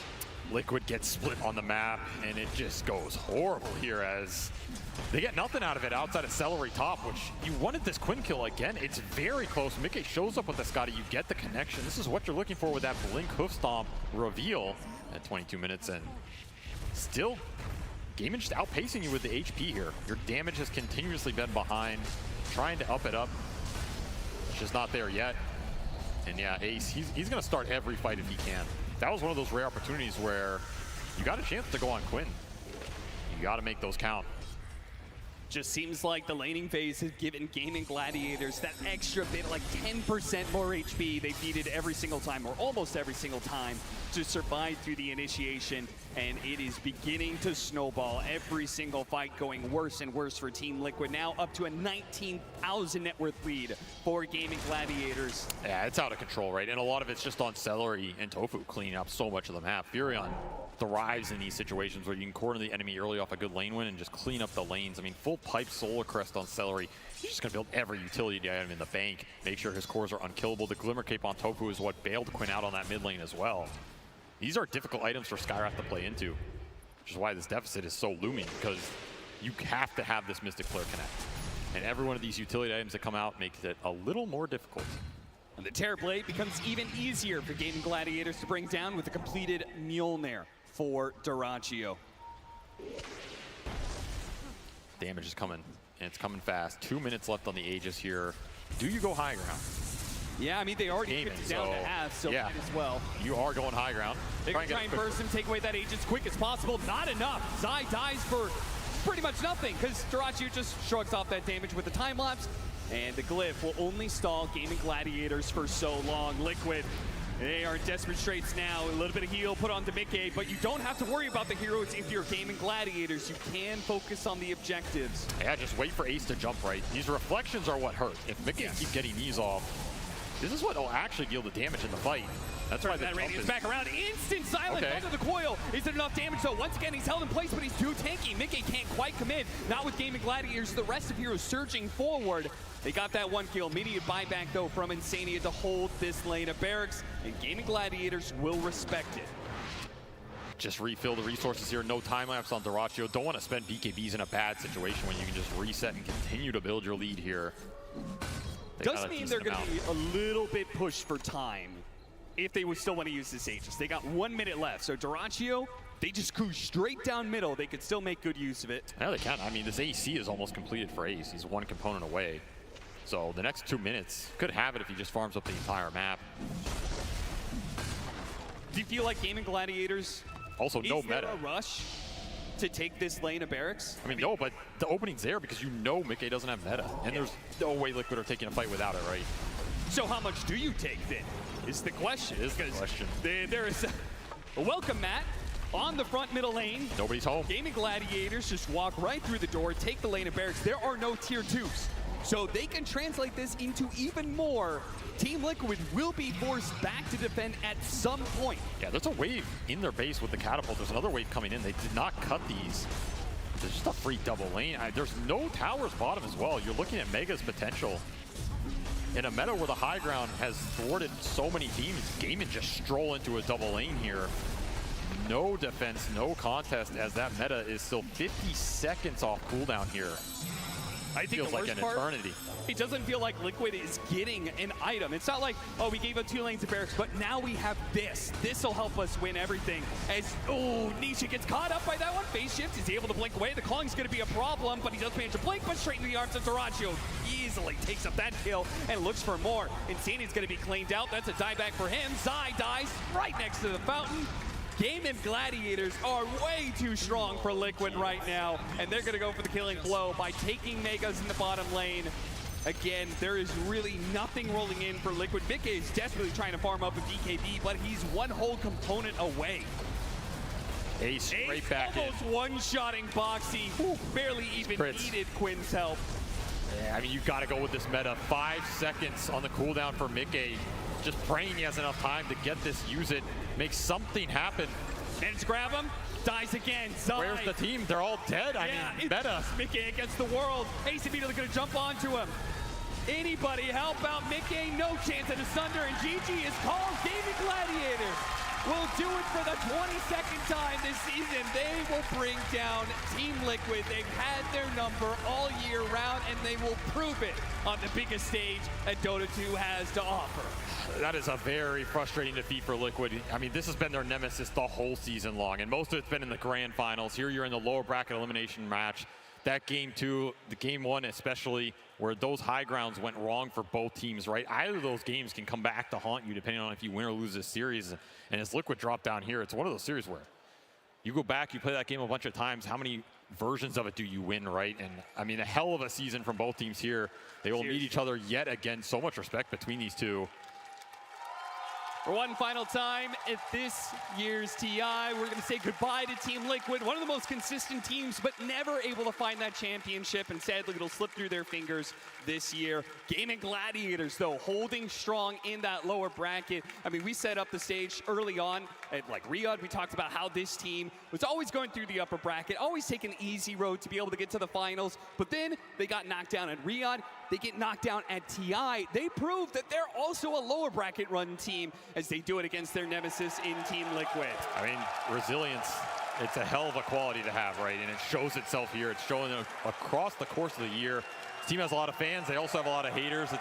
It's a mixed bag across the board, but damn do they look good when they're winning, and when they're building momentum, they are one of the scariest teams in the world. Absolutely. Love to be able to watch some more Gaming Gladiators game, and we're going to do it here at TI as we head back to the panel for some more series to come.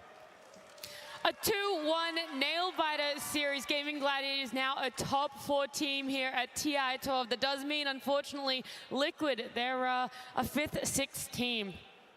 I mean, Gaming Gladiators, absolute championship-worthy team. Like, just like throughout the whole season, like, amazing performance. Like, shout out to them. It's very sad to be a Liquid fan today.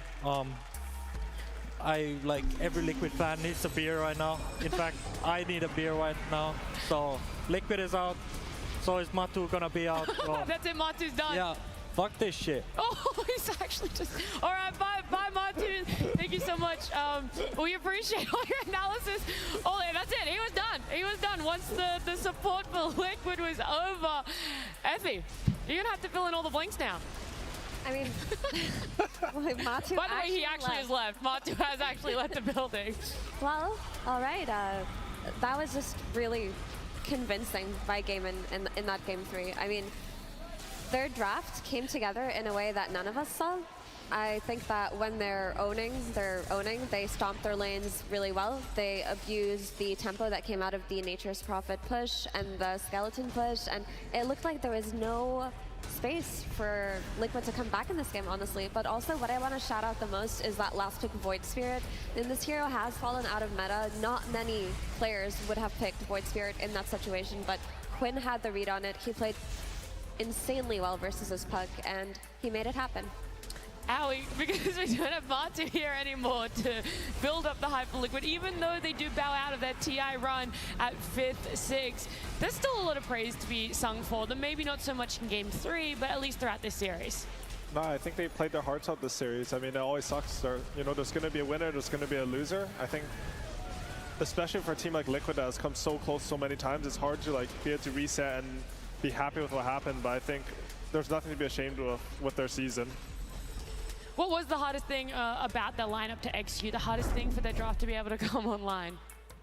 Honestly, I felt like they're a bit reliant on their offlane doing a bit better. I think this game, a lot of the reason for Gaming's victory was how well Selu and Dyrachyo played the safe lane. As soon as Zai and Boxy got shut down, I think the game looked really hard for Liquid to have some tempo in. Yeah, also the thing about Skywrath Mage is if he's not winning lanes and if he's not comboing with his stun hero throughout the game, he doesn't have impact. He's not a big team fight support like Phoenix can be or an Undying can be, where they can just find a fight, do a supernova, tombstone, turn it around. Skywrath does not do that. He's very dependent on how well his cores are doing to set up for him.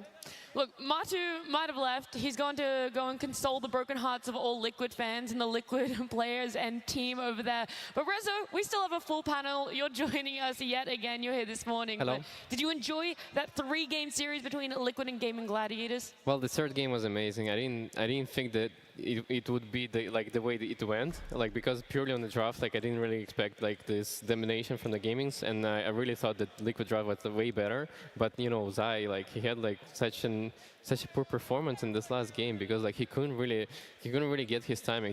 He got blinked at 20 minutes, around 21 minutes, and it was their tempo. For Liquid, it was the guy who needed to have a good game in order for them to make moves and to have a go into the mid game, have a solid game. It was a really tough loss for Liquid, but Gaming Gladiators, they were able to bounce back. They lost that game 1, and they were able to come back at game 2 and 3. They won this series, so of course, we get some words with our winners. Absolutely. Why are you laughing? Why are you laughing? Because during the draft, last game, I want to throw up, and my team is asking what we should draft, and I'm just looking at my keyboard. I'm feeling bad myself. I'm not responding, and just doing like this. Pick Weaver, pick Weaver. You thought you were going to throw up? Why? Because I got sick yesterday, and I feel really bad myself, but we won, and I'm happy. Okay, well, fantastic. Sorry, this guy's just sitting here laughing. I'm with Dyrachyo. Hello, a hell of a series you guys played. That was a wild one. Again, Team Liquid, game 3, the same thing, and you're here once more. Whew, you thought you were going to make it through with this one once more? Versus Liquid, you mean? Yeah.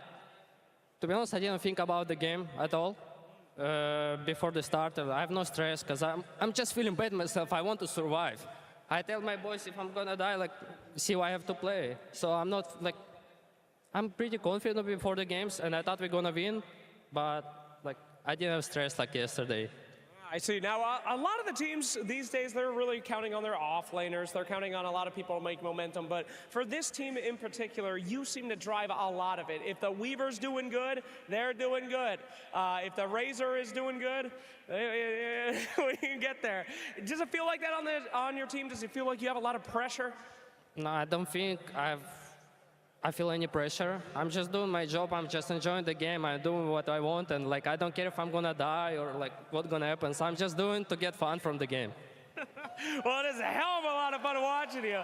Absolutely. Well, congratulations, on your way to another grand finals once more. You got some more work to do, though. What are you guys gonna do now to get ready for the next one? Choke some medicine, sleep. Before the next game. Okay, well, that's fantastic. Well, I hope you have a wonderful time. Ladies and gentlemen, can we give it up one more time for this demon who had complete gremlin mode in that series. Thank you. You feeling gremlin yourself? Yeah. All right. Can we see the gremlin thing? I watched the stream. No. I have to chill. Okay, go chillin'. Thank you so much, my friend. It was a pleasure seeing you. Thank you. We'll throw it back to you guys. Thank you so much, Slags. Well, Dyrachyo, maybe that's why we saw Gaming Gladiators walking on with a little less body confidence than they normally do. Dyrachyo was just a bit sick, and so the energy levels were conservative. They were a little bit lower there, Owie. Yeah, honestly, I think when you look at that team, I think Dyrachyo is the one that keeps the team's spirits up. So it makes a lot of sense if he was feeling a bit off, that they weren't in their best like mental form, but honestly, they still performed anyways. I think that sort of speaks to the resilience of the team. Yeah, it was very impressive.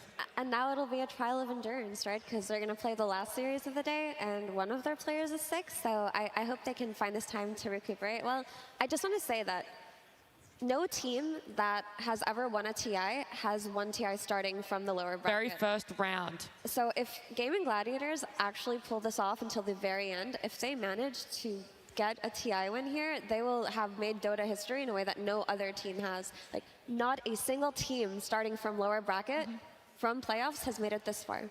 It's super impressive, the fact that they're even able to make it to top 4, but at the end of the day, we don't have a top 4, we have a top 3, so they will be playing again. They're in that 4th series, and it could be up against either Azure or BetBoom, but if you have this long of a break, Rezo, I asked you what position you'd rather be in, that first series or that second series. You said second series, so if you are in the first series playing up, would you do the same thing? Go for a nap, try and reset, let the drafting happen to your coach? I mean, for Duracho especially, I think it's the best thing he can do right now because he needs to gather all the energy he has and like get ready for the next series. So taking medicine and taking a nap, it's an amazing approach, honestly. I want to build up Team Liquid a little bit more. It is the final time that we're going to be seeing them. We're not going to do all the talking, though. We do have an exit interview. Tsunami is joined with one of the players. Thank you very much. Yes, I am standing by with Zai, who I think you've got to be probably the most successful player that I have to do this with so frequently. On any outsider's perspective, you have had an incredible year. Obviously, it didn't end in any championships, but like the consistency and the heights that you reached, most people would kill for. But I know you're a championship-minded guy, so how's your year been for you? I mean, agreed, yeah. Like, performance-wise, it's been pretty good. Obviously not winning anything per se, but consistently performing and doing good. And I think, you know, looking back, top 6 at TI in this one is like, it's not the worst of performances, but of course we would have liked to do more, even in this one. The road ends here, but your entire journey, I mean, like top 6 here, you've had a lot of many podium finishes at TI. This is your mainstay. You're an icon here. So what's going to be your takeaway for, I guess, this whole competition season? I've definitely done better and I've done worse, you know, so this is kind of bang on in the middle, which is fine. You know, I think the saddest part is maybe that this third game, we kind of shut the bed and didn't really perform as we would have wanted. I think game 2 we could have done much better, but, you know, life goes on. Life goes on, and I know that going out into the crowd, there are a lot of Liquid fans, but there are also specifically a lot of Zai fans. Is there anything that you'd like to say to them who are out there in the crowd or at home or anywhere in the world? Well, actually, after this game, William kind of looked at me and told me I had to go after that center performance. So, yeah, I think most likely I'll follow his lead, and probably this might have been my last TI. Remains to see a little bit, but I think gonna take a little break and see what's up, and what that means for me, I'm not quite sure, but 1 in 11 or 1 in 10 centaur doesn't cut it. Maybe not in terms of gameplay, but Zai, you're an icon. Everyone has been enjoying watching your gameplay from the beginning. I remember watching you quit competitive briefly to go back to school, coming back right on top right after that. It's been incredible to watch your journey throughout this, and best of luck with whatever happens in the future. Back to the panel. Thank you so much, Tsunami. What a little bit of a roller coaster of an exit interview that one was. There's Zai saying that he's probably going to take a break from competitive Dota for a little while, and it's not just the journey of this year that has been impeccable for himself. It's sad to go out on a 1 in 11 Centaur performance, but there's years of amazing performances from him, so just as amazing exit interview from him. Any quick words, Aoi, if he's still listening, for Zai and your other fallen comrades here at TI12? No, I love Zai. I remember watching him like TI4, he would play some support Wraith King.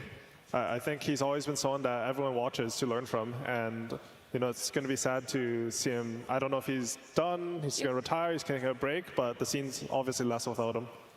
It's going to be tough whatever happens for him, but he's not here in TI12 anymore. Gaming Gladiators will be progressing. They get that 2-1, and they're going to wait for their opponent. It's either going to be Azure or BetBoom, which is our upcoming series. So let's start talking about it. Azure, this team right here. Effie, I know you love the China region. Come on, let's have a little bit of a hype about these 5 players and their coach. Dude, watching Azure play at TI is so exciting because it just kind of came out of nowhere. There was no build-up throughout the year where you're like, oh, they're going to have their journey, and they're going to grind, and they're going to get to TI. No, there were just a bunch of retired players watching games together on their stream. They're like, hey, we kind of like this patch. Should we make a team? And then they made a team, qualified for Bali, and here they are at TI, just a few months under their belt. But Khan, these are legends. Are you kidding me? This is the old LGD roster. This is the LGD roster that dominated TI7 and dominated TI8. Like, these players are namesakes, not just in the Chinese Dota community, but the Dota community overall. I mean, if you grew up on Dota, you know who Somnus is, you know who Chalice is, you know who FY is. Come on, they're in so many montages. I mean, this team is exciting. They are, and they're coming up against Beboom, which in the Eastern European region, Rezo is seen as this sort of powerhouse. They were that team that came together after TI11 that everyone thought would just clean sweep a lot of events. Yeah, it's a team of 5 stars, I would say, and like they had a lot of expectations on them during the season, but they didn't manage to perform well. I mean, I was part of the reason they were not performing well because I was there standing a few times.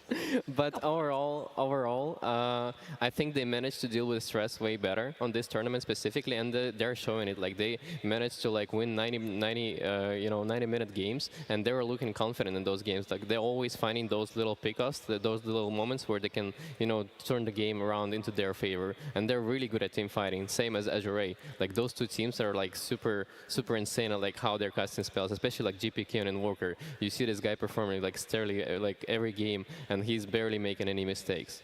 It's a bit of a tough question to answer, Aoi, but which team do you think has progressed the most in the past month in our road to TI? Beboom or Azure, and who's going to show up today? I think Azure came in, I really liked the progression through the qualifiers. I watched a lot of games, especially their series versus Extreme, and I learned a lot from them. But I think Beboom, they've made a lot of progress mentally, which I think has always been the weak side of the team. I'm really excited for the series because I think it's like sort of a clash of identities. I think Azure's post lane's really good, and Beboom are a really strong laning team, so we see how those 2 mix. It's going to be a lot between these 2 teams. See the growth, especially for Beboom. They've been coined as a team that has struggled when it comes to LAN, a team that has struggled in late game to remain patient. And it's time, though, to see how they go for the second time on the main stage as we do welcome Beboom to the stage.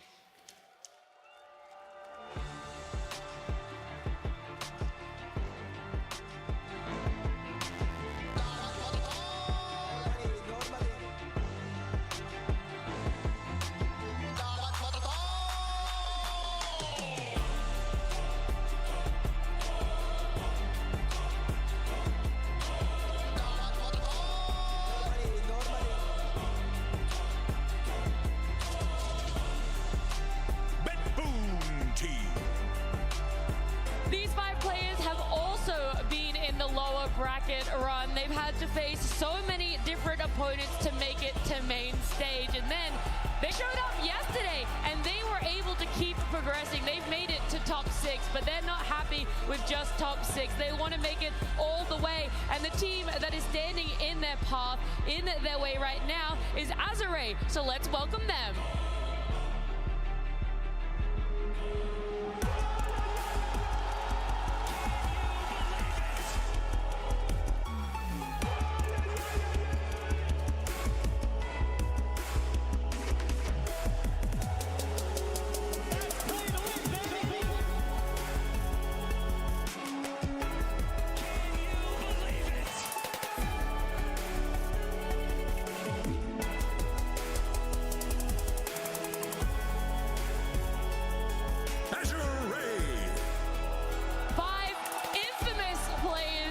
Chinese region. In Dota as a whole, as Effie said, they graced this stage yesterday in the upper bracket. They had to face off against LGD. It was unfortunate for them, but here they are. They get to perform again in front of a crowd of adoring fans in the lower bracket. First time we're seeing them in an elimination best of 3. Rezo, how do they deal with the pressure, of being on main stage and in an elimination match? Well, I'm sure these players are very familiar with the pressure because they played for such a long time already, and they showed like insane performances during the past years. And I mean, my theory still stands because the Gaming Gladiators, they went from the lower bracket. They had 3 series before, and they managed to take down the Liquid. So right now, to me, BetBoom seems like the team that, you know, coming from 3 series already from the lower bracket, they have more experience, and they're coming here more confident than Azure dropping from the upper bracket. Yeah, I mean, I can definitely see that angle. BetBoom have just been on this huge momentum grind. They've gained so much confidence. I really feel like BetBoom conquered their demons that day that they beat Talon in such a spectacular fashion because that series was so close. But ever since then, they've felt confident, they've felt secure in their identity, and they've just been playing so well. Azure, on the other hand, I think this is an incredibly high-skilled team. Their series versus LGD yesterday, if they had time, could have taught them a lot because something Aoi said is they're a very strong post-laning team, which they are. They're excellent at spellcasting. They're excellent at looking for fights. But in that series versus LGD, they were also a strong laning team. In both of those games, they came out of lanes with a net worth lead. They completely dominated that early game, and they took a few bad fights. They made a few miscalculations where they threw their leads away. So if they had time to sit down, reset, prepare, and learn from those mistakes, then we're going to see a stronger version of Azure Ray today. How far back would you go, Aoi, in prepping for this series against BetBoom? Because Azure and BetBoom were in the same groups when 2 weeks ago, right? Meta has changed quite a lot. Playstyles maybe only a little bit. So how much reflection would you take from your BetBoom series that you had as Azure compared to your LGD series, which only happened yesterday? I mean, I think you have to include as much of both as you can, but the thing about when you play these teams from other regions, like, you don't know that much about them. Like, you watch the replays, but you don't get a feel for them until you actually play against each other. I think the last time they played, like, generally I think right now the Chinese region, the reason why it hasn't like been winning tournaments as it used to is their laning phase is usually weaker, especially compared to the European and Eastern European teams. So I think this game, if they come in with a game plan from their last matchup against them, and they're thinking about, oh, how can we nullify their lanes? How we can get to the point where FY is combining to gank our safe lane and stuff like this, they'll have a good shot at the series. Would you say the lane weakness is coming from a drafting perspective or an execution perspective? I think it's like sort of a bit of a product of like Gaming Gladiators. Like, if you don't have strong side lanes versus team, if you don't contest every single CS, then they're gonna snowball the game off that. The Chinese region didn't get to play some of the DPCs in the last, like during the COVID era, and then they don't get to match up against these European teams as much, so it makes them less focused on this and more focused on getting more like positive heroes for like rotations. Like, I see FY some Clockwork, the 5-on Invoker, stuff like this, and combining. But if you lose your lanes, oftentimes you can't make these moves. It also seems to me that even if you have a good draft, like in terms of team fighting, right, you have like good heroes with it. Like, even you lose lanes, the items matter like so much that you're not like even able to get to that team fight. You're just getting like constantly pressured, and there's no coming back. So the lanes are super important in this series, like overall in this tournament. Yeah, and also I have to reiterate, I don't think their laning is bad. I mean, yesterday they showed me really, really strong laning, and they looked different from when I watched them in the qualifiers, and I feel like they have evolved throughout this game. It felt like a lot of their mistakes, at least in the last series, I can't recall the last time they met up with BetBoom because it feels like so long ago, but there were execution issues when they were looking for those fights, when they were coordinating those smokes, and some of their drafts may have come off as very wonky. So I hope that they've come up with a different plan. Based on what we saw yesterday versus BetBoom, I do feel like the easiest way to approach any kind of draft versus BetBoom is shut down Pure, take away Pure's hero pool, don't make that offlane snowball, don't give him those initiator heroes like the Centaur or the Spirit Breaker, and the game changes. Yeah, that was the big contributing factor to game number 2 between BetBoom, Virtus.pro. That's the one you're referencing there. We do have a graphic on our screen, so some more stats, some more numbers for you, Aoi, of average Roshan kills per game. BetBoom in the lead there. And BetBoom has played like 3 1,000-minute games, so I guess they kill a lot of Roshans in those games. I think it's also talks a little bit about BetBoom's stylistic approach to the game. Like, they're very like, we want to play ideally, make no mistakes. If there's like a 99% chance we'll win, we'll even take the 100, wait for the next Roshan.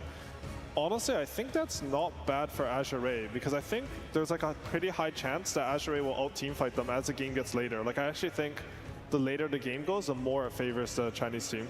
Wow, so you think the safe approach of BetBoom is not going to be able to withstand the team fighting of Azure? Like, Azure's weakness is if a team is chaotic and very aggressive. I personally think so. I just think, like, stylistically, like, BetBoom won a snowball this series, while having like a win condition still, and then like play safe from there. And then if Azure can reach like a point in the mid game where they feel comfortable in fights, then they're going to be really happy. Would you also agree, Effie? I know that you're the inside outs of Azure. They have 600 pings a game. That's a lot. That's a lot. They've actually just secretly got each other muted so they can't hear the voice chat, and it's all just pings. I bet at least 40% of those come from GPK. They just have to. No, I absolutely agree with what Curtis said. If BetBoom are going to take the really safe route this game and go for these ultra late game win conditions, play for every single Roshan perfectly, then they're going to give a lot of space to Azure that have a lot of strengths in picking and choosing their fights. Like if you've watched LGD or Azure, you know that their strength is fighting around objectives, setting up around Roshans, you know, setting up to invade triangles or to take stacks. This is where they do excel. So I think BetBoom should try to play a more aggressive type of lineup. I like the Centaur a lot for Pure. I say it again and again and again. But if you can take away Pure, who is their playmaker, if you can limit his hero pool, then you have GPK and Nightfall, who are safer, more slower paced players, and it makes it so that Azure can play at their own speed. You know, I'm just throwing this one out there while we are waiting for the lobby, while we're waiting for the draft. How do you feel about Night Stalker? It came up in a couple games yesterday. I feel like this is something that could be really good for BetBoom.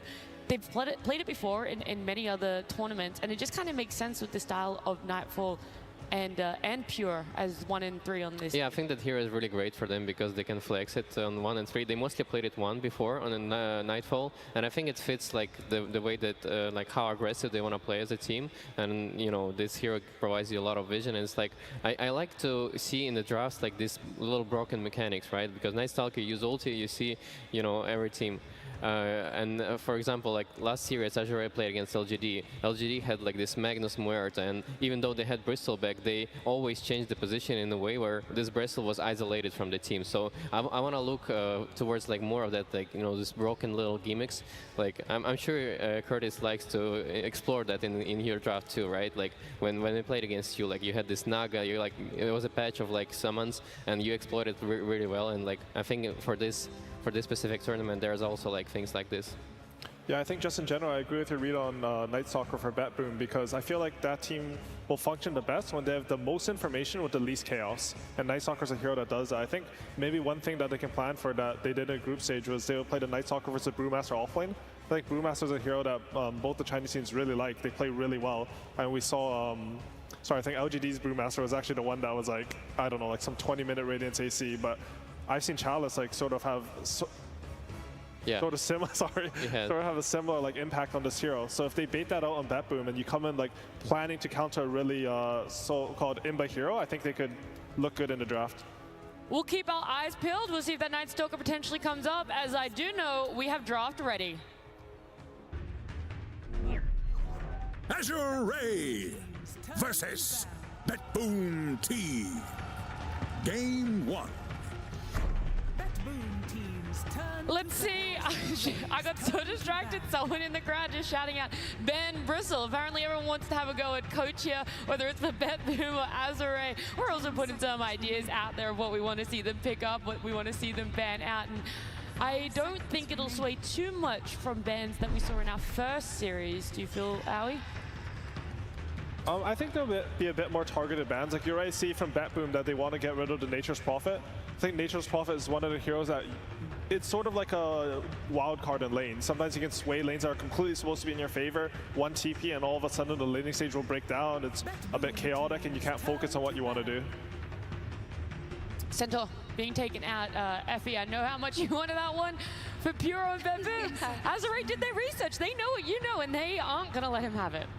It just really feels like with BetBoom, they're so dependent on their offlane snowballing, so that when these fights, these skirmishes break out after the laning stage is over, because BetBoom do try to extend their laning stage quite often actually, when these fights break out, they have Pure, who's already pressured that offlane tower, who's got that early Blink Dagger. He's enabling these fights, he's letting them go in and out. But when we see that Pure has that bad game, when he's playing Spirit Breaker, which is still a great hero that they won with yesterday, but he gets shut down in lane, all of a sudden, BetBoom have to slow down their entire pace. Nightfall doesn't have space in the map, and GPK tends to play greedier mid laners, right? They've been playing a lot of Coddle plus Storm, they've been playing a lot of Invoker on BetBoom. These aren't the type of mid heroes that rotate to these side lanes the way we see Earth Spirit or Earthshaker or Pangolier. Howie, with the change to the drafting pick order, how much is a first pick, well, when you're second pick, right? How much of it is a reaction to what your enemy picks as their first pick, or how much is it, hey, we came in with this idea, this is what we're gonna kind of first pick no matter what? I think you sort of prepare for both scenarios. Like you see like, oh, if they leave center in the pool, then we need to make sure we ban these two heroes, so they have to do like one ban into center. The drafting phase is a bit different now just because there's so many like banned into picks. Like here they get to ban the Morta, which we saw from Gaming a lot, into the Pugna, which we saw from Liquid a lot. So maybe they're watching the last series, they're like, oh, the Morta is a problem for this Pugna. Otherwise we think that, oh, CK was in the pool. And Spirit Break is also in the pool. I was wondering if they were gonna go for this one or CK. I mean, CK is one of the broken heroes. They can do a CK into Spirit Breaker even, right? Like, I feel like in this setup, Azure is sort of forced to like use one of their bans on Spirit Breaker, but honestly, they might be thinking that we can give the Spirit Breaker just because the hero is like more susceptible in lane. We don't care about the scale as much. We feel like we're gonna be able to fight into it. Maybe if it gives BetBoom a weak lane, this gives us a higher chance of winning. You know, Dazzle is also in the pool. Just throwing out all the meta heroes. Nothing of value. Kunkka might be a good ban for BetBoom too, just because it's annoying to play as a Lucian and CK, like with all the torrents happening in the fights. Yeah, Kunkka looks like a great hero for them, I agree. I would like to see something to address this CK. And historically, the heroes that do best against CK are these heroes that have this ability to outdamage him throughout the game and kill his illusions. Like we've seen Medusas in the past. We see Lunas who have good lanes and can snowball with their team. They can deal with CK very nicely up until it gets to the late game point. So I wonder if Azure are going to go for the route where they address CK carry to carry, or if they're just going to try to shut him down through their offlane. The thing is though, BetBoom actually flexes CK. Pure has a lot of games on CK in pubs. Honestly, I can't remember how many officials he played on, if he did, but I played versus offlane CK and like, I don't know, he's just carrying the game. So I think that might be something that BetBoom look at, especially versus a Pugna 5 if they end up doing it. CK is one of the heroes that can sustain versus that hero and provide kill threat, which is what you want versus a support Pugna. Yeah, I personally love the CK offlane as well. Like when I was playing, I was loving this hero on position 3. Also, one of Chalice's most played offlaners is the Dawnbreaker, which I feel like CK does incredibly well against. So it kind of block picks one of the strategies that Azure are used to playing with, having that global presence from their offlane early on. Wow. All right, they know how much the audience is loving this Techies pick right now. I'm actually thinking they did it for the audience. We're like, we're here for the content. Who was it that was saying it's all about the content? Wasn't it Toronto Tokyo? That was him. Saying longer games, yeah, more longer content. games, more content. Techies pick, more content. For sure. And I gotta say, Techies, it's not the same. You don't get the content games, 3 hours long, the map is exploding. But, you know, the hero is one of Save's classic heroes. It's one of these heroes that I think BetBoom, they feel like if we pick one of these 4s, no matter what we have as 3, we're gonna pressure the lane. What do you guys think about Terrorblade as a good pick against CK? I think CK's favorite was Terrorblade. I think Terrorblade struggles when you have to deal with illusions because you're very like single target focused. You don't have any AoE. But I think you do have some timing. Like if you start getting to these really tanky items, the CK can lack damage for you. What about the Tusk pick? We haven't talked too much about that one. Just most likely here, the 2 supports coming out as the first picks for Azure. The nice thing about Tusk is he sets up for potentially a ranged safe laner, which is what we talked about when there are ways to address a CK. Like you potentially look at this Luna, Tusk makes it easier for her to do her job. I mean, Tusk is just a very high value hero right now because oh no, they went for the Dawn still? I think the matchup for CK and Dawn changed a bit actually, because I was talking to some carry players on CK, like what actually lanes versus hero, and Dawn is one of the only ones that you can sort of fight through and sustain, like you have enough damage, and then later on when you use your Q on the illusions, you actually full heal your team. So I think they might have some angle with it where they feel like if they draft a strong enough lane, which you probably have with the Tusker Dawn, that you can actually fight against the CK lane. And is it... Yeah, sorry, go ahead. No, I was thinking that's very interesting because when Saberlight was on the panel the other day, he thought that it was a really terrible matchup for Dawn to play against the CK, but you are right. When you have this Tusk, if you have this kill threat, if you can isolate a support, it changes things. Reza? Yeah, I mean, as you can see, they have like three heroes that are already like kind of saving from the initiation on the bed boom. So they have like Pugna, they have Tusk to save, they have even Dawnbreaker to reinitiate. And at this point, like bed boom, they need to figure out like how to start fights and like, you know, kite the enemies because they're gonna be saved, like, you know. I do like this approach from them with the Phoenix though. One of the counters to saves is there's like sort of two ways you can go about it. Either you can have like a long range poke, so you're not committed to the saves, or you can have overwhelming team fight where even though they save them, it doesn't matter. You're saving into some egg. I think that's what they're going for. Even with the techies, you know, it's very easy to do a lot of damage, so you force out the save, and then there's a Phoenix egg there. Like, are you going to save it and take a fight? You decrypted someone, but beside the egg, they're still going to die. For sure, I love these high damage supports. Like I think it's way easier to play when you're aggressive, and it's up to enemies to like make mistakes when they're defending, you know, because there's too much pressure. And at the same time, like Azure lineup doesn't really have that much of an initiation right now. They need to figure out like how to get it from the next two heroes.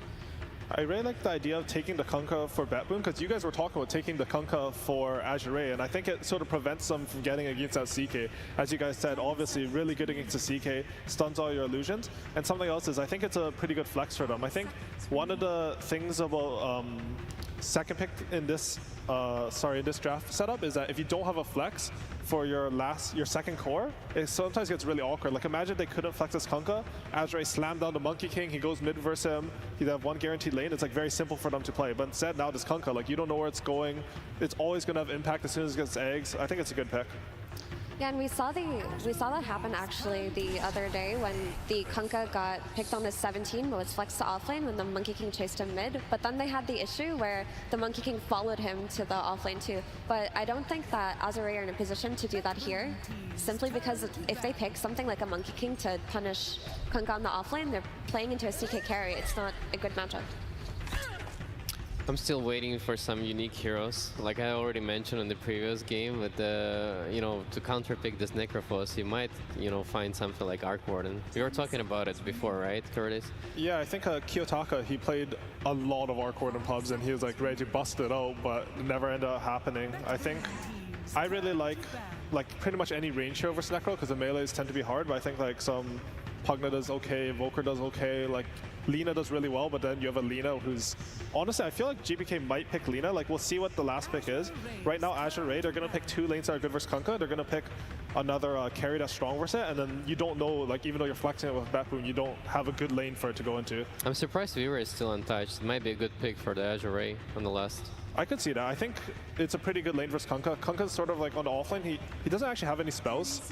Like you want to go up and splash away, so you can play really aggressive on him from an early point in the lane. He can sort of start snowballing where he's the one who needs to start cleaving out the creeps, burn your regen in order to win the lane. But if he never gets that chance, then, you know, the hero's sort of useless. And the Lincoln sounds like a really good pickup for him as well this game. Like if you get Lincolns, you're kind of untouchable already. Yeah, they actually have nothing to catch him. Like you'll be going off one techie's jump. Yeah. And you just like have to hope that I don't know, you can't even chain Torrent on a Weaver, I think. You have to press the Torrent before you jump even. I want to point out that there's nothing to address the Phoenix yet. I mean, even though Necro is a strong pick here, this egg can do so much in a fight, and I feel like the carry has to be something to solve it. Either the Weaver or the BKB, or even a Troll Warlord could be good here, because I feel like Troll's got a pretty good matchup versus CK as the game progresses, even though the hero fell off. I definitely agree with your point about Phoenix. I think they need something to address it. Ooh. I mean, that you like this pick? I'm not a big fan. I don't think it addresses Phoenix. I don't think you hit fast enough. Oh, and the Templar Assassin. Yeah. I love the Bedboom draft. I feel like... I think it's superior. I feel like... I don't even know if Leicester's going to do that well in Kunkka and lane. Like, I think that's really dependent on skill, and I think it can swing both ways, but I'm really confident in Batboom's laning right now. I think this TA pick is near perfect. Now they have a way to deal with this last pick Lifestealer. None of the heroes on the side of Azure Ray deal with her very well. She's going to have a strong lane. She's going to be able to farm undisturbed because the playmaking from Azure Ray comes out of winning lanes, and it feels like Batboom have strong lanes drafted for themselves. What about yourself, Rezo? I agree. I think they're gonna win 2 to 3 lanes on Boom this game, and I think their draft is like just way more solid. Like their supports have more damage. They're winning lanes, and I feel like they have better teamfight, right? Yes. Like usually it's one or the other, and I mean, it's not like Azure has no angles, but honestly, I'm curious to see what they want to go for in this game. I feel like you took the question out of my mouth because I was like, we talked about how much Azure might have to start leaning on lanes. You don't really like their lanes, so even team fight, late scaling, that's still none of it in favor of Azure? Unless they're gonna perform like save everybody with all of their saves that they have like insanely well in the team fights, I don't really see like a lot of opportunities for them. For this I think game. if Chalice snowballs, like this is our best chance. Like if he starts having a good lane, they can actually sort of run out of damage versus Dawnbreaker heals, like if they're far enough ahead. But honestly, I'm not too sure. Like I just don't know enough. Like the Chinese teams play a very different meta. I don't know enough about their heroes to say like what they think their win condition is this game.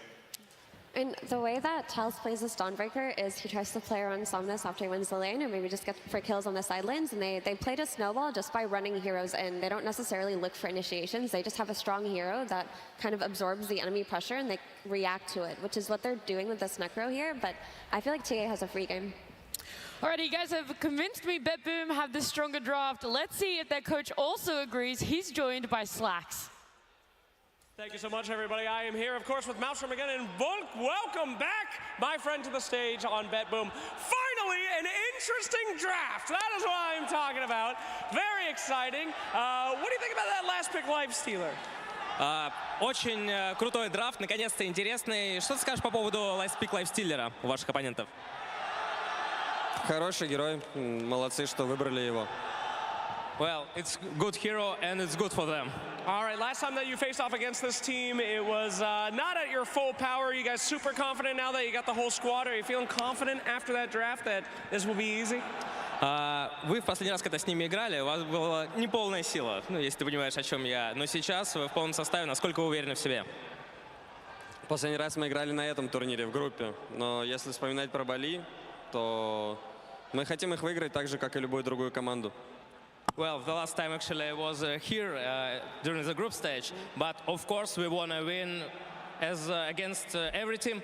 All right, well, we will see if you will win. Ladies and gentlemen, please join me in welcoming our techies to the main stage of TI as we draw into our casters.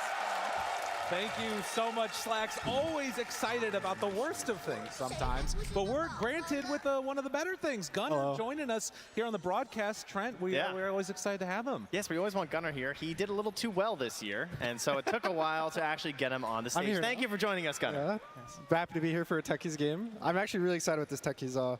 I think Save's probably the best Techies in the world. I would say is the best Techies, but fair. You know, Sir Action Slacks is up there. Right, okay, yeah. Be respectful. But there's really cool interactions with Techies. The W now does a Dispel, and you can click it at any time like Inkswell with Grimstroke. So you can purge the Decrepify, you can purge the Necro Ghost Shroud. So there's actually, I feel like pretty good, Gunnar. Save's one of the few guys who probably knows this, because it doesn't even say in the ability, I think. So I'm looking forward to how they kind of use that in this game. Hidden Techies tech here. That's good. Coming out on the main stage. If there's any hero to be like sort of subterfuge and sneaky and that type of stuff, it has to be Techies, surely, as we get into this game number 1. And again, playing at this point for top 4, BetBoom, Azure Ray, what are they going to be able to do and pull out in this one?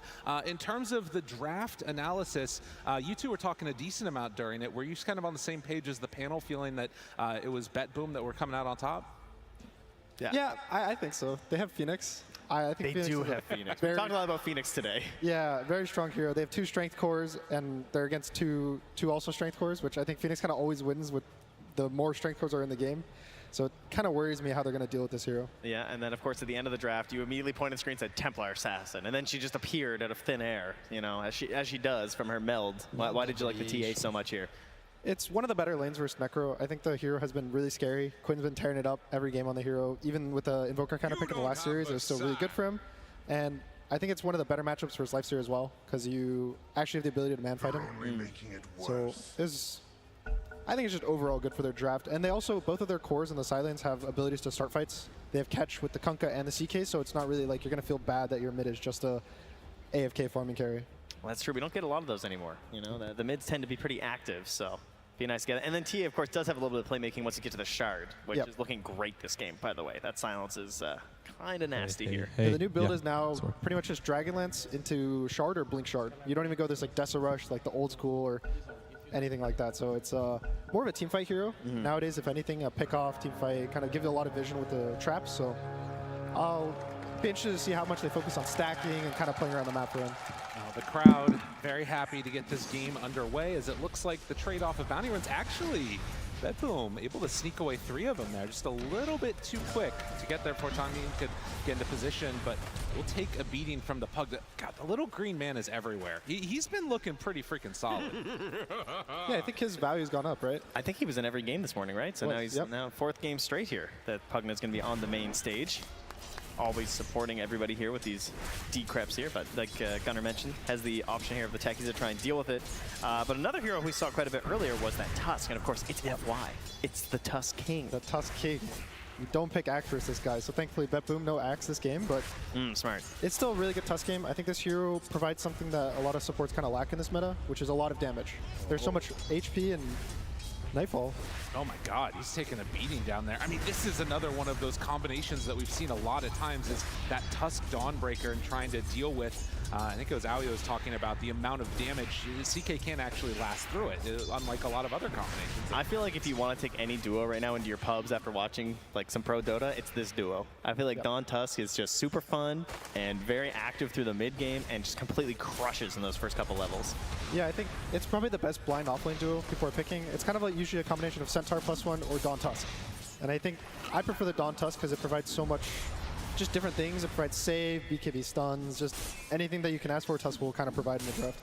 And that's limited supply these days, those BKB piercing stuns, so Tusk having that is really important. Then of course the kick late game, we're going late game a lot, so it's nice to have a really good Aghanim Scepter. You're not wrong. I mean, that has sort of been the thing that we were joking about too, is, you know, I feel like at the start of every game we're backstage and watching, I'm just like, is this gonna go late too? And the answer tends to be yes. This time around though, in this particular matchup, you know, the Lifestealer is one that I feel like we haven't seen a ton of. And I'm curious what his role is going to be. The Infest plays later on, both for saves as well as for maybe trying to move around the map effectively. Could be something to watch for. Yeah, the important thing when you pick Lifestealer is making sure that the most important part about the game for the hero is never being kicked out of the safe lane. So either BetBoom is pretty much going to try to either force all their heroes to go bot, maybe even the Chaos Knight will end up rotating there to kick him out. Because if you let him sit there for too long and he farms a Radiance as it's like the normal build army into Radiance. Nightfall. It's back out. Should be fine though. But yeah, Radiance everywhere. That's yeah. For him. And the Necro, that was kind of the build at the start. I think it was like the Radiance Necro just do a lot of damage in AoE, but people move towards more of a Heart Agus build for the passive damage. Yeah. I mean, you can see that even a CK can be pressured by this dual lane, but once the hits come out here and the lifesteal's there, you also see why CK is so powerful right now, because he's one of the few heroes that actually withstand this pressure right now. He also built Heart. Yeah, very good item in this patch. And he also does have the physical damage to kill these Heart heroes. So he kind of checks all the boxes that you need from a carry.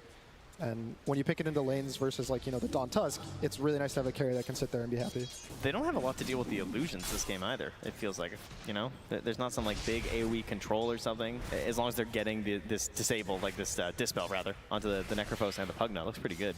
You know, just in terms of mentality for these two teams, I kind of feel like both of them just have so much. Oh damn, we're live. Hello to all of my 5 viewers on YouTube, Twitch, wherever you guys are watching from. What camera am I on? This one? That's the camera, yeah.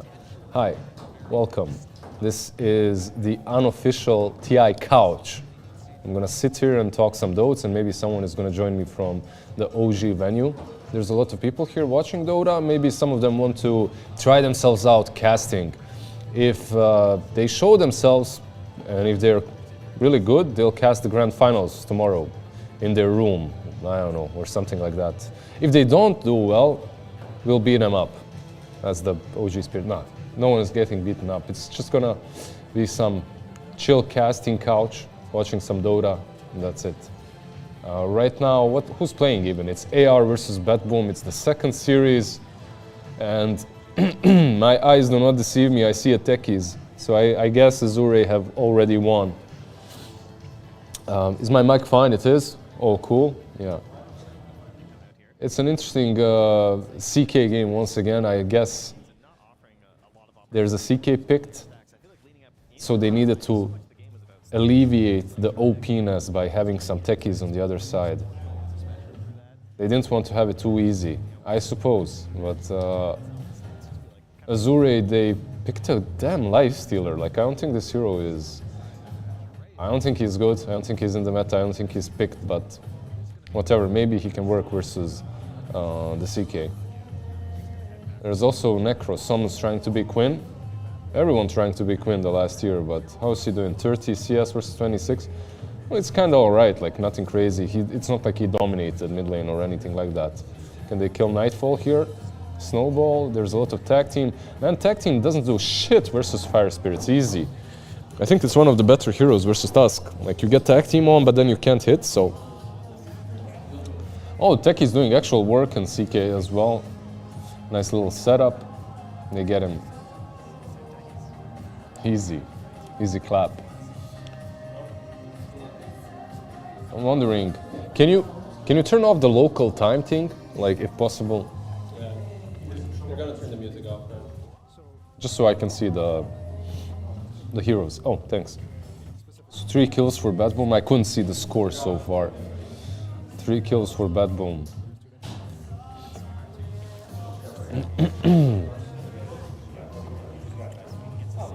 First Carty on the mid lane and they rotate in.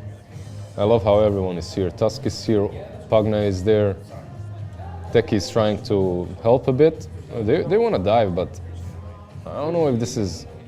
he's level 5 only on TA, okay. Oh, nice little meld there, but still dead. First stack going for Somnus.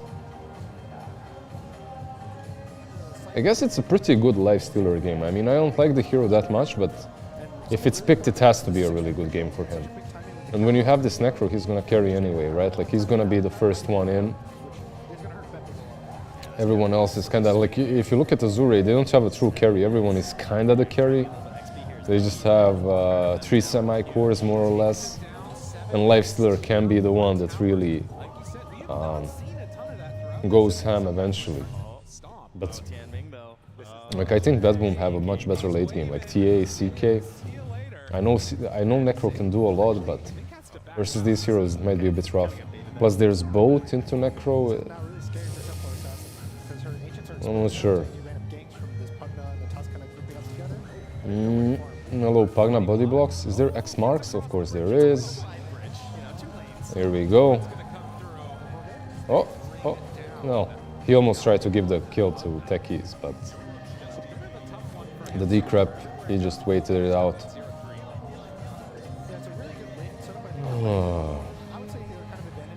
They didn't really pressure this CK, and that's a problem. Like, this hero is way too strong. I wish I had this quality when I was streaming. Wish I had this quality of a stream, damn. Yeah, it feels like they're running out of space pretty fast.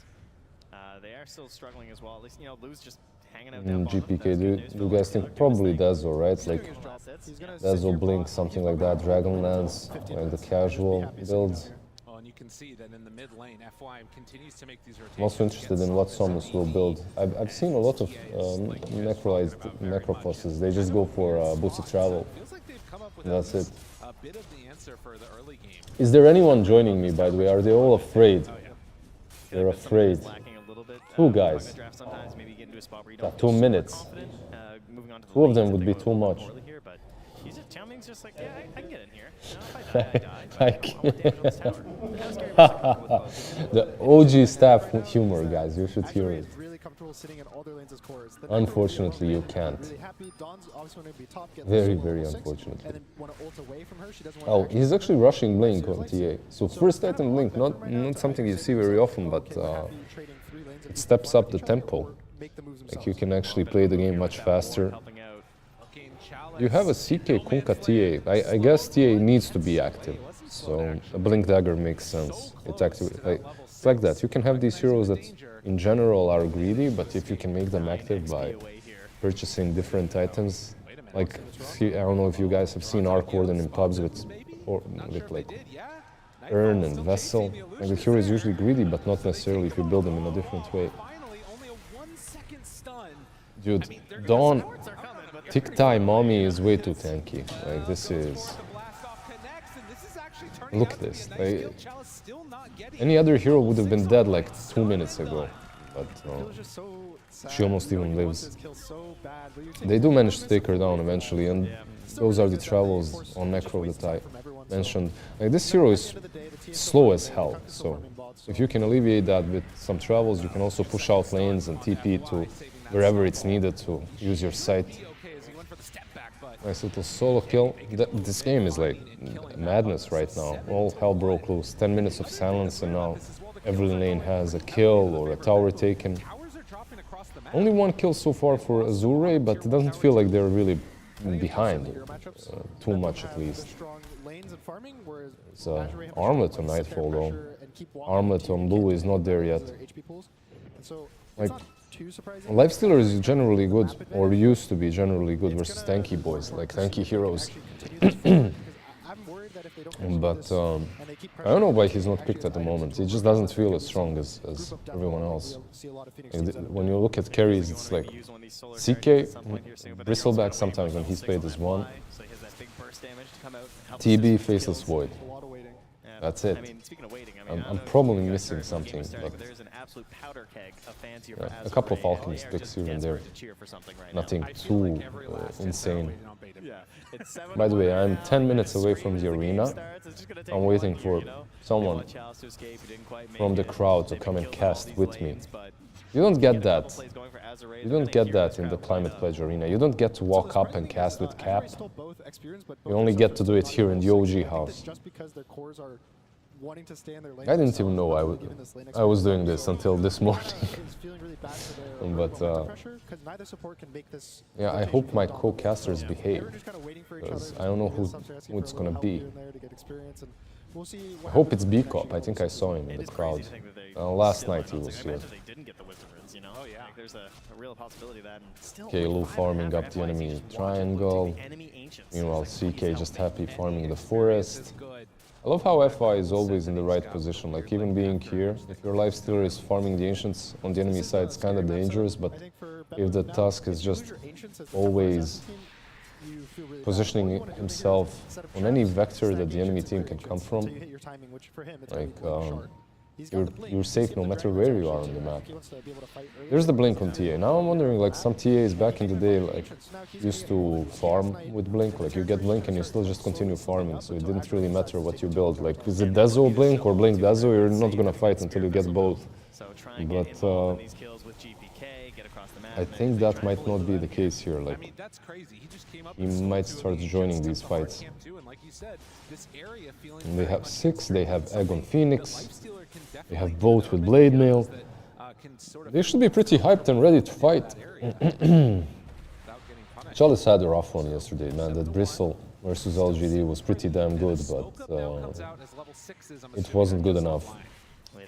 I just remember that one team fight where he owned everyone in like a single fight and he was alone, 1 versus 5. Do we have a first play-by-play caster or commentator? Yeah, we do. Hi, welcome, come. What's up? How are you doing? Good, how are you? What's your name? Ashish, by the way. Ah, very nice. We just need to get your mic. Oh, aren't you gonna give him the handheld?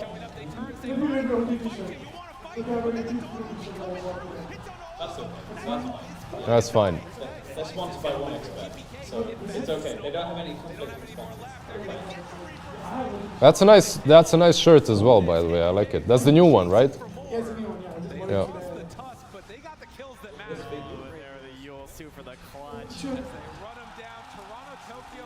This one over the top. Yeah, they got what they were waiting for. Finally something to cheer for here for Azure.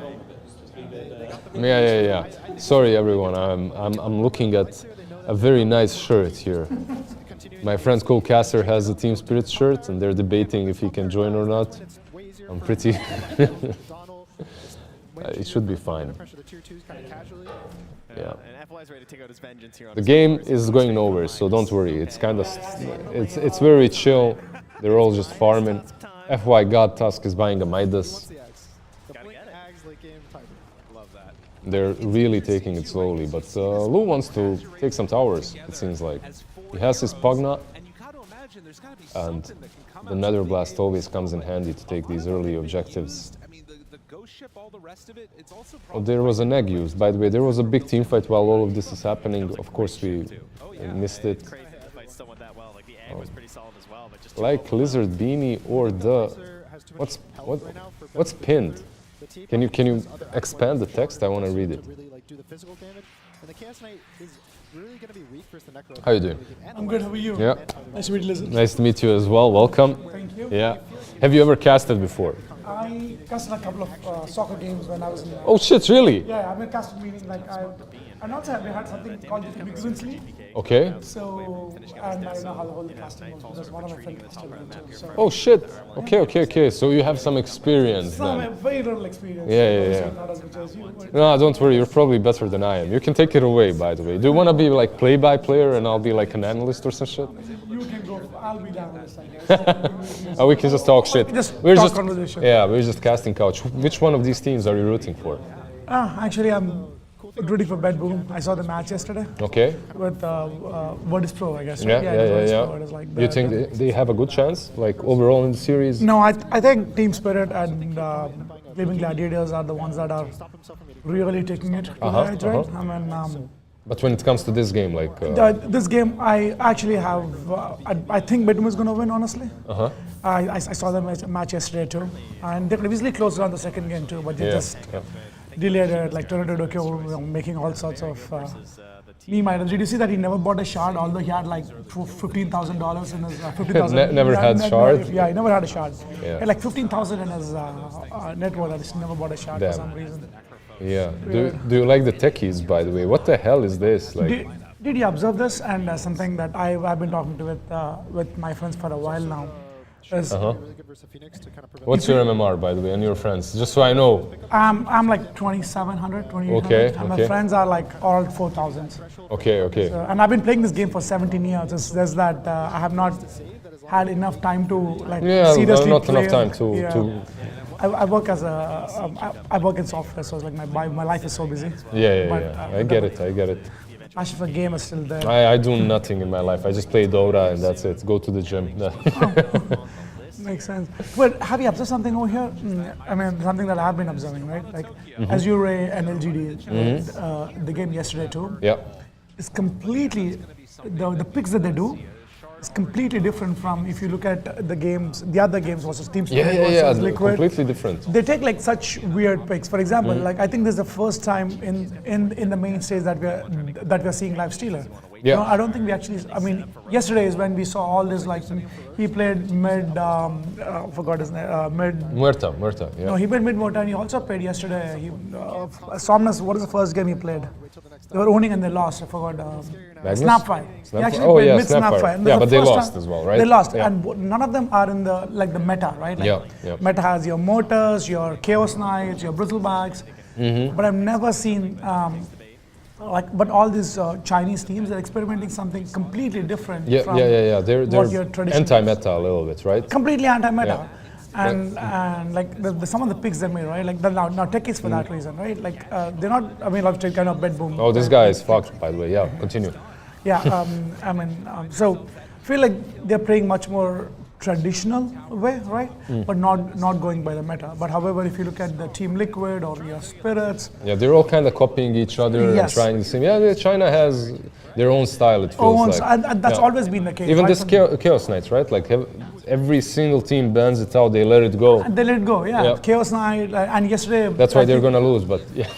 Yesterday they let go of the Bristleback too. I think Azure, and they picked Bristleback. Yeah. And it's. Oh, look at that, by the way. Live Stealer Radiance. When's the last time you saw that? And it's the first time we're looking at, Live Stealer on the main stage. No one picked Live Stealer till now. Yeah, Radiance used to be like the counter to all the illusion-based heroes on Live Stealer. Right. Versus CK as well. You buy that Radiance and suddenly his illusions don't do as much. Yeah, don't do as much. You can deal with them. At least they can, you have a counter, as you said, right? But I think it'll be really good to see Somnus win one. He has come so close, like a couple of times, like in Tier 8 and Tier 9, and I think he's a really good player too. Definitely is, yeah. If you remember, like against OG itself in Tier 8, he actually, apart from one game. That was a fluke anyway, right? Well, the fluke is the most common fish in the sea. Did you hear Nodal say that? Like I watched like the TI8 and TI9 like only 6 times I think. Yeah. So I know like everything that happens then. Oh damn, they got him though. Like that's the Radiance thing. It didn't really work out. Right, but if you observe the other thing that I was talking, that's true. But did you have to observe the last thing that about Somnus, right? Coming back to the conversation, with OG, when he played, he actually won mid most of the times. Because OG had such a good. I'm not praising here OG by the way, but this is what happened. Nah, it's fine. They paid you. I get it. Like it's the OG house. They paid you. You came. He's a plant. I wanted the normal co-caster. You brought me a plant. Actually, I didn't. They didn't pay me. I wish they paid me. So what did they tell you? Are you getting this? Yeah, is that actually it? now You're I can take the, this home, I guess. After all this good thing, I'm pretty You sure I just can praise take them and that's it. I get it. Actually, I only asked for a couple of signed T-shirts. I think I'm gonna get everything. So it's, and I think maybe a couple of $1,000. So it's not a bad. A couple of thousand. Okay, sure. So that's not a bad deal. You guys are getting paid. Thank you guys. I'm here all day. Where am I? Yeah. Anyway, what's this happening? Like there's some smoke. Oh, I think there's some smoke. Yeah. Somnus leading the charge. Oh shit! Like he has Shivas and Yules. Like this guy is yoked. And it's very close. The network is like about 20 minutes. So like there's less than 1K difference, right? But if you look at the other games, that never happened. Yeah, there's always someone 10K ahead and stuff. Yeah. Look at this. Look at this boy TPing in. Oh my God. There's Yules. Oh my God. No, X marks the spot. Yeah, he went back. Yeah. If you look at, if the same thing happened yesterday, do you know, like versus Virtus Pro versus Bedboom? Yeah. He was trying to TP on the ancient creep, and like the last moment he had the Yules, and then the whole thing got away, and Bedboom won that game. It's like a nice counter to buy Yules and mess with him, but if you use it too soon, that happens, right? Yeah, like you have to use the exact right moment, right? So it's a tier 2 for Aegis, it seems like. Can they make it in time? I don't think so. I think they can make it. They Chaos got has it. a lot of damage. No, I meant can Azure stop it? Oh, I said you meant. I think the meant it. Look at this guy. Look at this nasty little bird. He gets away as well. He gets away as well. Hopefully. Nightfall though, BKB needs to TP out maybe. Or is he just gonna run? It feels like he's just gonna. He could have TP. Now if he dies, it's gonna be very bad. It's oh my hard God, to looks TP. like he's gone up. Yeah. Yep, he's gone up. Chalice is gonna have the ulti. Oh my God. Yeah, they got him. Kind of hard to TP versus Tusk, right? Like even. Unless you, I think his kick was not on cooldown, so maybe he tried. But the shots were perfect. Did you see he blocked everything and then he kicked them? It's like this guy knows how to play Tusk or something. I don't know. Have you seen him before? This FY guy? He's known for his Tusk and Rubik. You know that, right? I'm pretty sure you know that. No, I have no idea. He's known for his Tusk and he's known for his. He was the number 1 Rubik player for a long time. Is he like a new player or? Yeah, sure. He's very new. Actually, I think this is his first year. I'm pretty sure.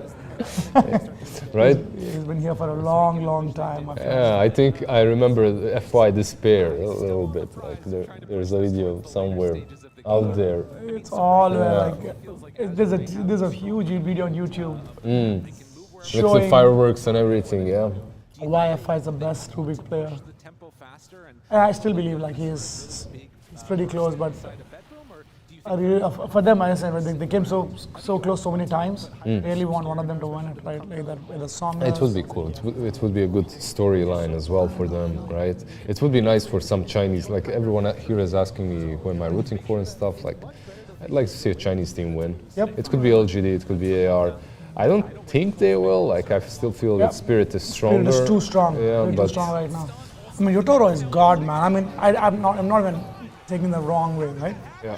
Yotaro is actually playing like God. Like Collapse holds like the early and mid game for them. Like with all his plays, like he farms well, like he knows when to get, and then he holds. And by the time Yotaro comes online, like he's too strong to fight. Yeah. I think they're the huge favorites. Yeah, I feel that too. Like probably them or maybe there's some chance for LGD for gaming. Gaming has been playing. GG too. I mean, today that Ace guy has like. Did you see the Ace game where like they lost the first game because of the bad Roshan fight? But immediately there was like in second game they were losing. But he farmed so much with the Lone Druid, like, and his timing was perfect. His positioning was perfect. It was like crazy. Speaking of teams, Do you think that OG is gonna make it to TI next year? I really want them to, right? I mean, Yeah.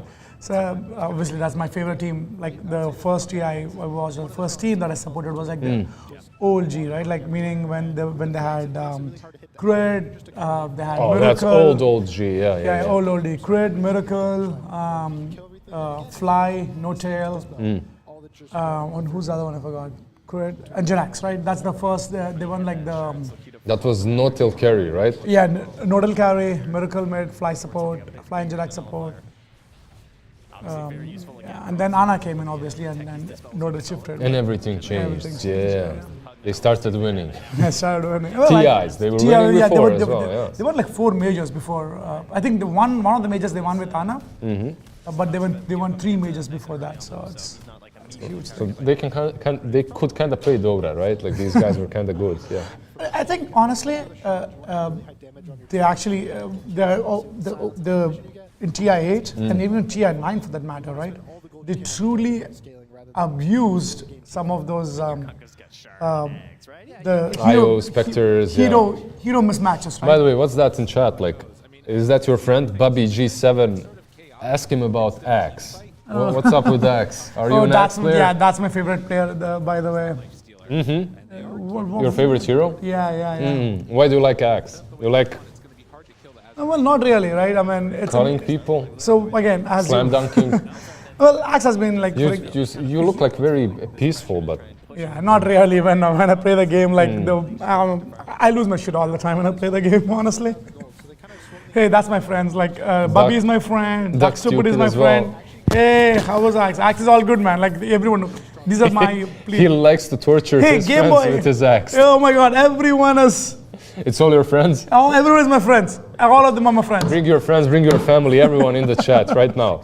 His Axe calls are legendary. Well, thank you guys. I mean, you all know that's not true when they say that, right? I believe it. Look, everything the Twitch chat writes is... It's true. Usually true. You have 4 Smurf accounts. Come on, now you're official on Twitch banning my accounts, guys. Gaben, where's my phone? Gaben on the phone. Hello, nice frog. This guy here, I got him. He's single-handedly ruining Dota. I have him. I hate Smurfs myself, so there's no point. Oh my God! Like I think, but Dota has been. One thing that I actually observed is like this time Dota did not invest as much. Like before, like, they always released huge compendiums, right? And the prize pool was huge. Like what was like 40 million prize pool. Yeah. This time I feel like they had other priorities like that Dota is for this compendium, and like they and the prize pool is so less right now. So it's crazy. It could be that. It could be that. Maybe they just hate money. They don't want to I don't know, like they could have made so much money. Like I would have bought compendium. All my friends would have bought compendium. They've had like $50 or $60 million just from you and by your releasing the compendiums. I mean, like like it's crazy, right? I mean, all my friends who are out also right now. We have some good Dota. What the fuck videos of Ashish? He culling bladed my heart. All my friends. Is it only your friend or? No, I think it's just my friend. Don't worry. I don't know. It looks like it might be a little bit something more than that. By the way, do you like Kunkka and Aghanims on him? Like, yeah, look, the Kunkka Aghanims is crazy, man. I mean, he disturbs the fight so much. I think it's one of the really good items on Yeah, I think so too. It's insane. The water park. Yep. Where are you from, by the way? Are you from Seattle? I'm from Seattle, by the way. Oh, yeah. I was okay, so do I go to Pike Place Chowder for the best chowder? Yes, you have to go to Pike Place Chowder for the best chowder, I'm going hands there. down. Okay. And then the other things that you have to look at, the scenic places in Seattle. Oh my God, let's look at the gang. It's a pretty good fight, right? Yeah, I'm thinking about my chowder, but we can also talk about the fight. Yeah, let's just talk. Oh my God. TP, so that's good. He's saved. Oh my God, he's dead. He's dead. He's very dead, yeah. I've never seen a game like this. Yeah, at 29 minutes, it's almost even. There's like 1K net worth, there's nothing at 29 minutes. So the games are pretty matched up, I would say. But once, he got his nullified. I think once Necrophos got his heart, killing him is going to be much harder. Right, he's just going to be destroying all the illusions and CK. But I don't think he got any, he's just got 3 kills using his... Sight? Yeah. I don't think it matters anymore. Like, eventually, it's just the heart is going to do so much. Do you think that Phoenix is good enough to? to deal with him like Sunray? I don't think so, right? No, no, I think so. It's I not think, enough. yeah. There's a vessel on techies, but Yeah, who that's going to cares? help somewhat. But again, maybe once he gets like 5, 6 or 7 Reaper side kills, I think with the healing with the hard is just going to be out of proportion. So yeah, maybe even right now. might be right now somewhat. What do you need? Like a nullifier on TA, right? Or Yeah. CK, and then you can maybe. But CK needs so many items, right? He needs Aghanim's first. Maybe I think he must go for Aghanim's first. I think he must have, and Nah, maybe you're hard. not getting Ags, Ashish. Come on, man. Well, you have to get the Ags, right? No. Is he gonna buy Ags? I don't think so. Let's see. I'd love if he did that, just so you prove me wrong. But yeah, Armlet, Bloodthorn, like he needs to hit. This guy needs to damage people, not save people with Ags. But I don't think they have any tanks. Right? Maybe Kunkka is the only tank that they have on this side. But if you look at this side, they have like Dawnbreaker. They have Lifestealer. Maybe Tusk can also do a bit more. And Necrophos is like the biggest tank, right? Who's better, you or Duck?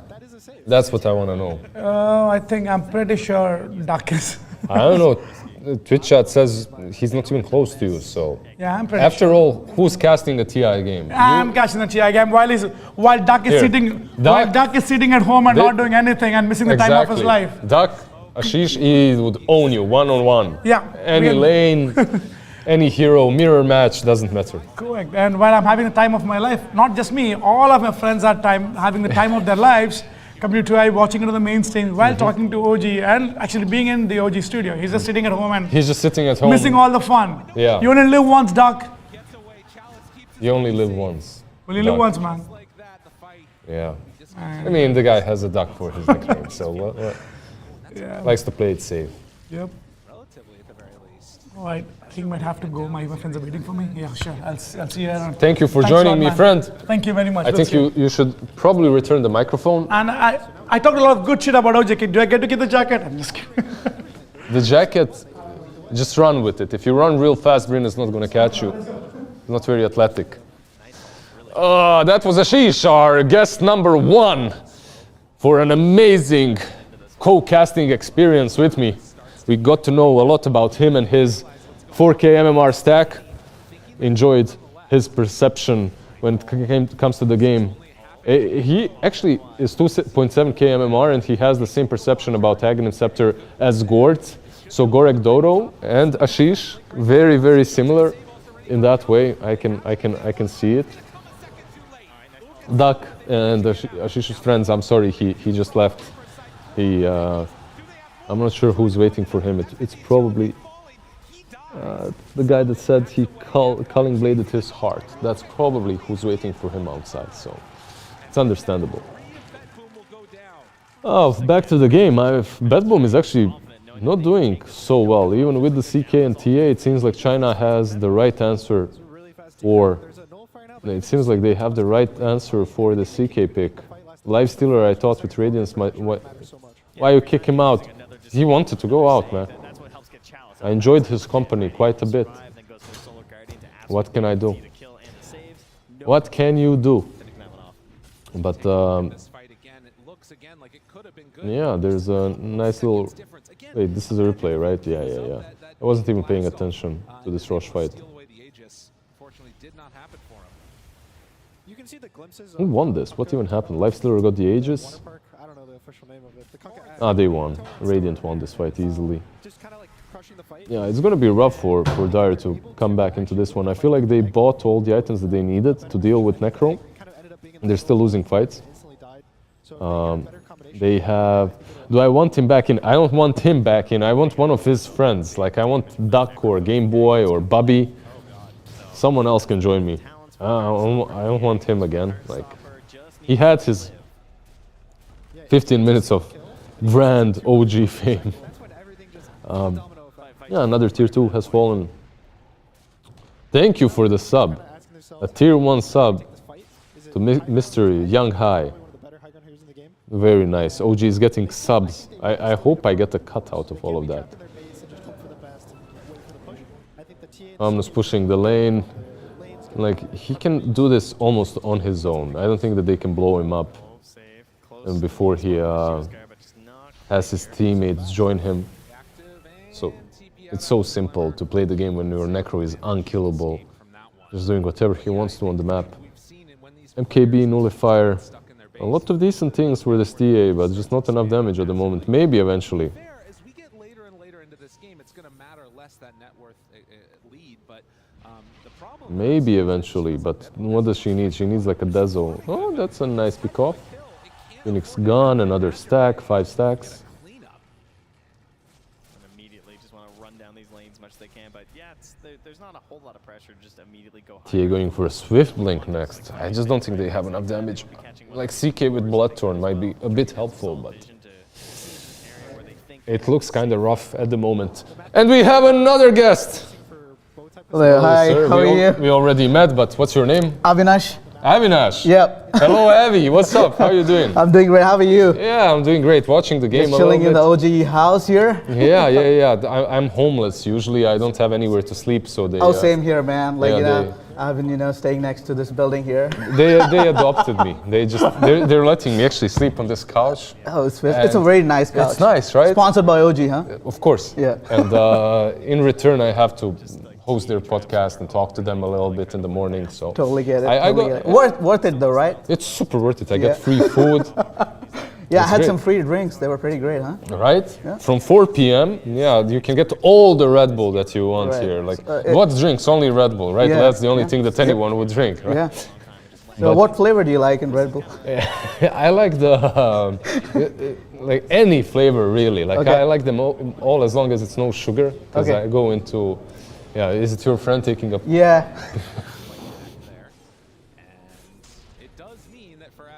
Yeah, thank you. Have you been watching the games today? Yeah, so we watched like few games yesterday at the arena.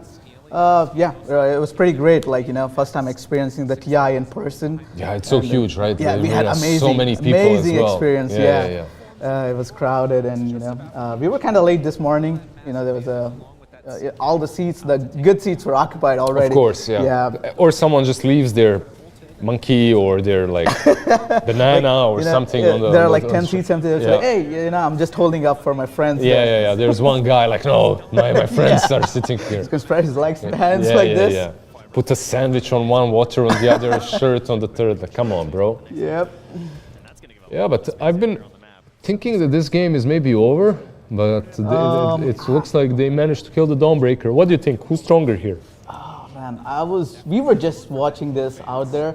I really didn't get, what items the heroes were having. Okay, let's look at it. You didn't get as you didn't see, or you didn't like the items? That No, I didn't see it. I didn't see the whole, I didn't get the whole context, who has what items and stuff. So it's very close. As you can see, 2K difference. Right. But it feels like Batboom cannot kill this Necro. Like, he looks way too difficult to Right, take yeah, down. I watched one of the gangs where they were killing him in the middle, 5 people getting on him, but he still survived for a lot of time there, I guess.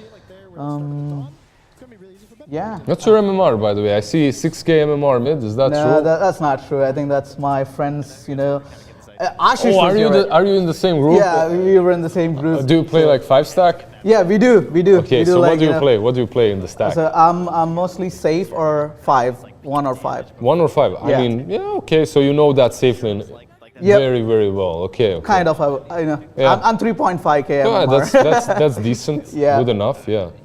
What do you play on your carry? Do you play my this favorite hero is CK.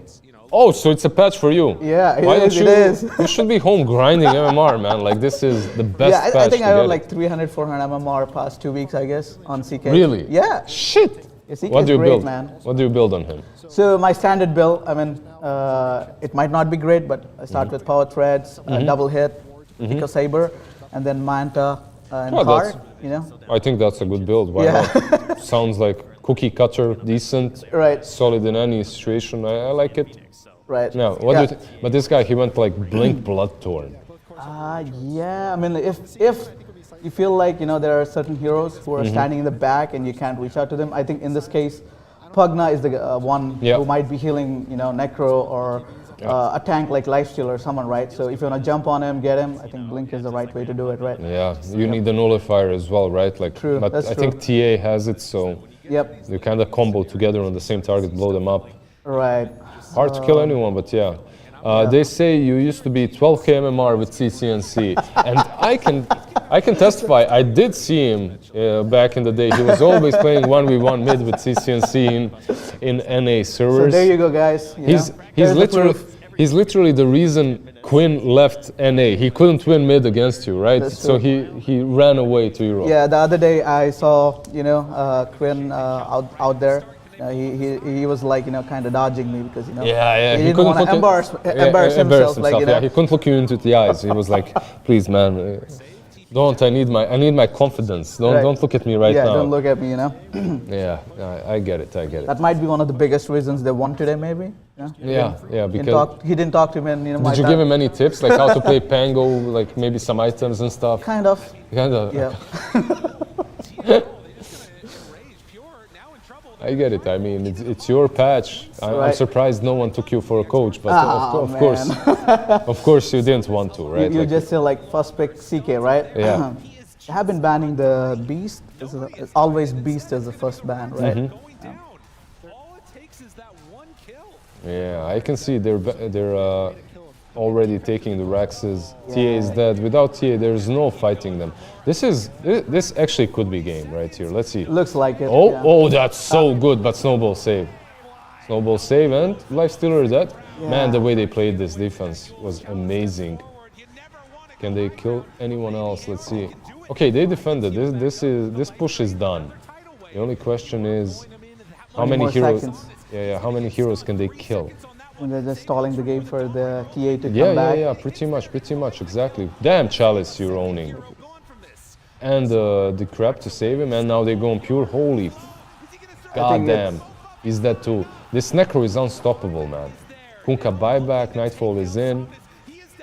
Tusk behind, trying to stop them. It's time, I think. They're just running back because TA is back. Yeah. The only reason why they lost this fight is because Lifestealer got caught, right? Like they eliminated. This game could have been over without him. If he popped Rage earlier without getting hexed, like the game would be actually done. But Tusk tried his best to save him, but I'm pretty sure you wouldn't get hexed in that situation. Like you would press Rage, survive, end the game, win TI. But I get it. I mean, we always go for the kills, man. Yeah. You don't go for the throne. Okay. So you're more for the... Yeah, that's how it works in 3K MMR. You're more about the flair, about looking good. There's a lot of players that are like that. Yeah, I can see it. Yeah, do you farm the fountain? Fountain farming, is that your thing as well? Okay. That's the most fun part, right? Of course, right? Like, why did you win the game if you can't fountain farm a little bit? Like, probably one of the worst changes was making people invincible in the fountain if they don't move, right? Yeah, like, what the hell is this bullshit? We should put a petition out there saying, you need to revert it back. Like, exactly. You should be able to farm. Did OG teach the people how to fountain farm, I guess? Of course they did, yeah. Thompson with the Bristleback, IO. Yeah, exactly. They did it a lot. Bobby G7 is sending you some lips. Oh, man. Yeah. Come on, guys. No, that's fine. What you have fans. It's understandable. Love you guys. Love you, everyone. Which camera is it? Is that? Oh, is that the one? Okay. Yeah, send them some love. There. Sending love. Yeah. OG love. So, did you guys have a great session this morning with signing? Yeah, it was cool. I mean, for me, being next to Notel and Seb, I was just chilling. Some people approached, some wanted the autograph, but mostly it's the two of them, right? So I'm just chilling, having fun. I mean, we are here for you, man. Thank you. Are they going to be able to kill him? Let's see. Dawn is dead. Man, they're actually able to blow people up. What changed? What item did they get? I don't think they got anything great. Like anything too different. Blood Torn, Nightfall, AC, Swift Blink. Right. Was Abyssal, like CK had the Abyssal previous row, or was it a new item on him currently? Abyssal is probably new, but I think Hex is changing things. Like just being able to hex a target. Look, Lifestealer as well. He's dead. Dead. That's the buyback. Holy hell, if they manage to win this, that's gonna be so good. I kind of missed it. Did Dawn use his ulti now? like to come back. Dawn is dead. Like No, like he was dead. He bought back. Yeah, and he used ulti. He's dead again. He died. That's a dieback. I mean, I think that's a lot of damage coming from BB, right? Because they were able to kill Lifestealer in Dawn cell. I think that's huge. Like, you know, they're doing a ton of damage there. Yeah, look at that GPK. Oh, man, he's just with the people on the back, just trying to ignore Necro here. Yeah, Kunkka couldn't though. Yep. And he has no buyback for 1 minute and 20. So even though Dawn died back, it doesn't matter. Like, they still have Aegis on Lifestealer, Cheese on Necro. Now the question is, do they want to end the game or do they want to wait for Tusk and Dawn? What do you think? What will they do? Because it's 3 versus 2, right? Yeah, it is, but I think probably they would wait because... They'll just wait, right? Yeah, I think Dawn and Tusk are the, a couple of heroes here who would really tank and, you know, stay in the front line for them. Yeah. Would you like to play CK in this game? Do you think it's easy for him or hard? Not really, because there are a lot of, items which would kite CK, like even if he jumps on, like, Necro to try to kill, sorry, not Necro, maybe he would go on to Pugna here, you know, but Tusk would be ready to save him. Yeah, some snowball saves, some Shivas. Yep, they have a lot of items which would Yules, Lincolns, like, there's a ton of shit, yeah. So if this goes late, which team is, you know, stronger? I feel if it goes like uber late, I do think that Bat Boom eventually becomes stronger. Right. You know, like they did with the VP, huh? Did you watch the whole game? It was 85 minutes, is it? No, I didn't. I fell asleep. Yeah, man. I napped. That was way too long. Yeah, I napped at that game and I napped in the second game of LGD Azure. Right. I mean, if I'm right, I think that was the longest game in this TI. I think so, yeah. Yeah, it was maybe something in the group stage, but I'm not sure. Yeah, I'm not 100% sure here because I think I heard that someone mentioned it was the longest game, but be it or not. Okay, Lou once again. This time he managed to get away.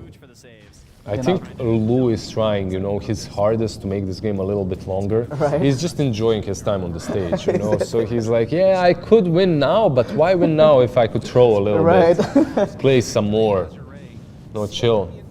Doesn't even have. I mean, did he buy any item just right now because he doesn't even have buyback, or maybe it's on cooldown. By the way, Avinash, right? Yeah. I've seen that Tashish's best hero is Axe. Yours is CK. Yeah. What's his worst hero? What don't you want to see him play? So the other day he was. I mean, he has a pool. You know, he only plays offlane. He doesn't play any other. Only offlane. Only offlane, and he has a limited pool. Bristleback. Bristleback. Okay. Axe. And sometimes, you know, we have a Discord party where people want Ashish to play Legion. Legion. You know why? Can you guess? Because he plays against them and they want to get kills, or no? No. It's just because at the end of the game, he distributes the damage to the opponent team. Yeah, that's equally. Equally. Equally. Yeah, everyone gets something. Hey, you want 30? You want 30? You want 30? Come on, okay, come on, man. Everyone gets. You get damage and you get damage. Yeah, you get damage. He's like Oprah of Legion Commander. I get it. He says, "Say no more." Yeah. I mean, that's a nice player to have against you. Yeah, that's true. Yeah, makes your game like so you can play some Crystal Maiden right click, you know. Yeah, get some Desolator, a Moonshard. Go for it. They're gonna finish off the top side. It looks like. I'm gonna tell you something which happened yesterday. So we were out there and we saw Saberlight. Okay. And he's gonna be here today, by the way. Yeah, at the 4, right? Yeah. So me, Ashish, and a couple other friends, we were going to take a picture with him. Yeah. And Ashish goes to him and he thinks he's offlane for Liquid and tells him, "Good luck with the next game" or something like that. I'm sorry, Saber, that you had to endure this you had to. emotional damage that they just brought upon you. Oh, that's actually sad. Man, talk about Void, Ashish. Is his Void good? Oh, man. Okay, they want to talk about Void. Void is legendary. I want to hear about Void. Man, you know, in a single sentence, I would put it this way. When Ashish voids... in a single sentence, I already love this. So he makes sure there's no one in the void. I mean, in the chrono. Yeah, in the chrono. So he literally... He makes sure that it's empty. He likes his chronospheres clean. Right. I mean, he says there's a reason we named that hero Void, because he says that when you chrono, make sure there's no one in the Void, something like that. He's a nice guy. He just doesn't want to trap anyone. Yeah, he doesn't want to trap anyone. He doesn't want to hurt anyone. He doesn't want to hurt. Yeah.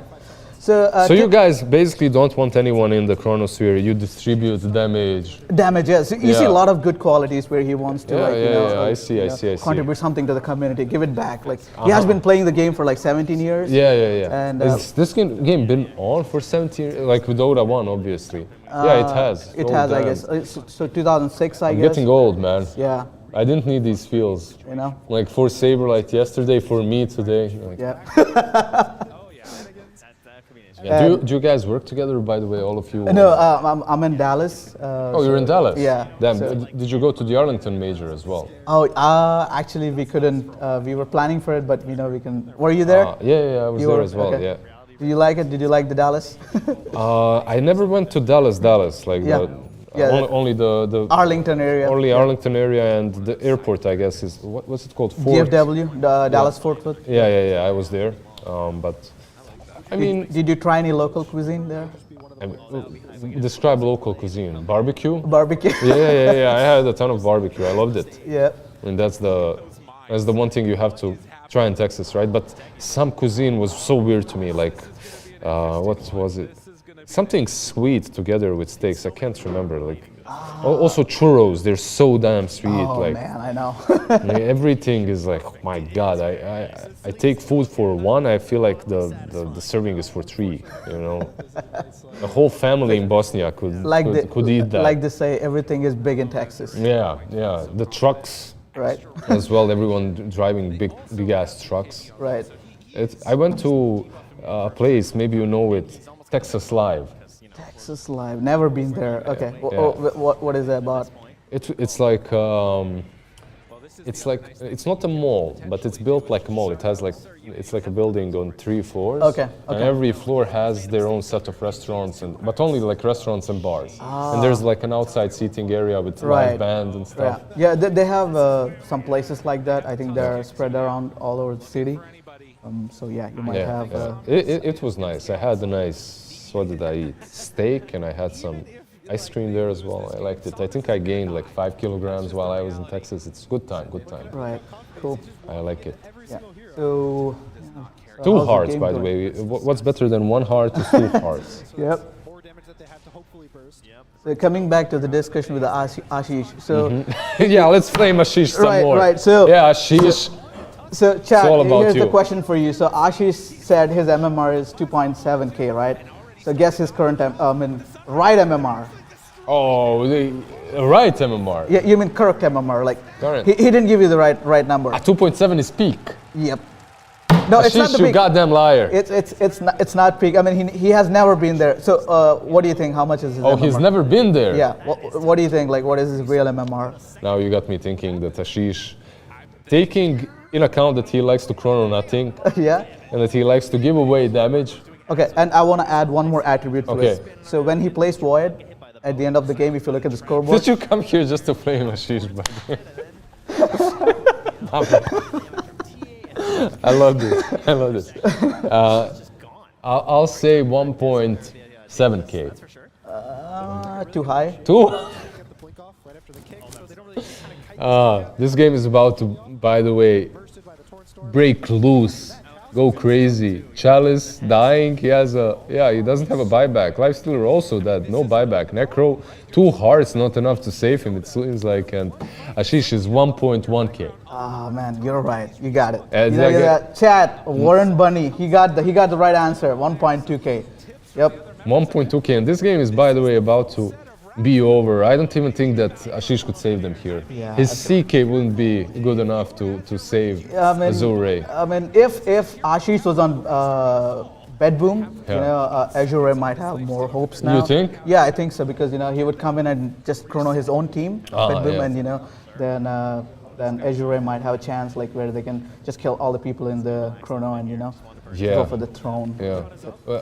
Well, that's not the case now. So. And luckily for Bad Boom, sorry, for Azure, yeah, they had 2 tier 2 standings, so these guys couldn't really finish it off just yet. But I mean, it could be anyone's game at this point, right? Like, still, if you get a good Reaper site, maybe. Look, they want to fight this. Do you think they can make it here? Before looks Aegis? like they can make it in It time. looks Yeah, like, right? they can. Yeah. Seems like they're rushing over. Yep. Yeah, the rage blink. There he goes. There's it. He's in. Oh, but this But Bad Boom got it. Yeah. This is a disaster. I think this is game. Now this should be game. Let's see. They're still infested Lifestealer. Do they run back? They're just running back. What happened there? I thought they had an X mark on Necro. It kind of like disappeared. He's got Yules. So he used the Yules. Yeah, I didn't see that.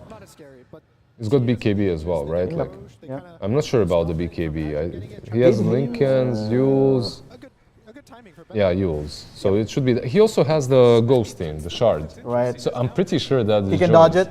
I think so. He can. Okay. Yeah, it would be. Weird I'm not a Necro player, so I'm not sure. I think you can. I think you should be able to. Yeah, but they have the Daedalus now on TH. He hits really damn hard. Egg. I guess they could wait it on Phoenix, but they don't really have to. But there's also a buyback on Dawn. This game, 55 minutes in. Yeah. Do you think it's over?